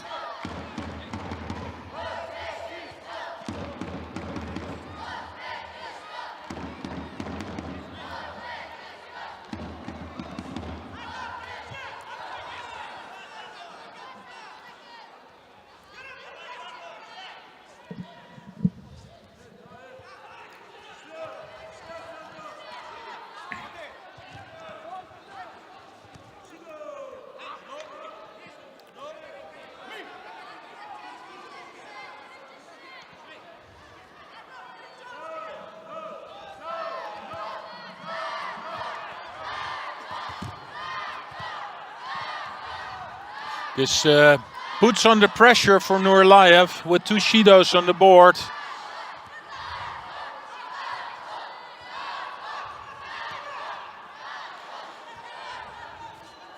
And it's so hard to fight this Mongolian bull. He looks like a bull, you know, always straight forward. Always pushes forwards.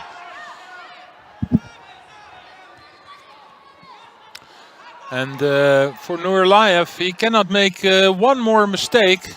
And he has to do something now, because otherwise they will get a penalty. Both they will get a penalty. and then it's over.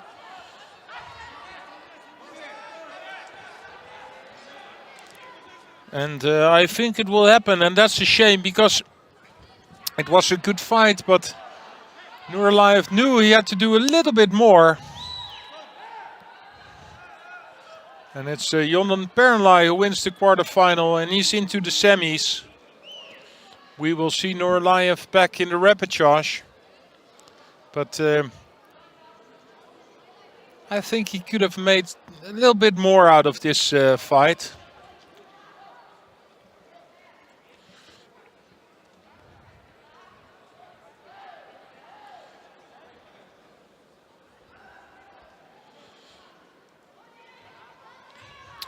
We stay on this mat for the next quarterfinal for women under 57 kilograms.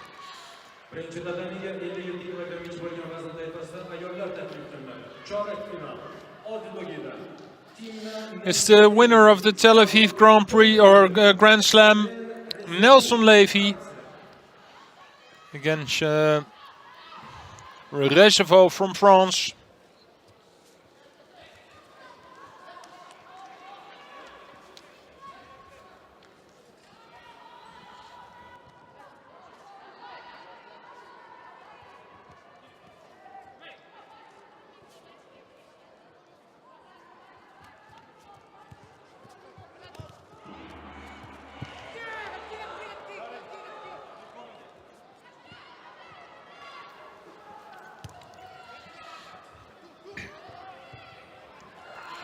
This was really strong by Nelson Levy. Just overpowered Recevaux here. Straight on her back. This is really overpowering. Like, it's not like something with a big technique. No, just the left arm completely on the back of Recevaux, just pushing her down for Wazari and straight into the hold down.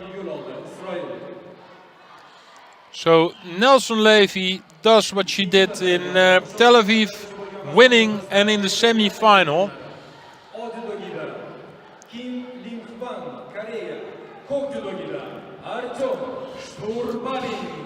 And the next quarterfinal in blue, Kim from Korea against Lin from Chinese Taipei. The first Grand Slam winner ever for her country. I don't know for sure if she's fighting in her country. I think she's Japanese based. In white for Chinese Taipei, Lien Chen-ling. In blue for Korea, Kim Ji-soo.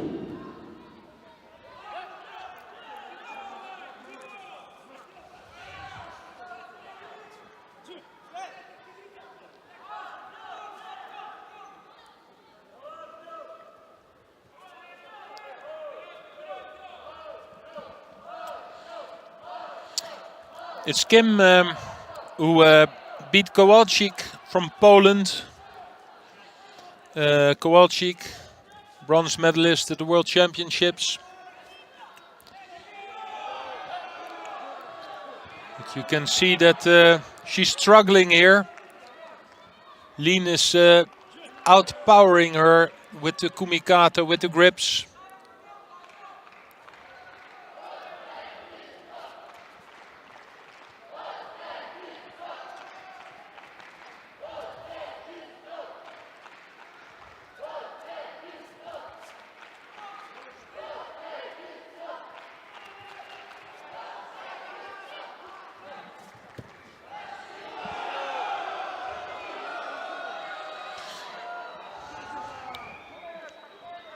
Kim, one of the rising stars from Korea, 20 years old, bronze medalist at the World Championships Juniors in 2019 and 2017.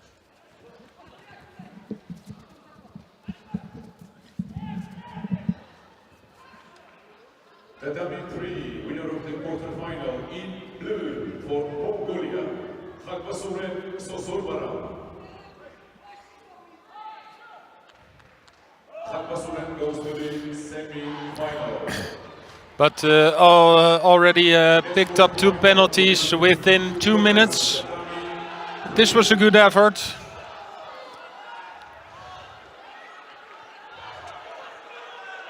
In white judo for Serbia, Nadezhda Petrovic. In blue for Poland. Yep, here it is. But no control of the upper body, so it was quite easy for Lean to turn out of it. And Lean will do what she is doing all the time, controlling the left arm, and then with her left arm in the neck.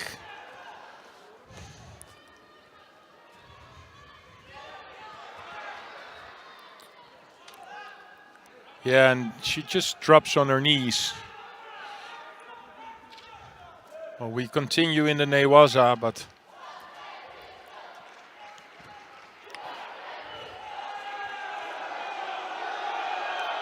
Sankaku, but yeah, here it is. And I think she will turn around. I think maybe better the other side. Yeah, this way. And here's the hold down. Yeah, she has the arm also. So now it's over.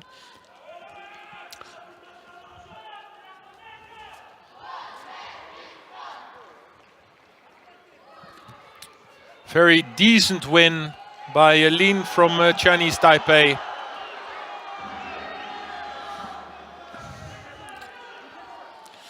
Into the semi-final, where she will be fighting Nelson Levy.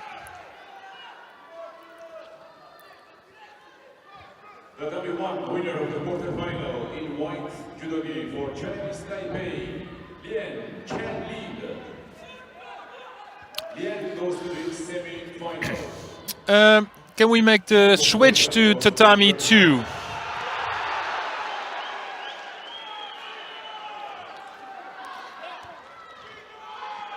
The W1 is time for the repechage for men under 60 kilo. Birinci tatamiga 60 kilogram yetishmayotgan toifasida erkaklar taklif qilinadi. O judogida Shahboz Kim Lim-won Tojikiston. Bu judogida Shahboz fighting Surbabin from Uzbekistan.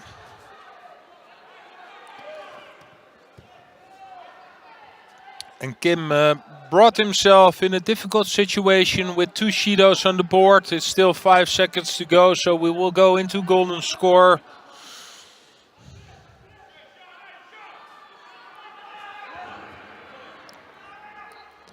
And for Kim, it's of course for everybody it's important fight to win, but if he wants to stay in pace with this rival from Korea, An Bol, he has to win this fight.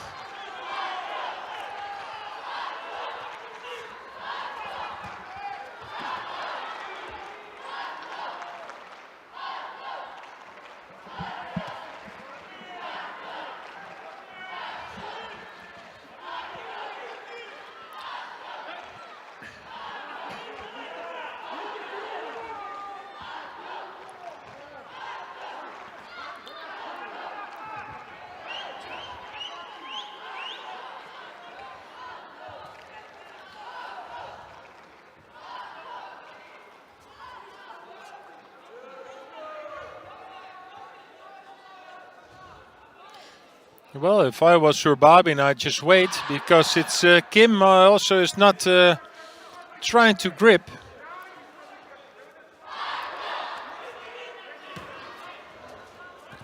Close to a score with the Ouchigari.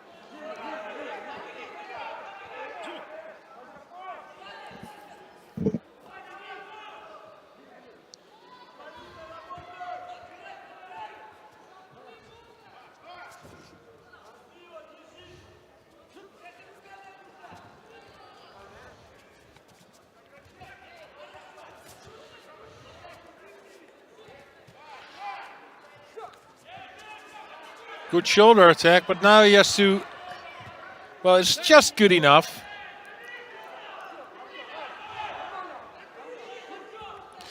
But with those shoulder throws, Kim is walking on a thin line because, well, the Judo is now for Stoer Babin.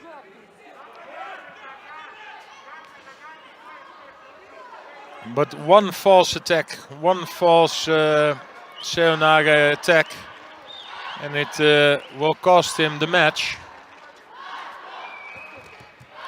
Here it is again. Well, it's just good enough. Well, the crowd disagrees, but I think it was just good enough.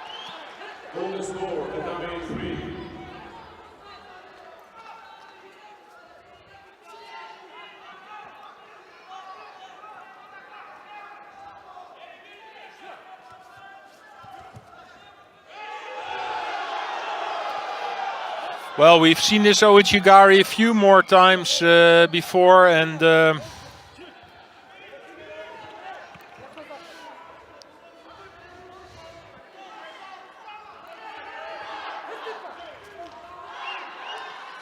it's not the strongest way. Also, this shoulder attack, but this is the tactic of Kim. Maybe the throws aren't good enough anymore to make a score out of it, and but also Stoer Babin has to do something now. Here again, though, Ouchigari. And again, the Seonagi on the other side. Really close. No, it's a Wazari given. Let's see. Yeah, it's difficult to see from this direction. But I think it was just on the side. So, yeah, and of course, the referee had the best spot to see if it was a score or not. And Kim wins in the golden score.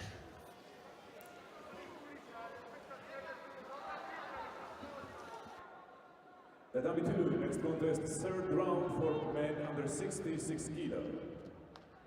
In white judo for Kazakhstan, Yerlan Selikjanov. In blue judo for Ireland, Nathan Burns.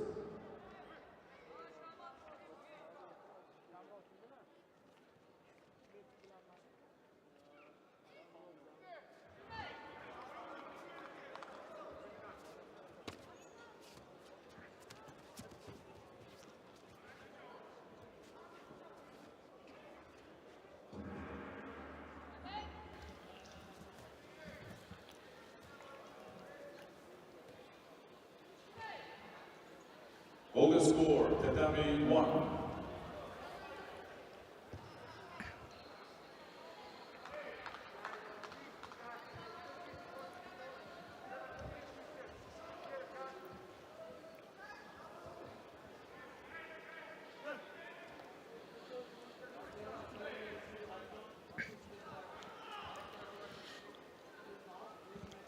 Nathan Burns walks around in the circuit for many years now, and also fights a lot of competitions. One time a bronze medal at Grand Prix.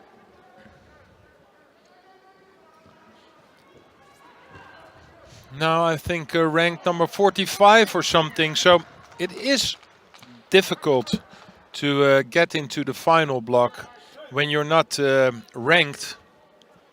This was, I think it was Ari. Yes, so it is.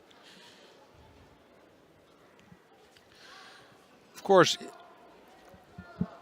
there's a reason why you're seeded, because when you're seeded, then you're high on the ranking, and you're high on the ranking because you win medals. But to get out of your pool, to get into the quarterfinal or maybe a semi-final, you know, one thing you know for sure, that you will always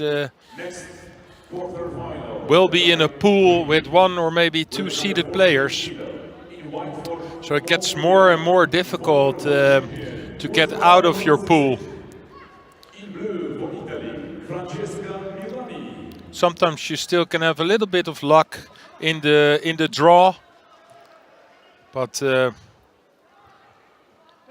that factor of luck was bigger many years ago, when there wasn't the system of seeded places.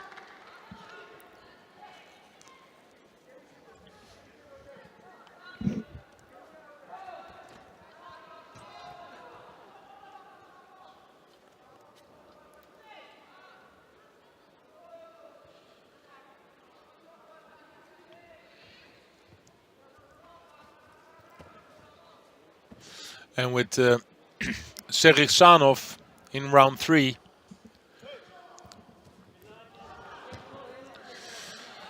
he is a much higher placed fighter against him.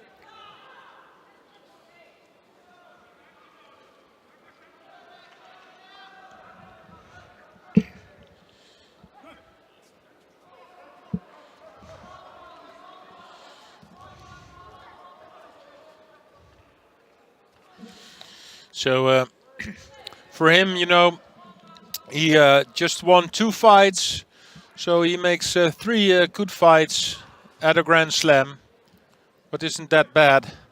But in the end, you know, leaving the country again without a medal, without even having a chance of winning a medal to get into the final block. And I think for sometimes it can be a bit frustrating, of course. Then it's easy to say, well, train harder. But it's getting more and more difficult for the players around place 20 till 50 to get through the blocks they're in.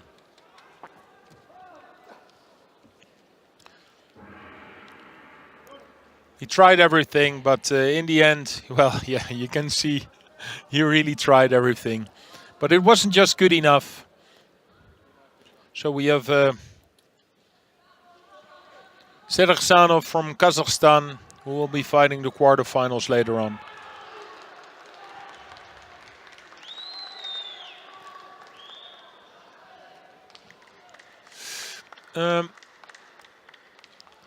No, one more. We stay on this mat to watch Tamaoki, round 3 against Anna Kuchera from Poland.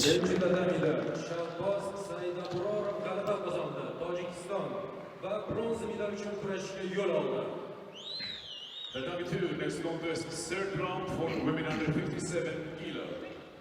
In white for Japan, Tamaoki Momo. In blue for Poland, Anna Kuchera.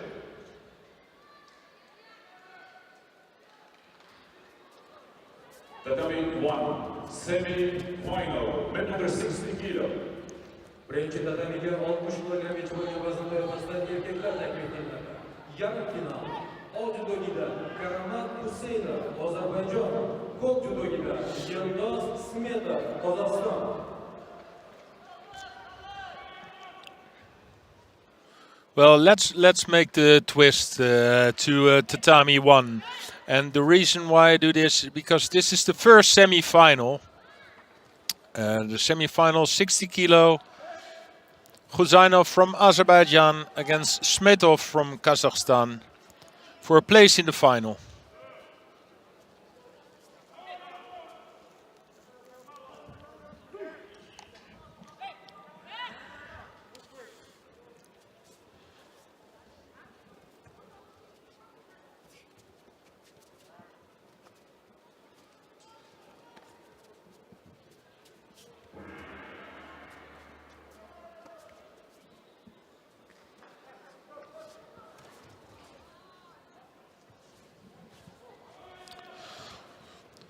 For Smetov, a semi-final at a Grand Slam is something, well, you've seen this a lot of times. Former world champion. For Gusainov, it's his first time. A lot of Grand Slam experience, about 8 Grand Slams he competed, but never in a semi-final.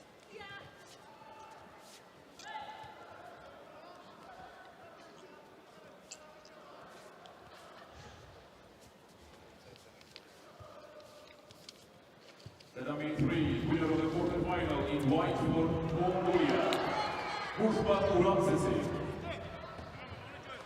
Uramsesi goes to the semi-final.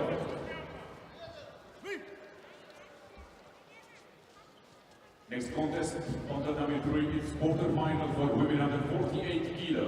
In white for Serbia, Milica Nikolic. In blue for Serbia, Andrea Stoyavinov.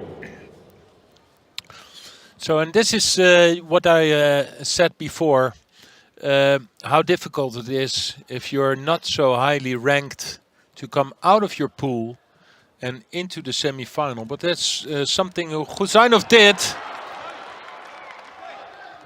But with this big shoulder throw, Smetov scores a Wazari. And it's not an ippon because Gusainov is over-rotating. So there was so much speed that I think he not even tried to defend. It just went over so fast.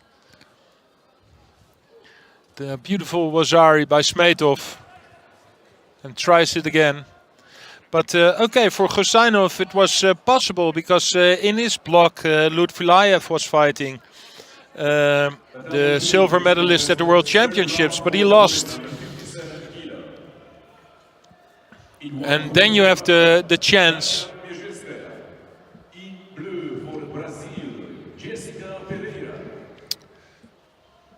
But he's now looking at a really difficult fight with the Wazari down and 2 Shidos on the board.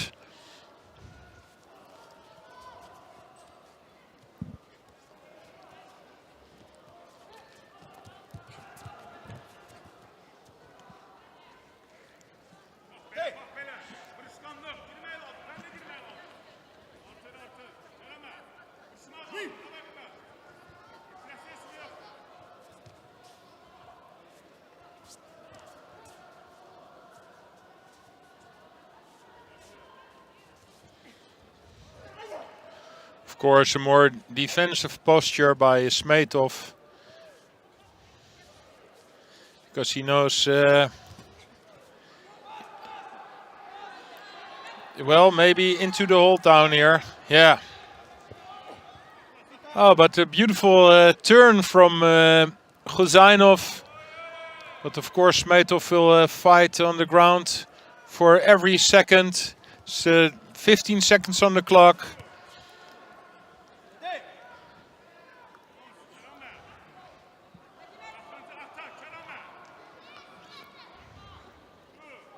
So 10 more seconds and he is into the final of the Tashkent Grand Slam.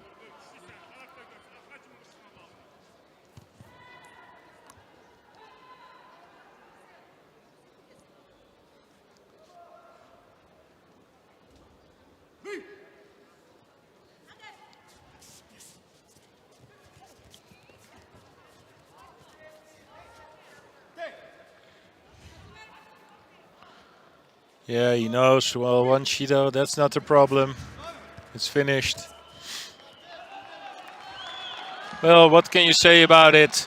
Gusainov, he did everything, but Smetov just was a little bit too good.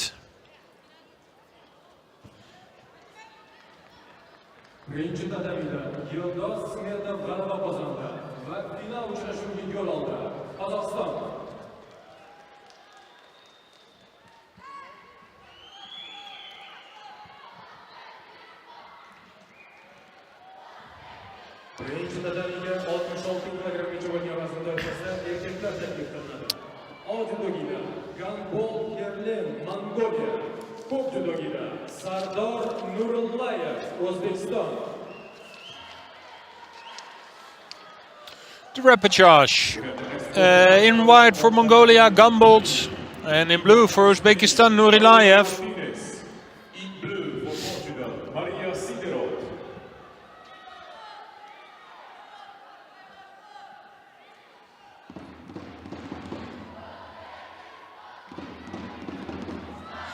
Gambold lost against Grigoryan from Russia.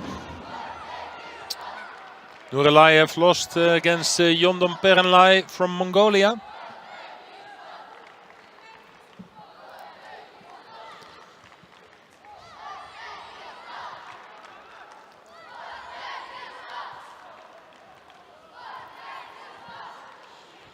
And Nurillayev has to win this fight to make a chance of a bronze medal. If he wins this fight, he will fight for bronze later on in the final block.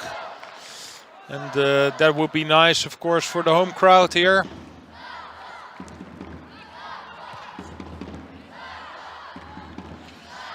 The other Uzbekistan fighter under 66 kilograms, Lutfilayev.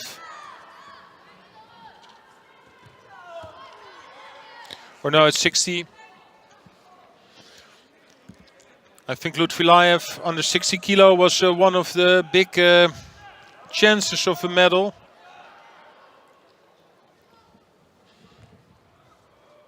But he already lost.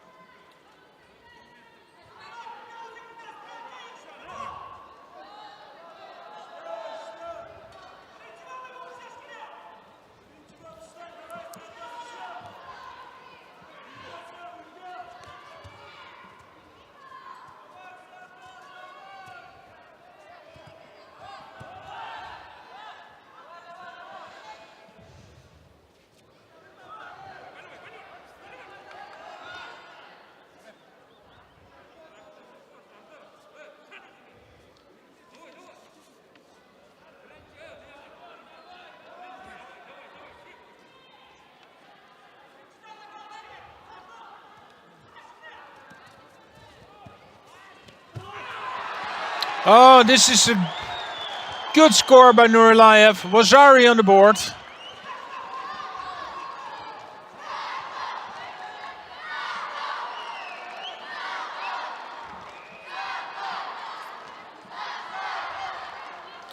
He has to work on the ground now.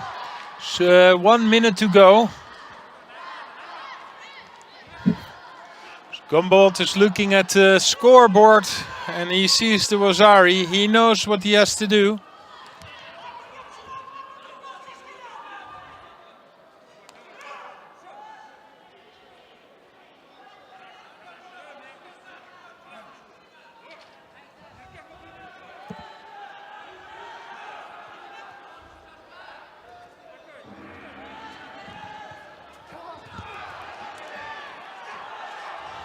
Yes. Oh, it was almost Mate, but this was really good from Nurillayev, because now he can win some really important seconds on the ground, just working on it. Yeah, turning him around.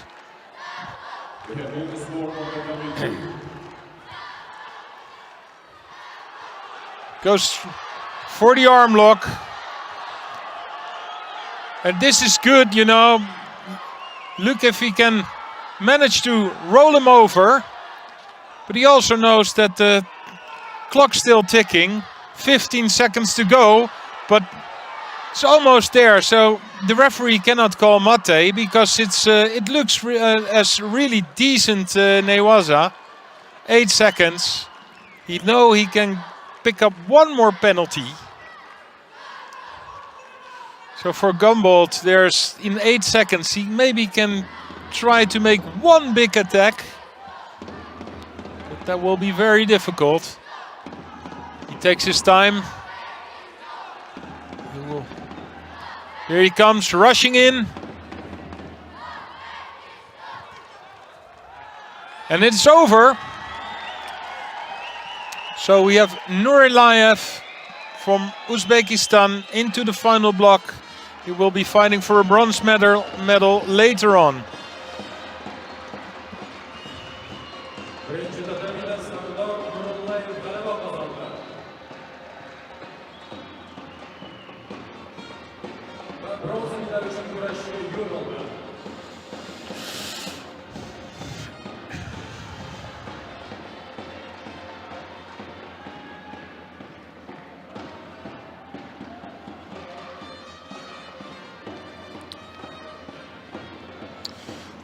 The semi-final for men under 66 kilograms. In white for Russia, Grigoryan. And in blue for Mongolia, Yondon Pernlay.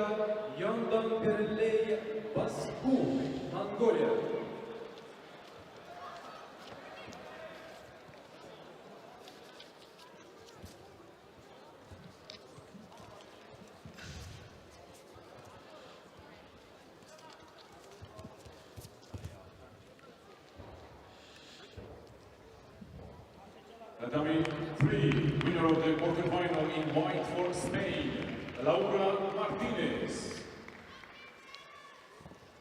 Martinez goes to the semi-final.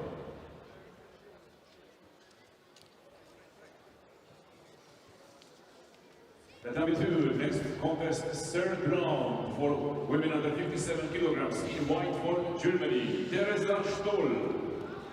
In blue for Italy, Martina Giudice. Tatami 3, quarterfinal, women under 48 kilograms in white for Japan, Tsunoda Natsumi. In blue for Italy, Francesca Giorda.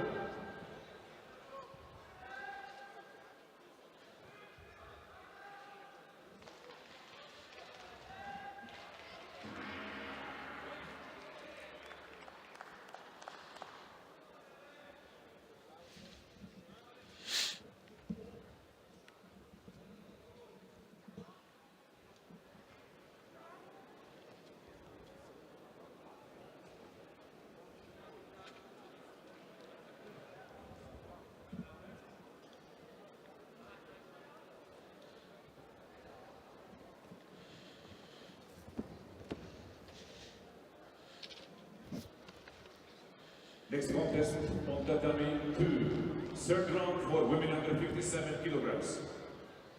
In white, judogi for Mongolia, Dortsure Sumia. In blue judogi for Serbia, Marica Perisic.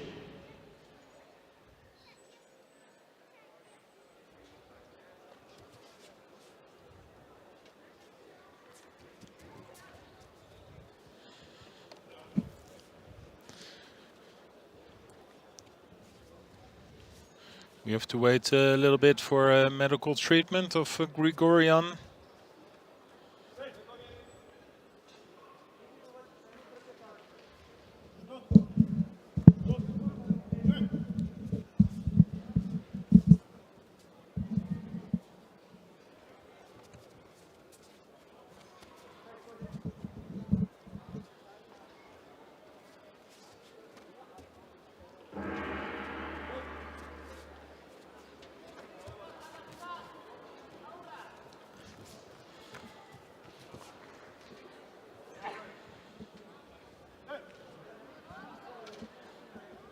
Tatami 3, winner of the quarterfinal in white for Japan, Tsunoda Natsumi. Tsunoda goes to the semi-final.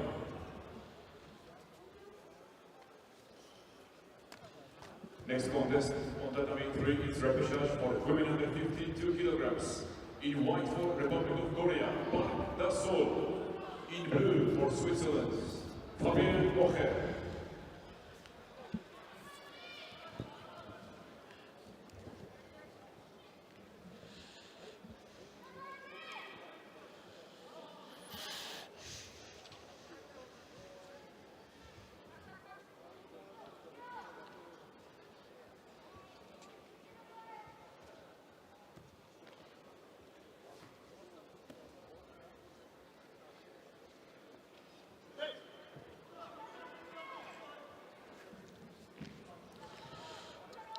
Great Seoinage attack there by Grigorian.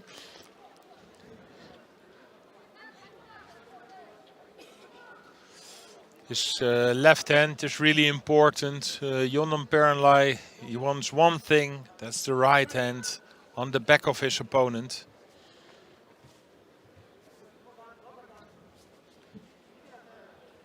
Always pushing forward. And Grigorian has to place his left hand every time on the sleeve or on the lapel. Now he has it now, and then he can attack and trying something. It's 2 Shidos for the Russian now.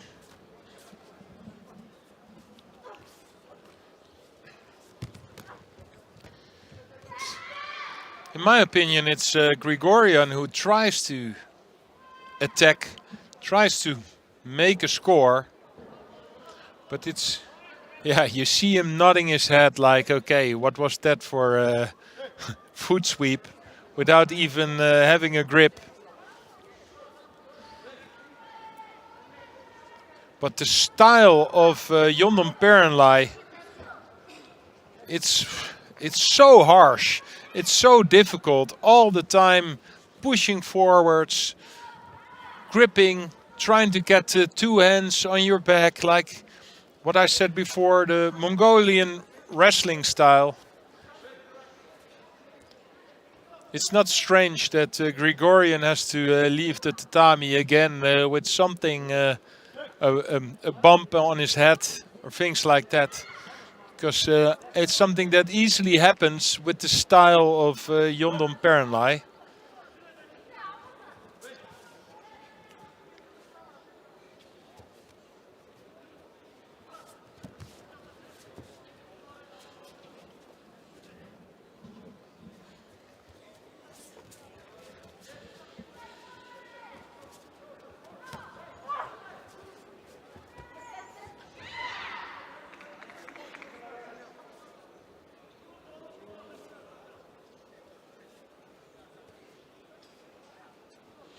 So I think he will return with the, how do you call it, like a turban on his head, Rambo style,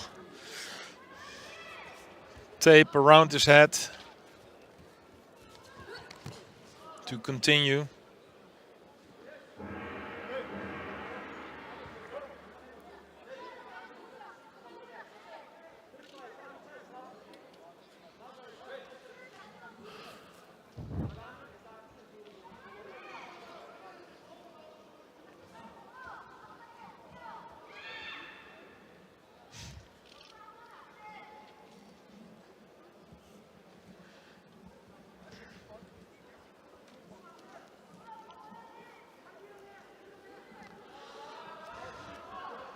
There he is again.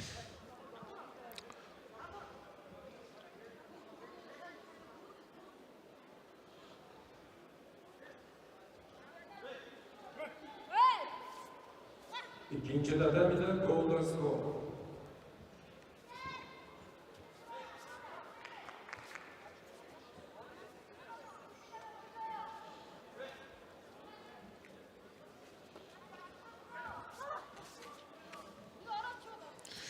Yeah. What can you do with this style of the Mongolian? It's so difficult to come close to him. Most of the time he's a bit taller than his opponents. Long arms. Grabs you in the back, but So you also want to have a little bit of space. Comes towards you every time like a bully. So I think it's every time it's Grigorian who tries to make a score. But if you look at the scoreboard, now it's the golden score. It's 2 Shidos for Grigorian. And he doesn't really have a solution how to get that second Shido or maybe a third Shido on the board, or how to make a score against the Mongolian fighter. Because every time he has this grip. And you see that Grigorian is struggling with it. Now he has a good grip. But Jonan Perenlai managed to get out of this situation. Fights himself in 2 again.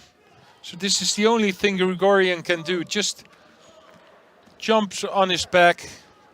A Sumigaeshi attempt. But sometimes you see people getting penalized for it.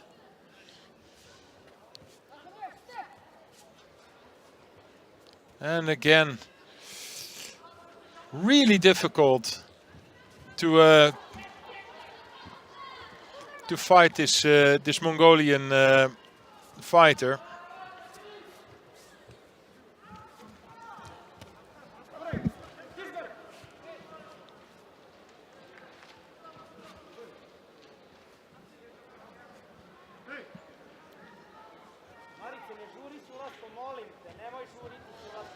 But if you really try to be honest, or if you're honest, you don't see the Mongolian make an attack.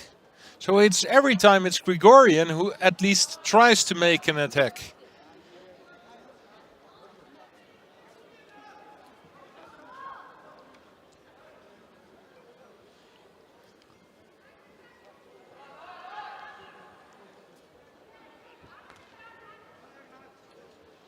And again, fighting himself into close to the body of Grigorian. Here they go. Yeah, too long on the belt. You have to, yes. Well, what can you say about this?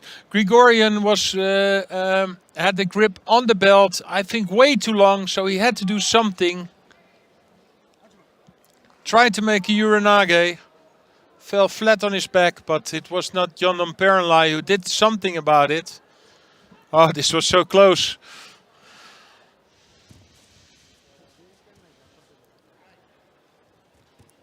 This doesn't look well for... No, too long on the belt again. He has to do something now, Grigorian.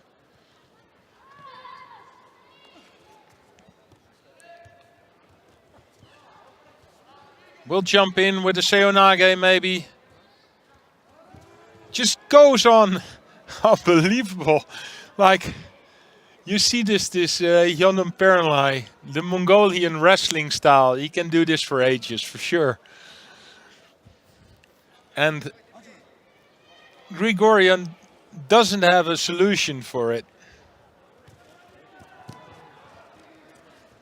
Oh, this has to be a score. Straight into the hold down. I think this was a score.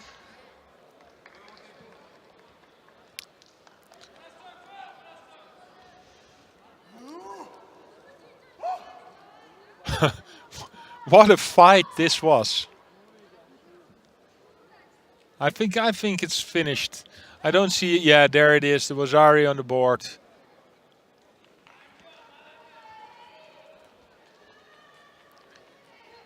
Well, this was one of the hardest fights of today. And I'm happy that in the end it was a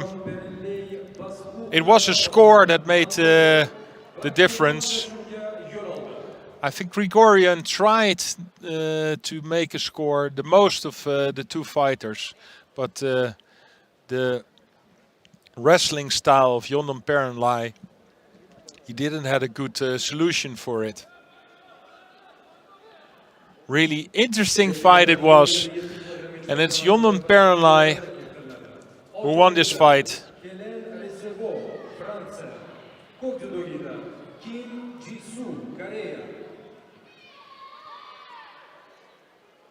And we will see him in the final.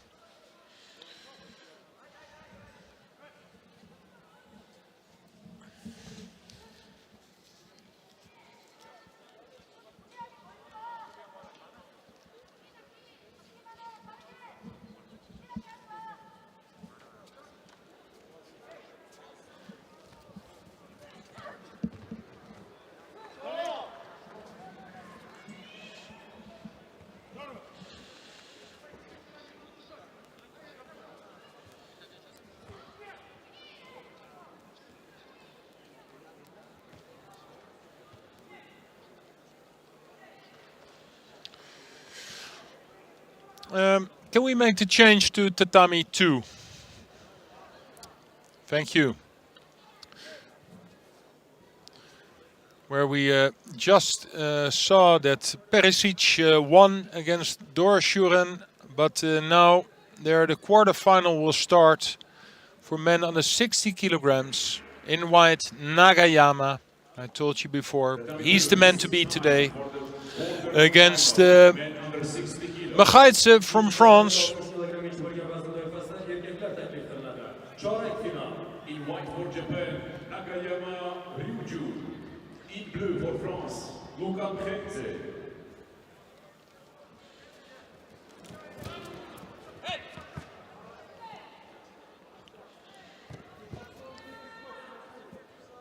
Tatami 3 semi-final. Women under 52 kg. 3. tatamiga 52 kilogramgacha bo'lgan vazn toifasida ayollar taklif qilinadi. Yarim final. In white for Japan, the world champion Abe Uta. In blue for Brazil, Larissa Pimenta.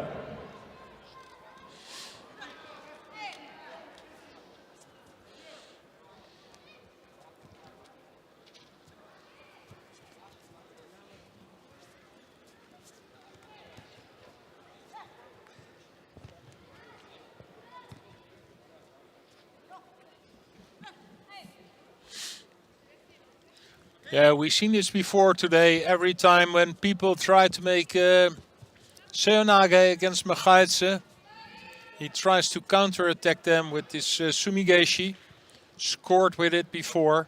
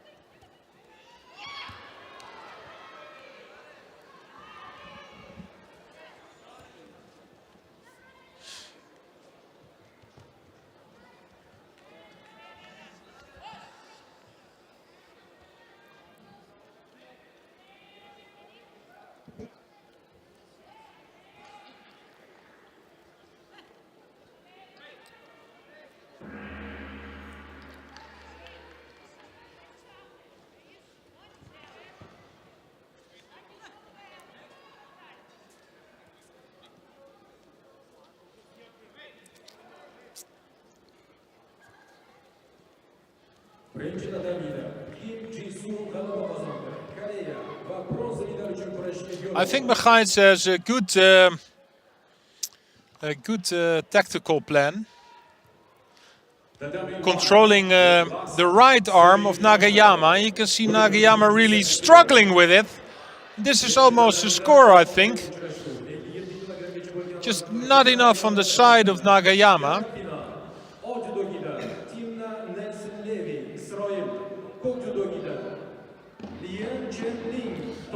Picks up a Shido. And you can see that the tactical plan of Magaitse just to control the arm of Nagayama is working out well. But now he lets go, so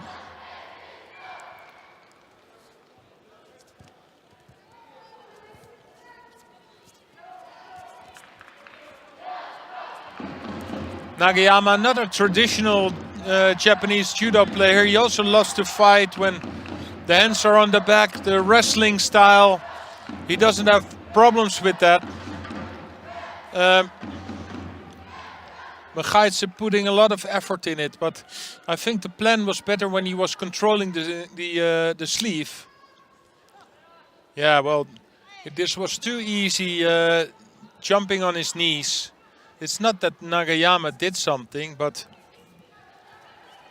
now he has to sleeve again. But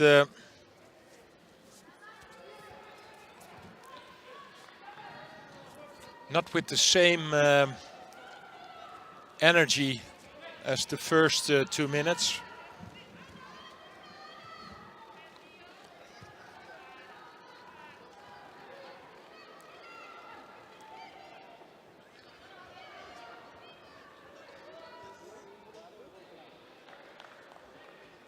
But you see Nagayama is struggling what to do with this tactical plan of Magaitse. Tatami 3, winner of the semi-final in white for Japan, Abe Uta. World champion goes to the final. There he had a small chance of spinning in with his left Seonage. Final, Tatami 3, women under 52 kilograms. In white for Mongolia, Khagbasuren Sosorbara. In blue for But he needs to fill the gap with his Seonage, and it's getting better when Magaitse is...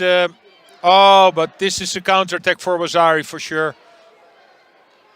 That's what I said before. It's Nagayama, who's not like the traditional judo, Japanese judo player. He's also capable of scoring in this kind of positions. Magaitse knows, yeah, it was just a few seconds before it was the golden score. Well, I think he had a real good plan. And of course he wants to win against Nagayama, but I think for him this is something to take home with, because I saw Nagayama really struggling with this tactical plan. So we have the quarterfinal, the other Nuralayev. We've seen Nuralayev 66 kilogram in the repechage. He will be fighting for the bronze medal later on. But this is another chance for Uzbekistan to win a medal today.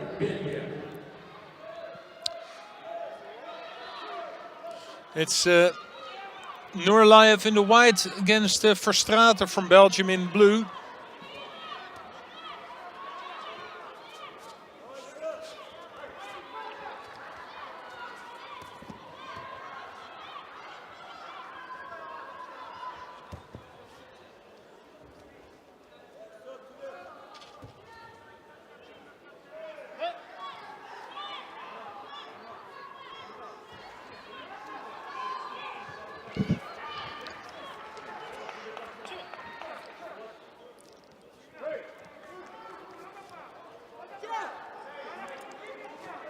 Some dancing from Nuralayev.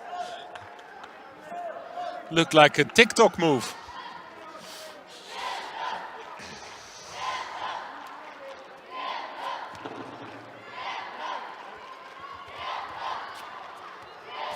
Oh.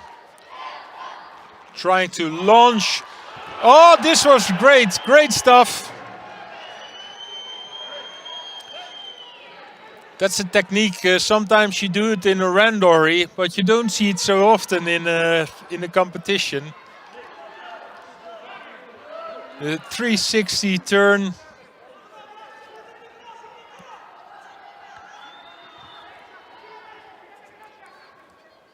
Fun to watch, though.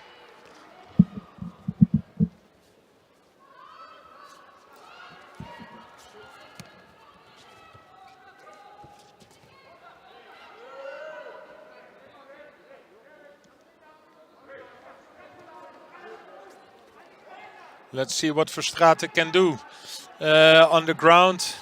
Well, it's Mate already. I think he's good in Newaza. So there are some chances for him there.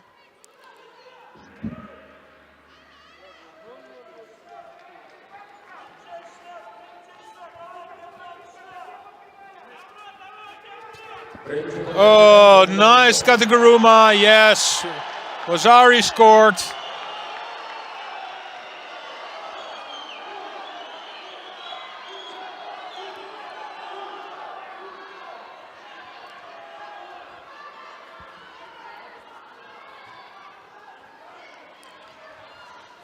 He's so dangerous with that Kataguruma because he's standing with this. Here it is again, the turn. Really spectacular.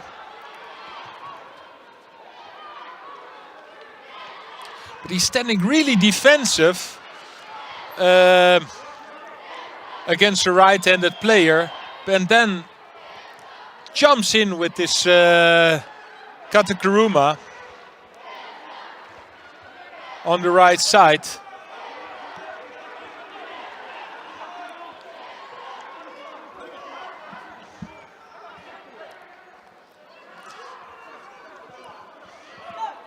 And that's also a technique you love to do when your opponent is walking towards you.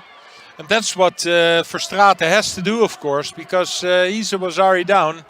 So he has to come to Nurlayev. What makes the chance of making another Kataguruma bigger for Nurlayev. Minute on the clock.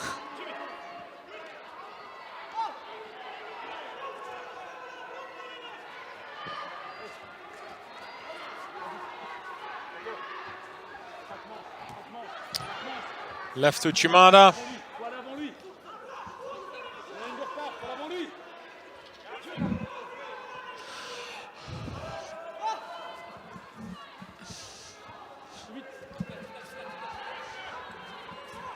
Yeah, and there it is again. That's what I said. I think it's a Wazari. Two Wazaris is Ippon. So Nurlayev in the semi-final. You could see it coming. It was Nurlayev who made the Wazari with this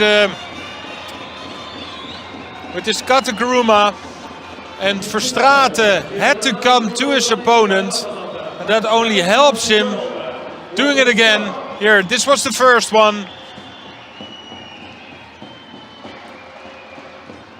Well, some great stuff he showed with the 360 changes. It's really nice to see.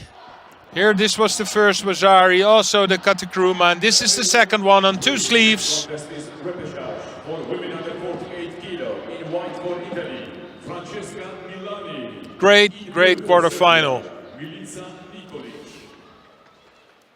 The W2 next contest, quarterfinal for men under 66 kilo. In white for Republic of Korea, An Bao. In blue for Slovakia, Matej Poliak.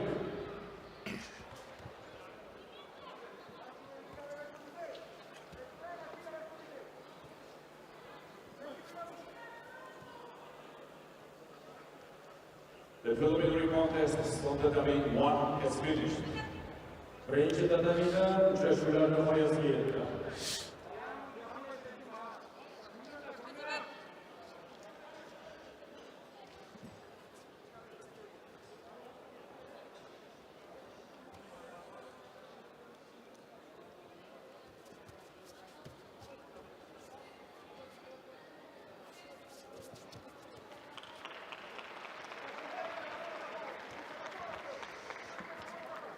For me, a bit of a surprise, the Slovakian Poliak in the quarterfinal.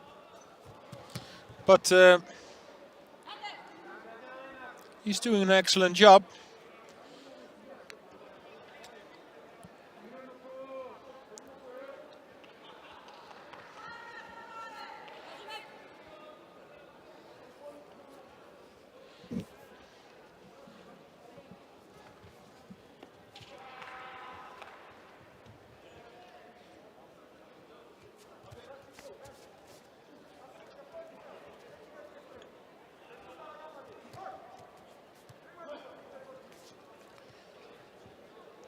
Yeah, he just drops on his knees, so this will be a Judo for Poliak. And His style is he tries to grab the back of on ball, and okay, if that is his style, it's okay. And if you can put enough pressure on it, then it's not a problem. But in the end, oh, will they give a Wazari for it? Yes. That came out of out of the little toe of on ball. He was pushing until the Wazari was on the board. But you know, with on ball, with his shoulder throws and Tayatoshi throws, that when you grab him on the back, you really have to pull him hard towards you, because if you give him a little bit of space, he can jump in with his seonages.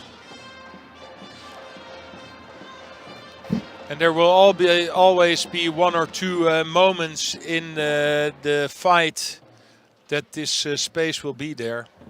And he won't wait for it for 10 seconds. If he feels that the space is there, he just jumps in.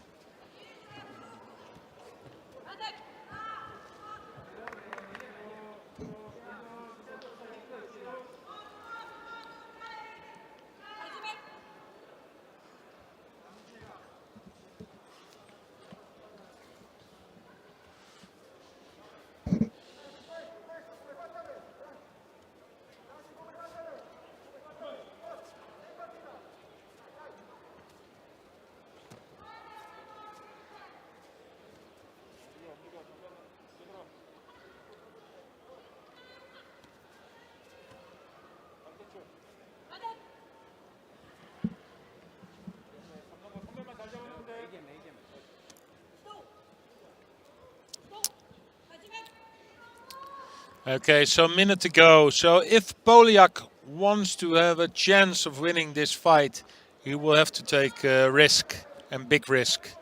For example, putting his right leg around on ball. Yeah, something like that, but then like a real attack. Because just standing like this doesn't make the chance of scoring really big.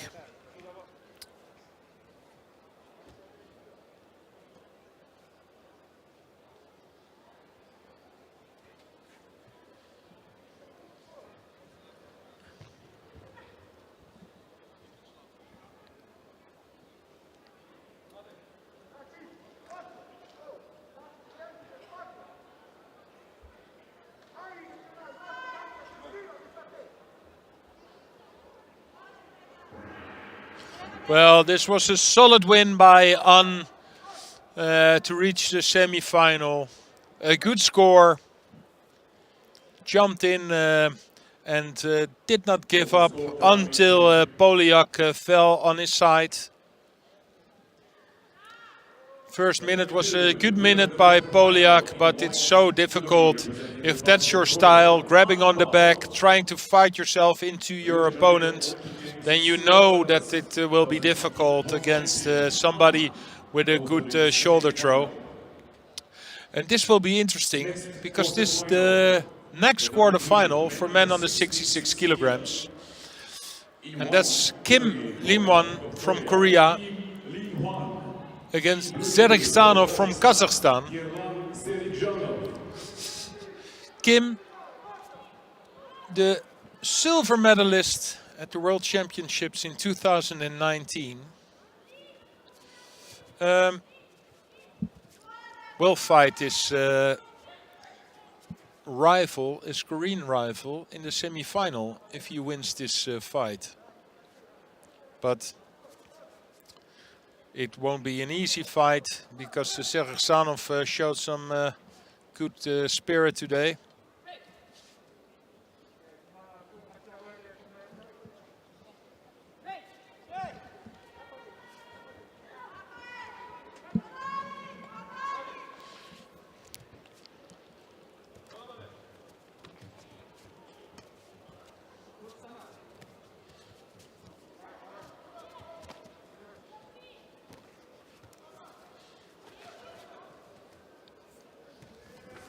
The number 3 winner of the repechage in blue representing Serbia, Milica Nikolic.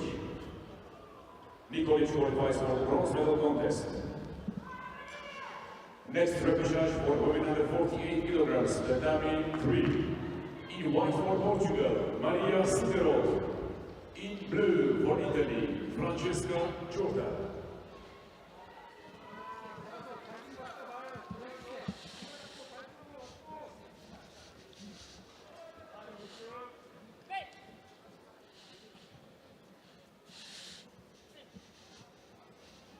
Some trouble with the eye.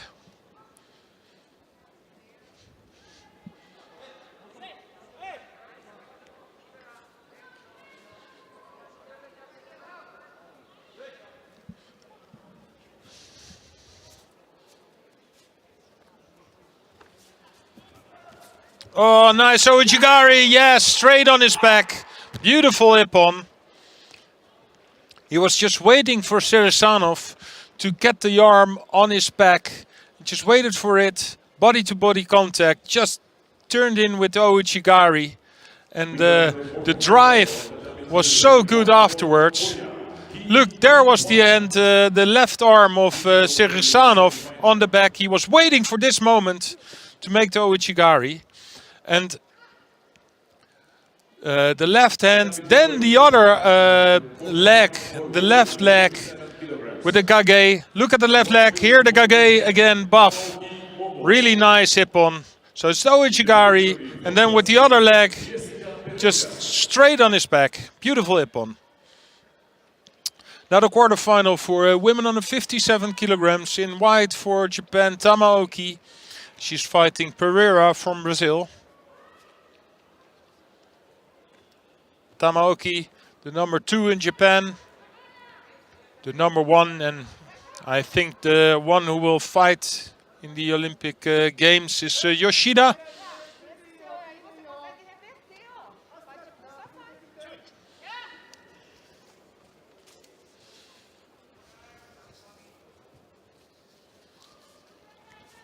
Well, I think it's difficult for Tamaoki, of course. Yoshida was in the Doha Masters and won a gold medal there.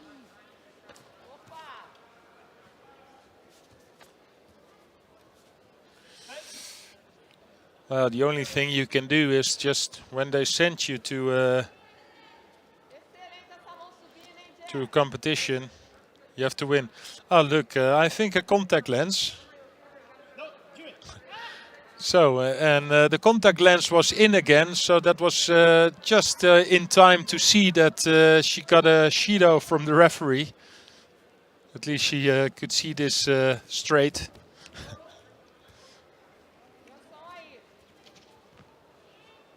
Oh, this is so good always. The Newaza from the Japanese women. If they're in that position, it's almost impossible to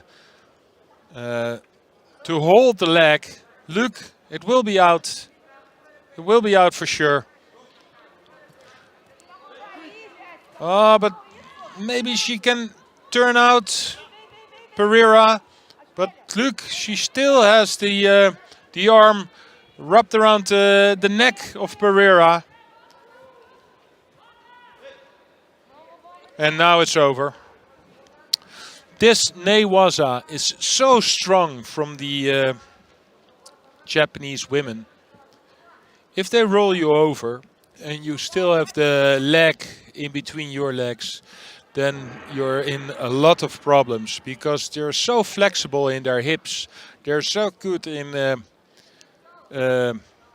getting the hip so high that it's almost impossible to keep the feet or the leg between your legs. Brilliant Newaza. It's always good to watch, and I think the Japanese women, they win so many times with this technique. I think they do this in Japan all together, maybe every morning for an hour or something. And I see a lot of judo players who are struggling with it, because every time when they're on the ground, the Japanese women win with this Newasa situation.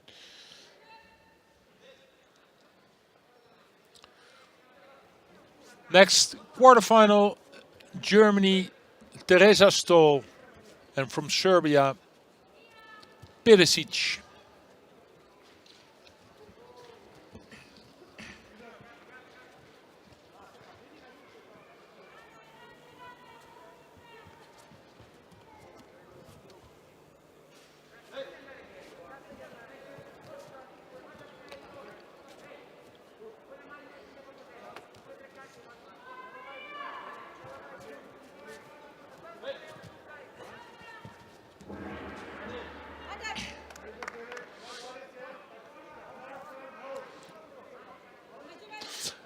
So, one of the competitors in the final of 57 is already known. It's Lin from Chinese Taipei. So that block went a little bit faster than this block, because this is not only this is the quarterfinal, but afterwards we need to see the semi-final also against Tamaoki. What means that these women will fight very fast after this quarterfinal. Not so much time in between.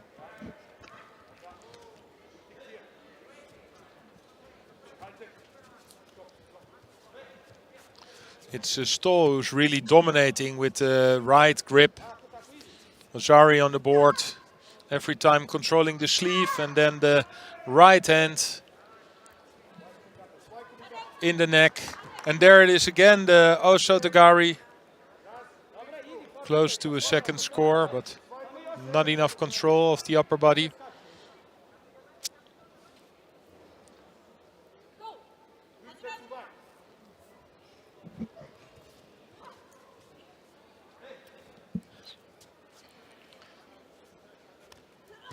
And most of the time, you know what time it is. If you're Wazari down and you still get a Shido, Tatami 3, winner of the repechage in blue for Italy. then you know that, okay, you're Wazari down, so you have to make a score, you have to put more effort in it, but the other one is just too strong, or she gets another Shido. So it's really, at the moment, Stoll who's controlling this quarterfinal. In white for Mongolia, in blue for Serbia, Andrea Stojadino.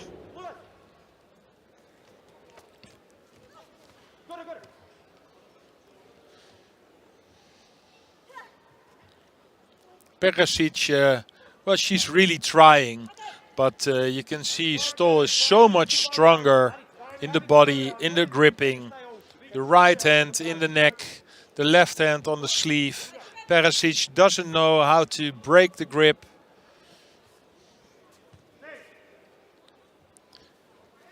I would have yelled at her like, start with the left hand maybe and turn around to the left. Open up for a little bit, but every time she's in the same situation, this is the moment for the coach to say something. Because every time when she comes forward with the right hand, this is not going to work. It's too easy for Stoll to break the grip every time. There it is again, the right hand in the neck. She ducked under, ducking under again, making an attack. Maybe just enough.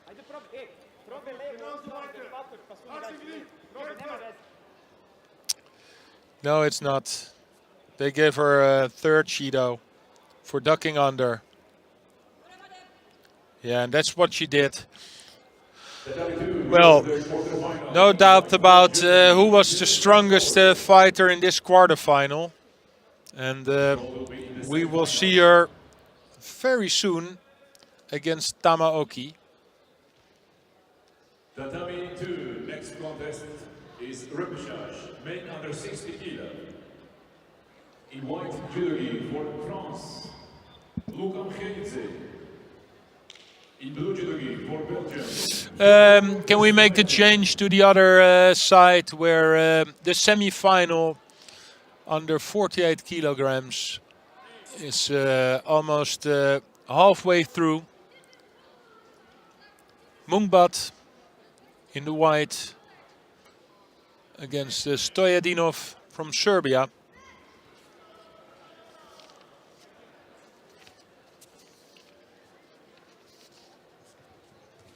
Mungbat, the highest ranked fighter today.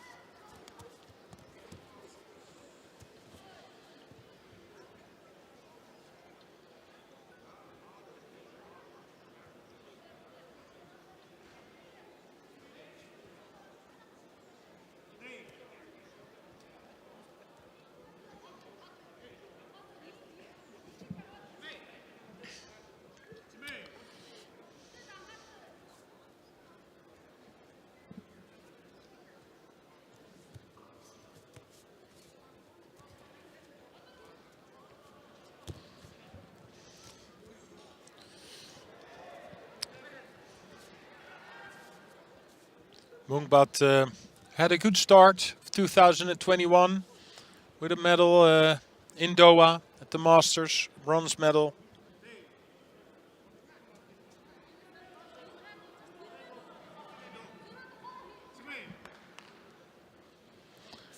She was the world champion in 2013, already 8 years ago, and still competing at the highest level.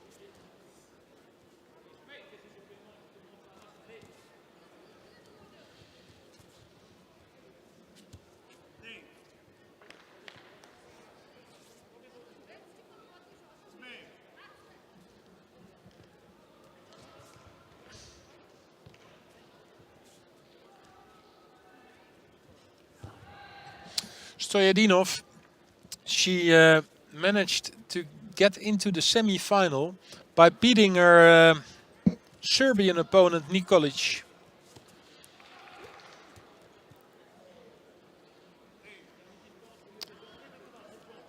And I thought they both are really close into the ranking, so I think that's an important win for her. But you know, it's now in the semi-final, so if she wins this final, it's now a golden score, this semi-final, then she's in the final. But if you lose, okay, you're fighting for the bronze.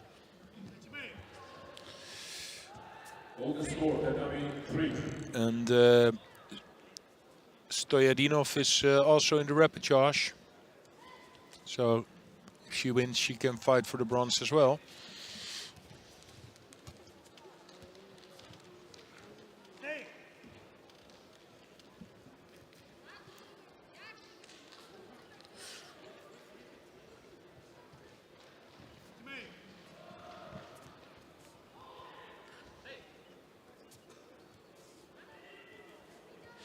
But for the time being, she's giving Mungbat a really hard time.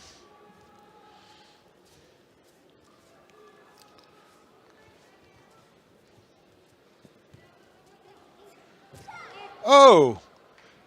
Oh, this was good, eh?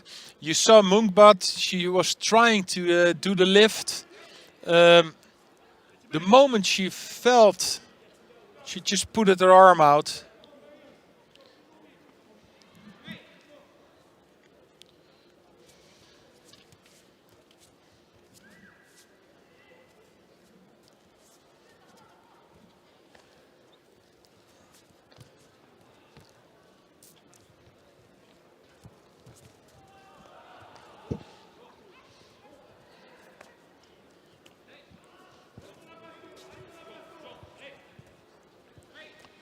Nice Seonage attempt by Stojadinov.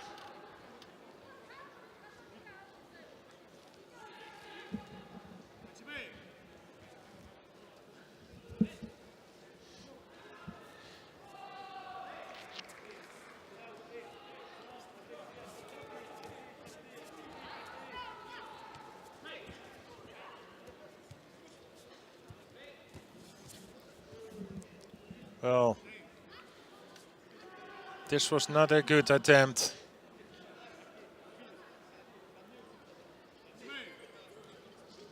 But she gets away with it. And I think it's okay, you know, it was not a attack to defend from something or to escape. She really tried it, but the gap was too big.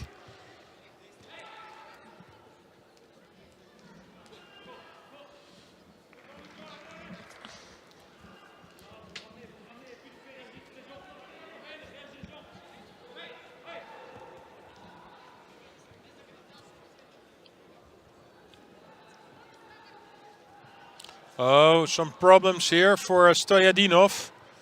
The arm is out also. Yeah, so it is over with the arm lock.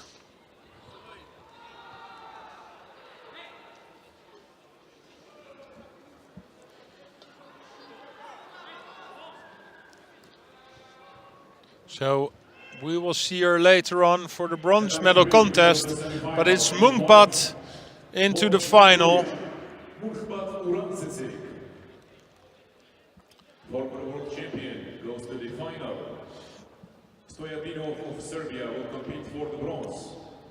And we will see who will be her opponent in the final. Women under 48 kilo in white for Spain. It's Martinez from Spain against Tsunoda from Japan.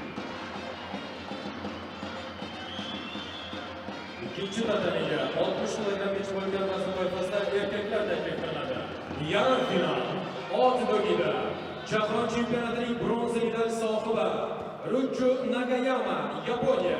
Ko'k Judo'da Grand Prix Antalya 2019 musobaqasining finalchisi Kemran Nurullayev, O'zbekiston.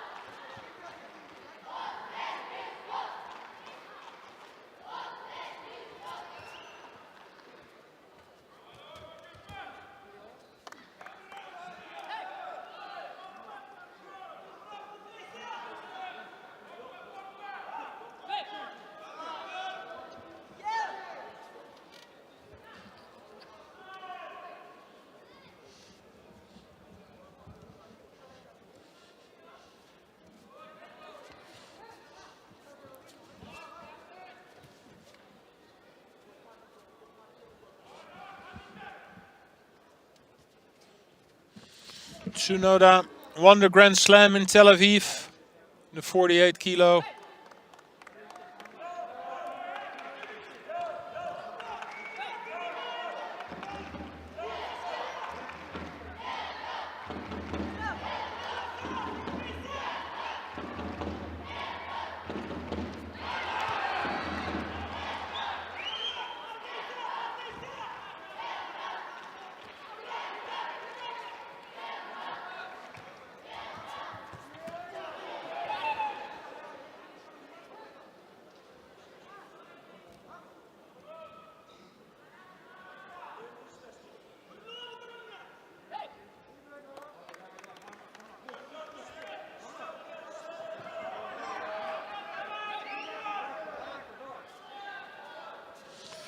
But no, I'm making a mistake because she won Tel Aviv, but not the Grand Slam, the Grand Prix in 2020, so it was the year before. But she has a new chance of winning a Grand Slam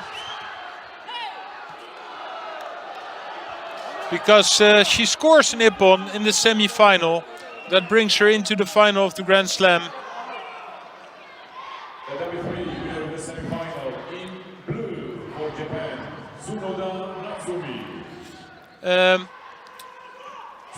Can we make the switch? Yeah, of course, because here's the semi-final for men on the 60 kilograms with Nagayama from Japan fighting Nurilayev from Uzbekistan.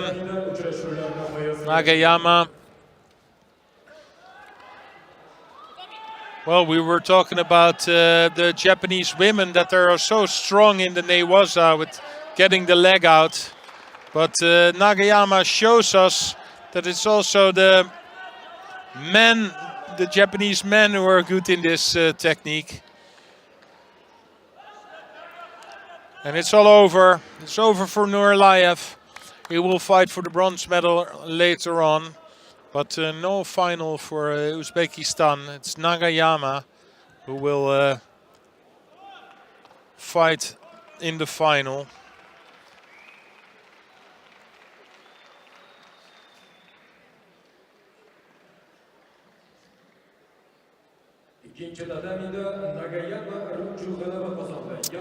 And he will meet Smetov from Kazakhstan in this final.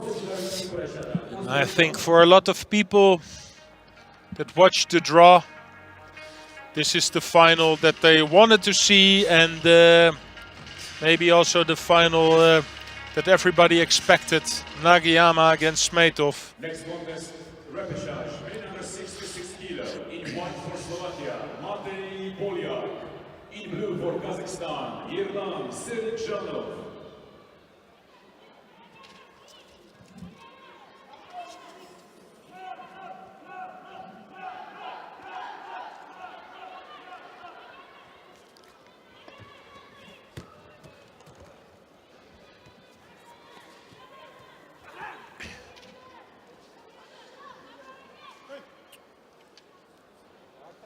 Жақсы ерлан, өте дұрыс. Стикқа бармай-ақ қой, жағамен давай, стикқа бармай.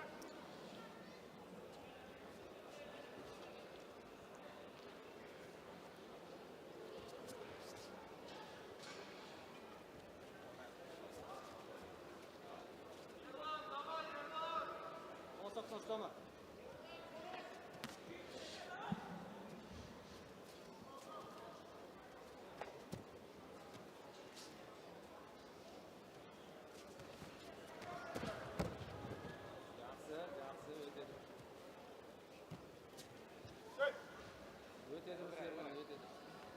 Көбірек қимылда, көбірек.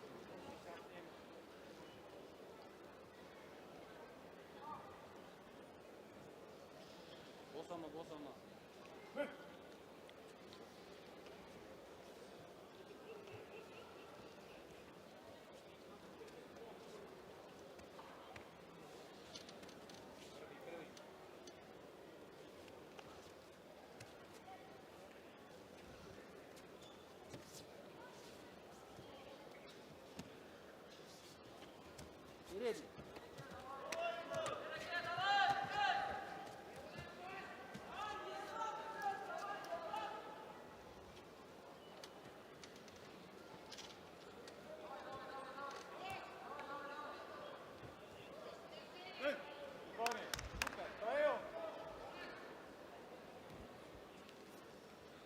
Солдың солаққа керегін шығады, ұстап алады, сонымен бірге шығады, домалайды.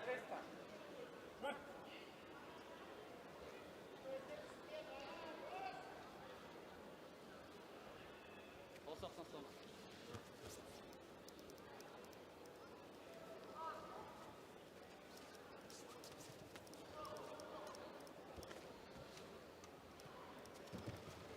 Final! Was already scored by Polyak from Slovakia.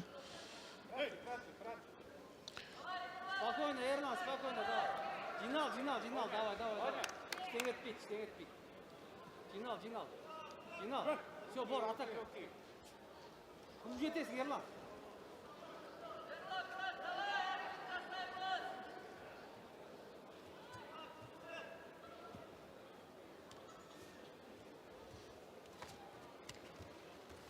Тур.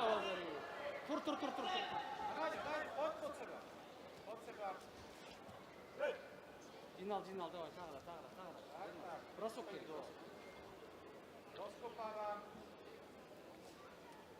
Давай, бросок керек, бол, атакуй. Атакуй, Ерлан.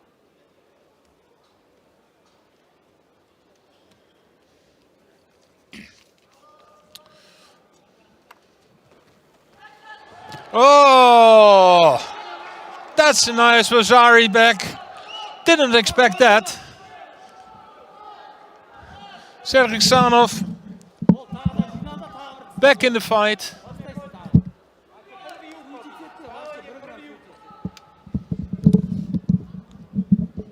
Just standing right and then out of nothing, switch to the left, left to Shimata.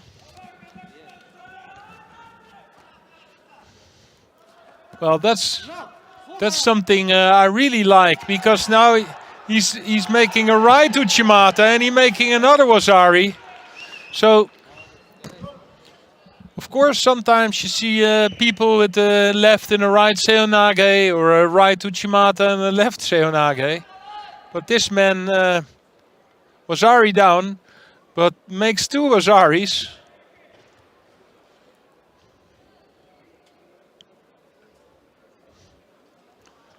Winner in blue judogi for Kazakhstan.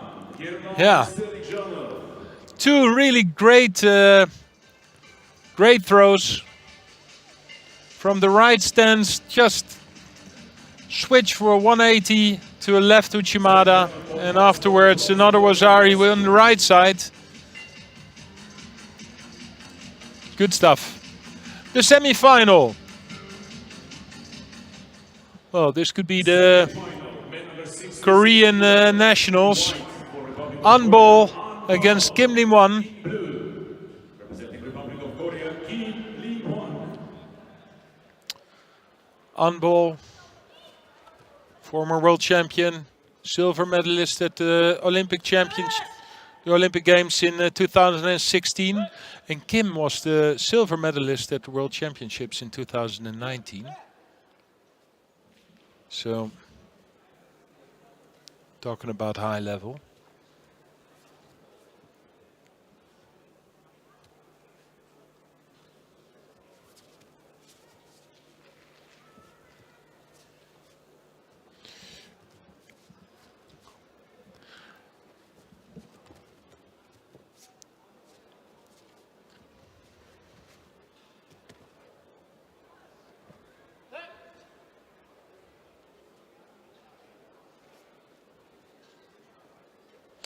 This was the final of the Paris Grand Slam in 2020. Kim then as a silver medalist. In that time he had a little bit problems. I don't know what, but the form wasn't there, and he showed in this final that he was still the number one in Korea. We're now 1 year later, and here they are in the semi-final.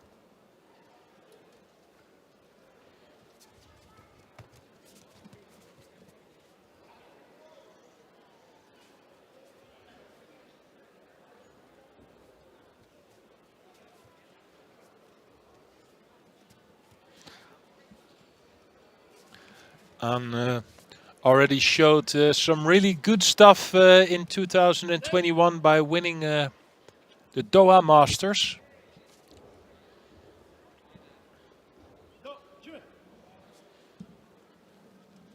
And now takes the lead in the semi-final. Judo for Kim.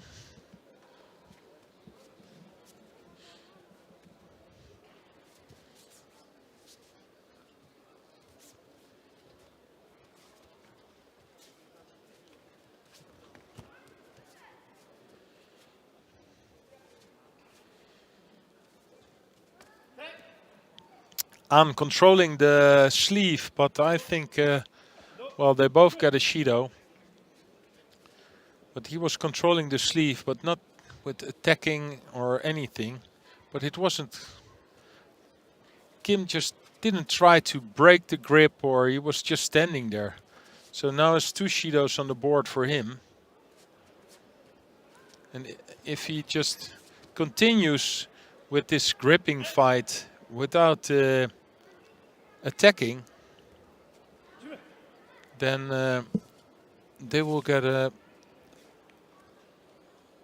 another penalty, and then will be in the final. So he has to take a little bit more risk if he wants to win this. And well, that's what he does. He's trying.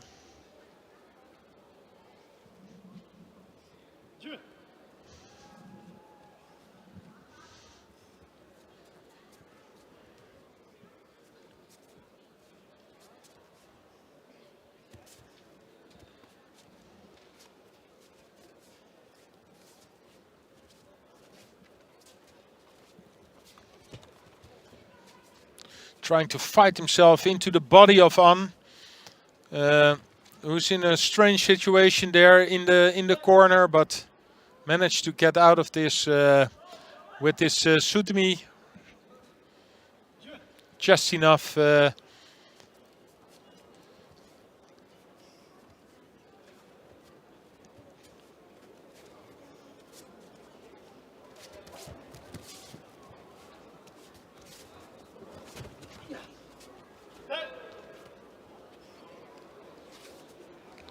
Serenage attempt, and they will give him a third penalty, so it's Anbal who wins. And well, I don't know. He really tried, but An broke the grip. That's dangerous with those shoulder throws. But I think for An, this is a really important win after winning the Masters. Now in a direct fight with his opponent, winning and into the final. Women under 57 kilo in white for Brazil, Jessica Pereira. In blue for Serbia, Marica Perisic. The repechage for women under 57 kilograms in white for Brazil, Pereira. In blue for Serbia, Perisic.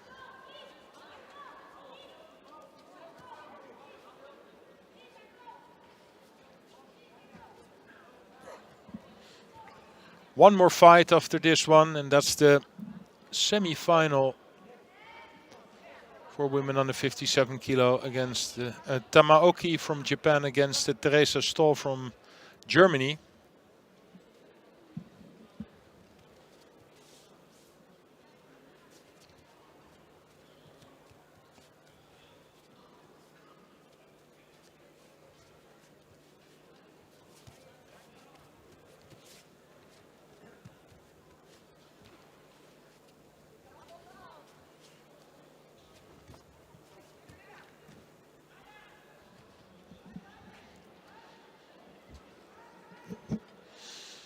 And at 5 o'clock here local time, we will start with the final block. 5 categories we have today. 3 of the women categories, the lighter weights 48, 52, 57, and the men 60 and 66. Oh, this is almost a score. Maybe the elbow was out just enough from Pereira. Into the arm lock. Look if she can get the arm out.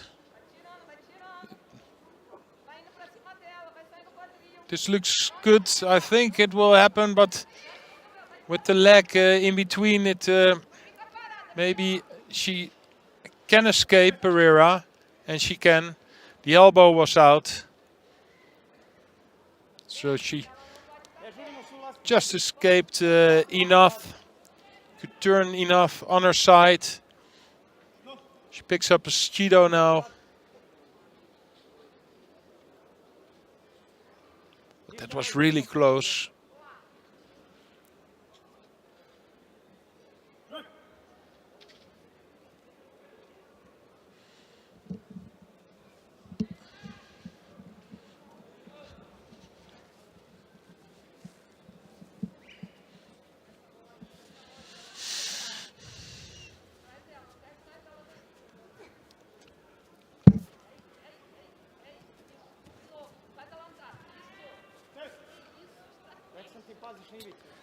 I think Judo for Perisic. So that equals the score.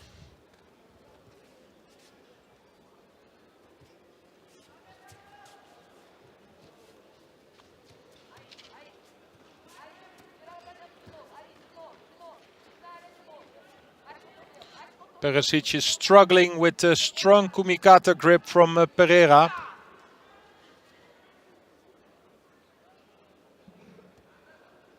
Marice, stala si, ne smiješ da stojiš, čoveče, pakujte svo vreme, ti si ta koja radiš, ne gardi, moraš da napadaš desno. Ajde kreni, nemoj da te umrtvi.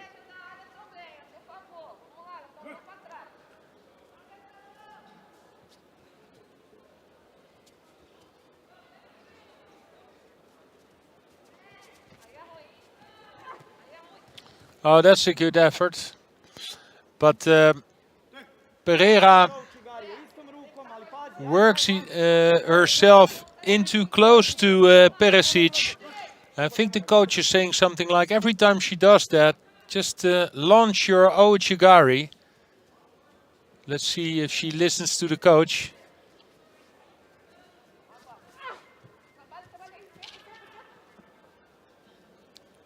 That was another attempt by Perisic.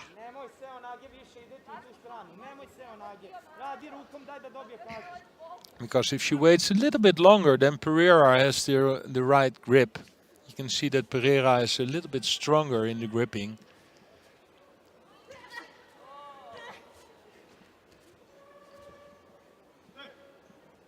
I think this was just good enough.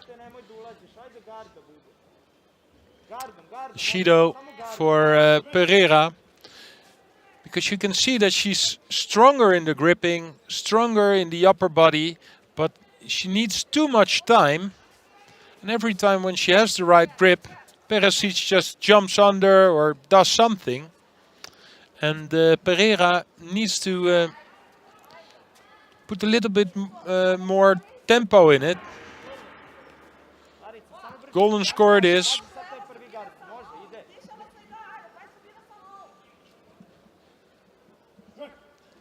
Golden score.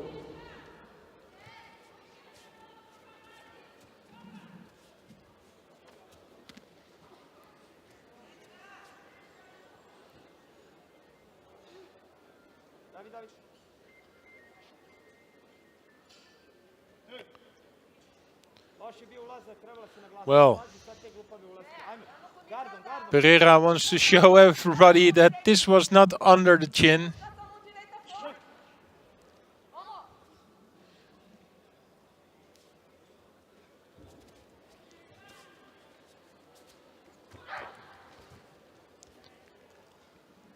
Well, this wasn't a really good attack, but because Pereira was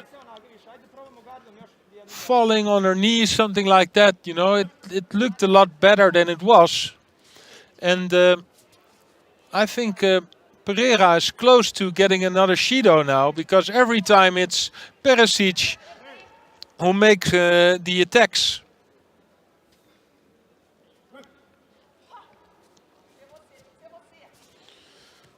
And it's just because Pereira needs too much time. Now she has a good grip.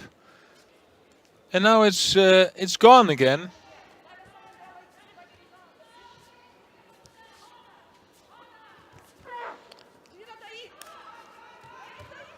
Yeah, it's just good enough. Will you make a score with this? No. But there's only one person who is attacking, and that's Perisic.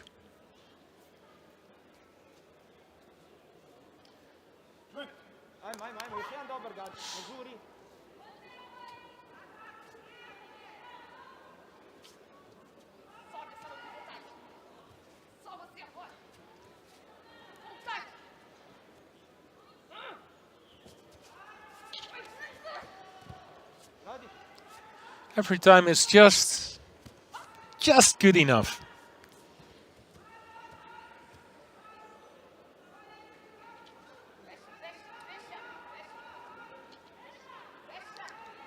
Sankaku.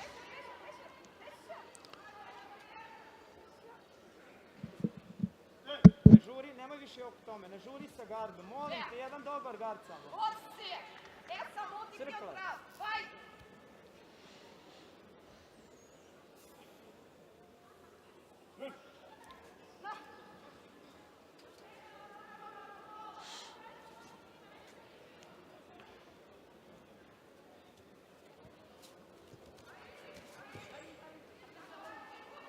So now you have to attack Pereira.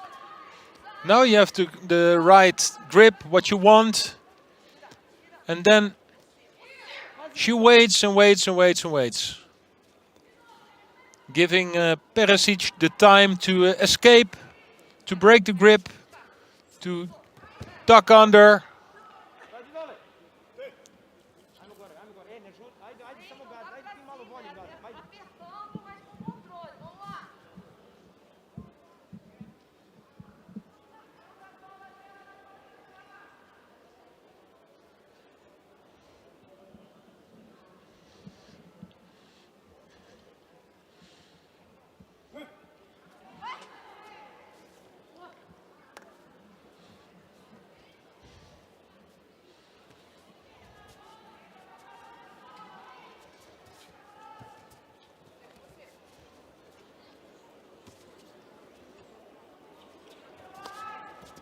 Here it is, Oichigari again, Kouchi. I think it's time for Shido for Pereira. There's just too little that she does. And here it is, yes, the third Shido. And it will be Perisic who will be fighting for the bronze medal. For Serbia, Marica Perisic.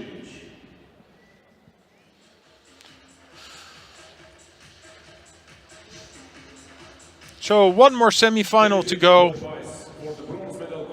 The semi-final for women under 57 kilograms. In white for Japan, Tamaoki, and in blue for Germany, Teresa Stoll. Last semi-final, women under 57 kilo. Tatamiga 57 kilogram iç bo'lgan vazn toifasida ayollar taklif qilinadi. Yarim final, oxirgi uchrashuv. In white for Japan, Tamaoki Momo. In blue for Germany, Teresa Stoll.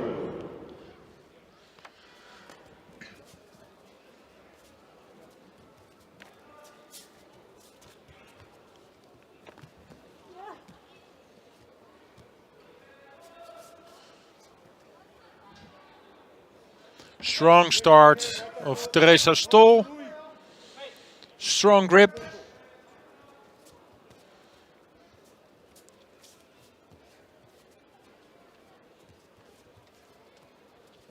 You see what she wants. She wants to control that arm, the arm of Tamaoki. But this is great. Great Seonage on the left side.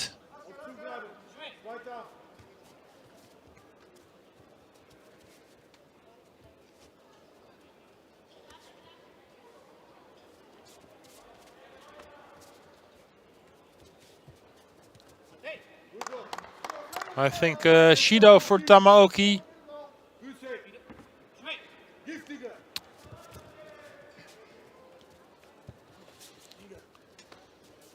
And she's having a hard time with the way Teresa Stoll is doing this. Because she walks straight forward, goes for the sleeve of Tamaoki. And then afterwards the right hand in the neck of Tamaoki, and you can see that it's difficult for the Japanese girl to escape out of it.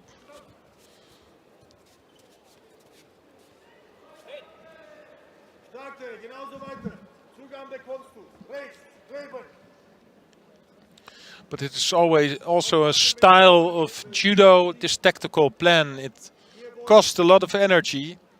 So for Teresa Stoll, we will see if it's possible for her to continue with this for the full 4 minutes.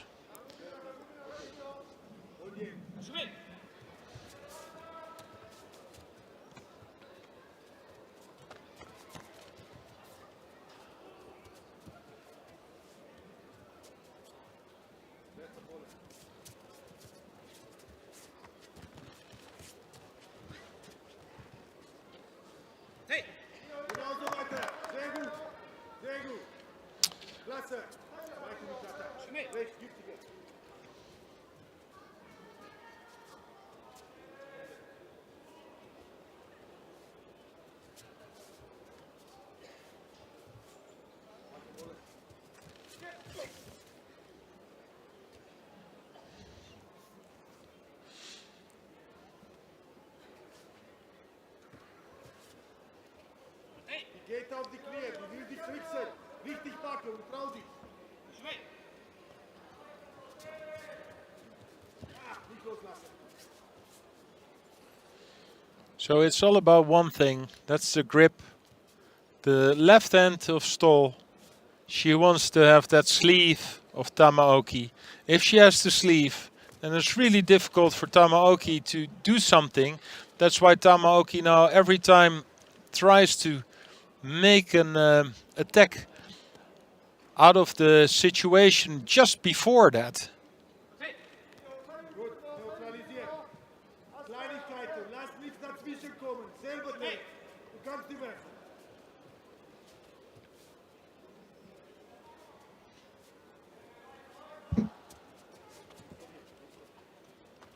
Here it is again. So now the right hand from Teresa. Yes, that was a good attempt with Uchimada. Glaub an dir. Vertrauen, mutiger.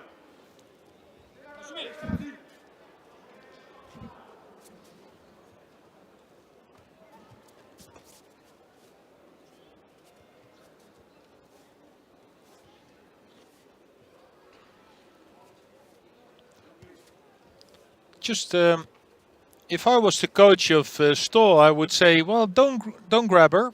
She's not grabbing me. Just wait. We both got a Shido, 2 Shidos on the board for Tamaoki and 1 for Stoll. And if you do this one time more, then the semi-final is over. Of course, it's not the nicest judo, but it's a tactical plan that can work.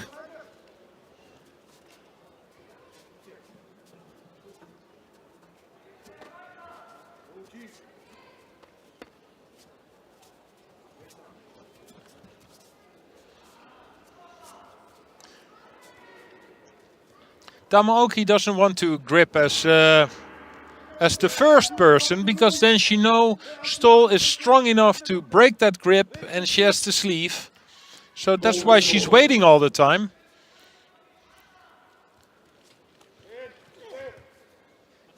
Du bist dran. Kämpfer. Werfen wollen. Auf geht's.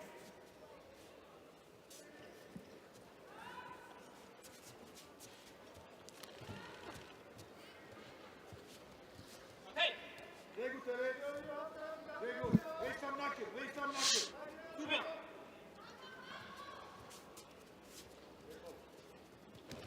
Oh, this was a good attempt. Well, at least you can see there are 2 Shidos on the board for the Japanese girl. So that's why she makes more tempo now. And it's difficult for Stoll to go in the same tempo.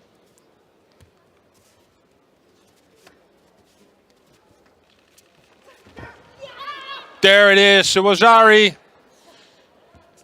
And it is Tamaoki in the semi-final. But I think this was a real interesting semi-final with a good tactical plan from the German girl.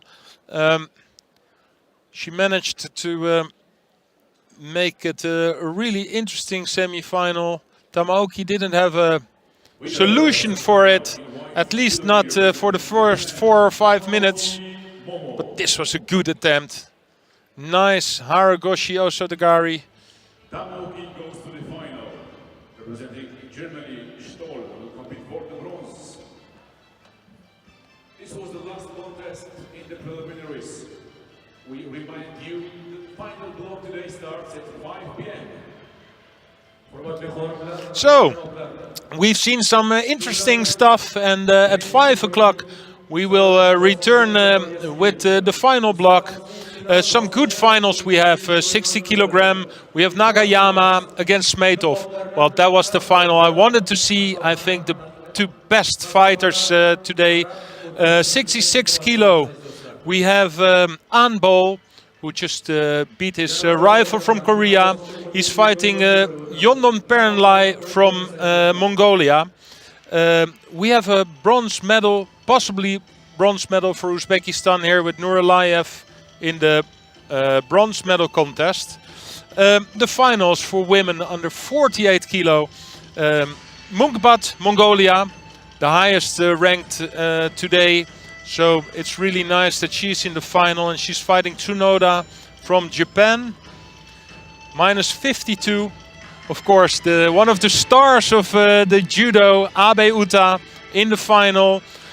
Again, a Japanese-Mongolian final with Lagfa Suren as her opponent. And what we just saw, the semi-final was won by Tamaoki. It's clear that the final 57 kilo is between her, Tamaoki. She's fighting Lian from Chinese Taipei. We have a break until 5 o'clock, and then I hope to see you at the final block. See you then.